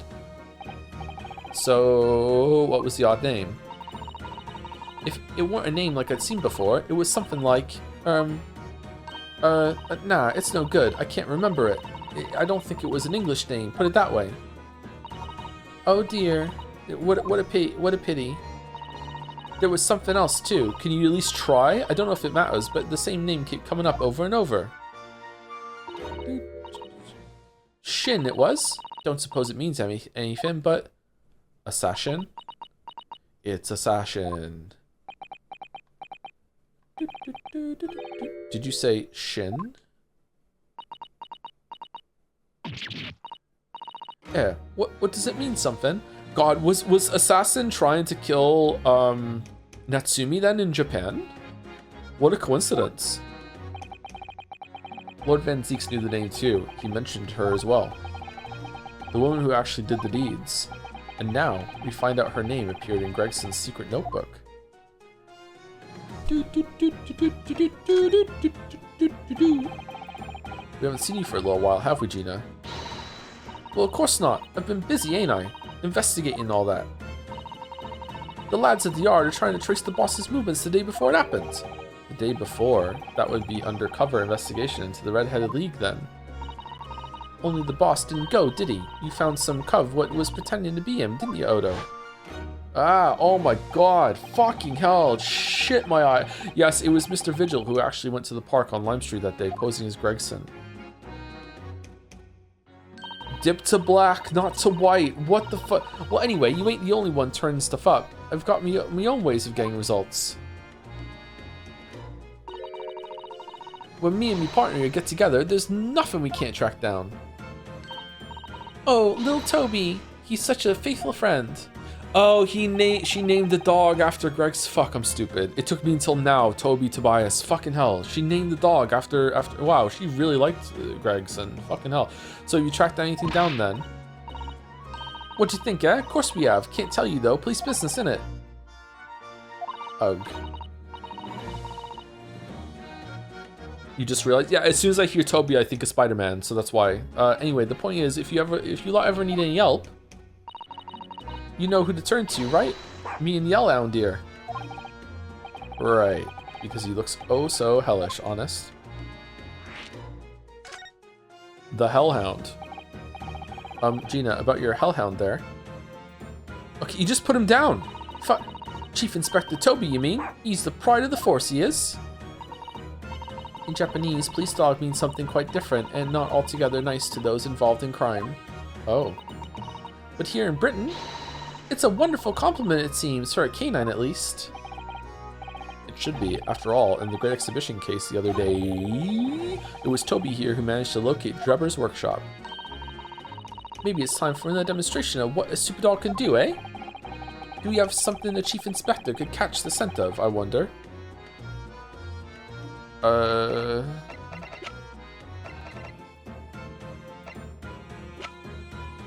No. The fireworks? The wig? Take that! Well, Chief Inspector Toby, if you wouldn't mind having a sniff of this. Oh! Sniff, sniff, sniff, sniff, sniff, sniff, sniff, sniff, sniff, sniff, sniff. He might be a little too keen, don't you think? Arr! I love dogs so much. The Chief Inspector made short work of Gina there. Woof! Ah, look where he's gone to. Oh my, that trunk clearly still has a very strong scent. Of Inspector Gregson. In other words, Sumari, it must have belonged to him.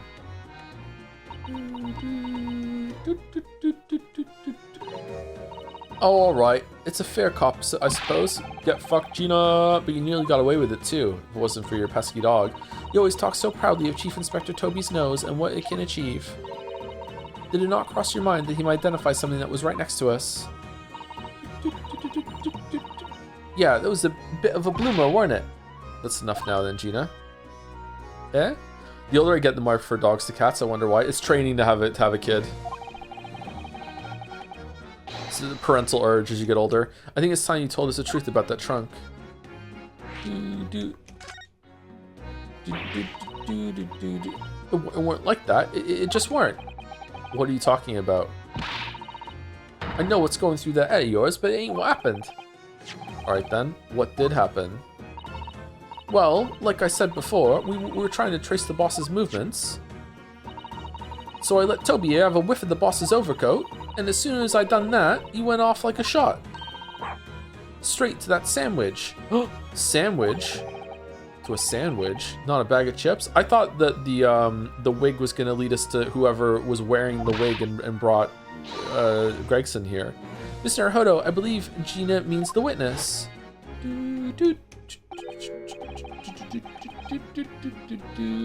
Oh, I forgot about that sandwich. Jo has never met my cat. She has ironically trained me for a kid better than any dog ever could. Most insane high needs creature I ever met. Really? A cat with like a lot of needs? Sometimes cats can be needy. Weeaboo Will was telling me about someone in his family that has a dog, and the dog has decided that that he will not drink any water that isn't running. He needs a running source of water to drink, otherwise he will not drink. He won't drink out of a bowl. He won't drink any fresh water. It has to be a tap is running, and he will drink from a tap, or else he's not drinking.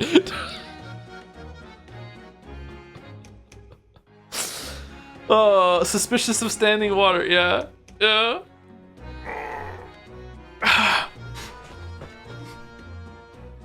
Yeah, he had it in between them wooden boards of his, the boss's trunk. To be fair, it's a good instinct. Developing it's crazy. You mean when they heard the sound like a gunshot and all piled in here? Exactly. He nabbed it from the scene. Let me impart some pet wisdom, although this isn't a very nice thing to say because it feels like you're not, interacting with the animal. Don't feed your cats and your dogs from the table. If you do it like even once is enough. Now whenever it's food time, your food is their food too.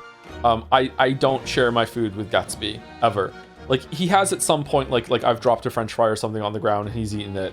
I did try to share a banana with him and he didn't like it, but like don't feed your pets from your food too unless you just want to give them like really high standards for food, and also they won't leave you alone. Does that mean it's kind of a little mean because like it's just something nice about sharing your food with your pet? It's like, here, I'm having this. Oh, you want a little bit of that? There you go. I've never done it. But like yeah, it's bad when it does happen. Yeah, exactly. He nabbed him from the scene.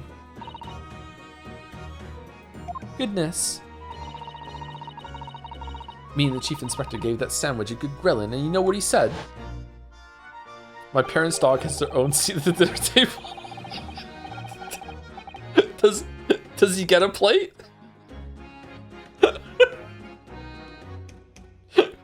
I'm picturing like the biggest dog. I'm picturing like a Great Dane sitting on a fucking chair. Although at that point he might not even need a chair. Gatsby doesn't need a chair. He's so fucking big. Oh man. Can you share food with your kids? So the same principle goes with kids. Actually, yes. If you share your food with your kids, they will expect it from now on. But that's unavoidable. Yeah. One morning after 3 years of being fine with her silicone litter mat, my cat decided that actually the mat was food, and she gave herself a bowel obstruction, tearing it to pieces and chomping it in the middle of the night. Whoa, what the fuck? Why did the cat decide that? I thought it might fetch a good price, and the chap wouldn't be needing any more, but that's all I did. Nothing more, nothing less. Would you Adam and Eve the cheek of it, eh? Stealing the dead boss's stuff to flog. What else did they steal? Did they steal a gigantic fucking like trunk full of ice and blood? So Miss Venus wasn't the only one to meddle with the scene of the crime then. How could they? So anyway, that's how it happened. And it's a pretty decent trunk, so I figured I might as well make use of it. Is there something wrong with that, eh? Well, oh, is that the trunk they were talking about? It was just a small trunk. Okay, I was completely wrong. Fucking holy shit, the horrible morb. Maybe you and Sandwich should try to find the answer to that question together. My dad feeds our dogs parts of his sandwiches from the bed and asks why they're always loitering around and even trying to look on our table. Your dad's eating in bed? What? Don't eat in bed. Everyone does it? I don't. I've never eaten in bed. Why would you eat in bed? Eating in bed is an unforgivable sin. Yeah, the crumbs and everything. Never. Okay, maybe at some point in my life when I was a kid, I took a cookie or a chocolate bar upstairs and had like a quick snack. But no, I don't eat in bed. No. Sleepy or sick? If you're sick, okay, that's fine. That's fine. If you're sick and you can't get out of bed and someone brought you some food, that okay. That's fair enough. Admitting dominance. I have a table next to my bed. Yeah, so do I, but I still don't put food down to eat in bed.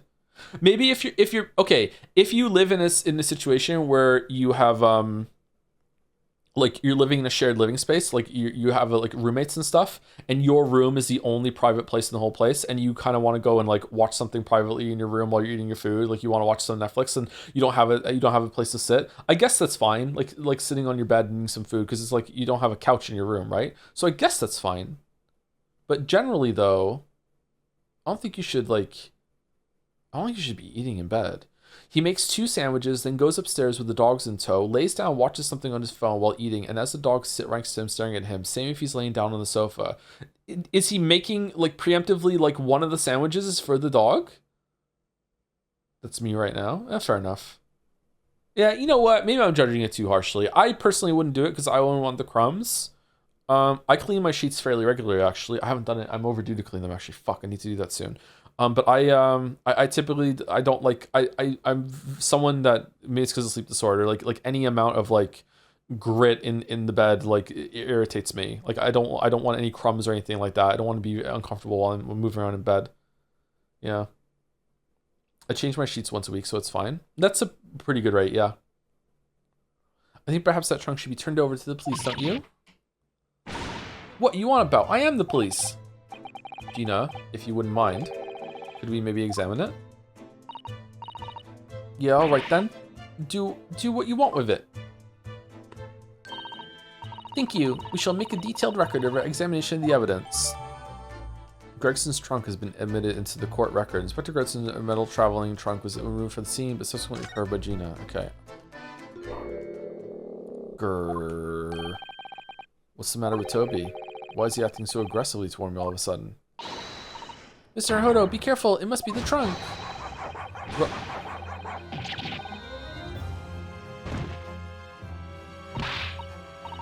Toby, oi! What are you doing? You're gonna lick his face off. Mr. Naruhodo! Mr. Naruhodo! Gina, quickly, hail a carriage. Did we get attacked by the dog? Ryu, it's a puppy? Just say no? I'm getting some big deja vu right now for some reason. What the fuck? Did something like this happen in the first game?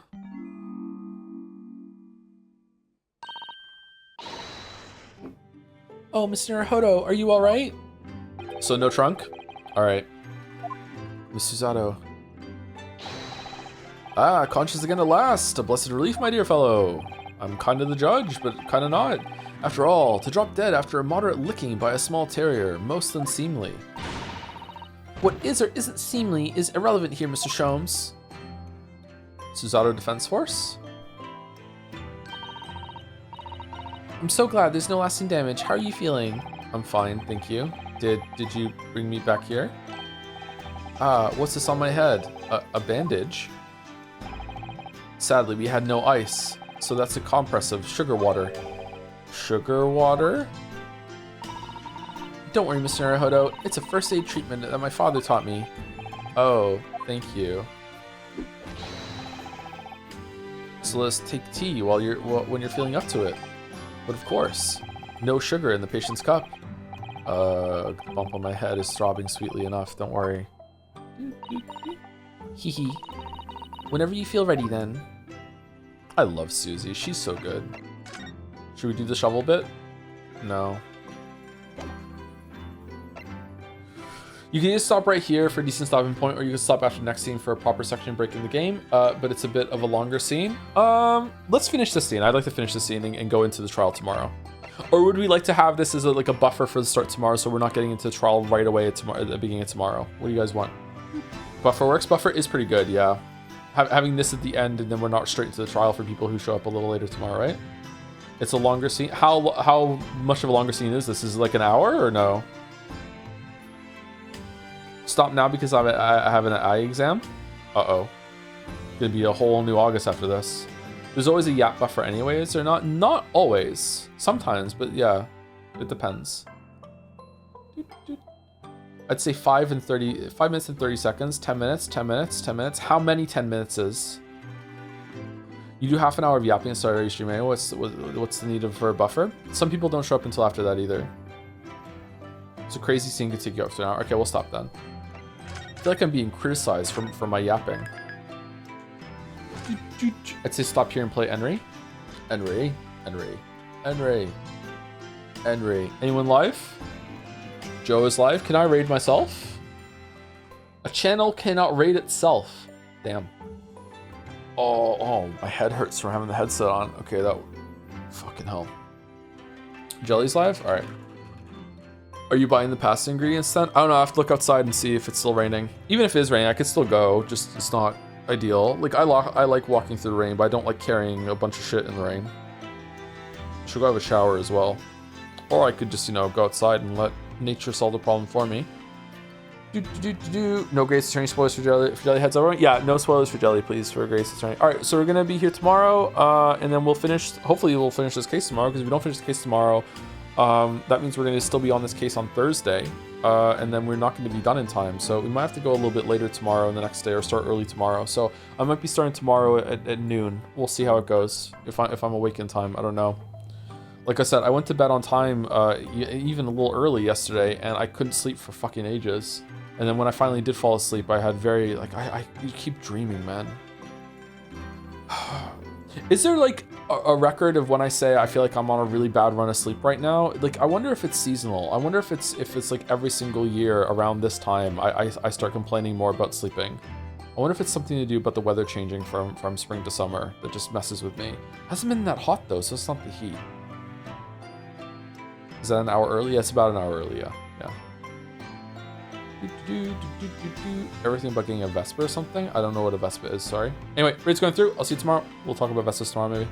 Have a good rest of your night. Thank you for watching. Is a Vespa a scooter? Maybe that's what it is. Anyway, see you later, everyone. Have a good rest of your night.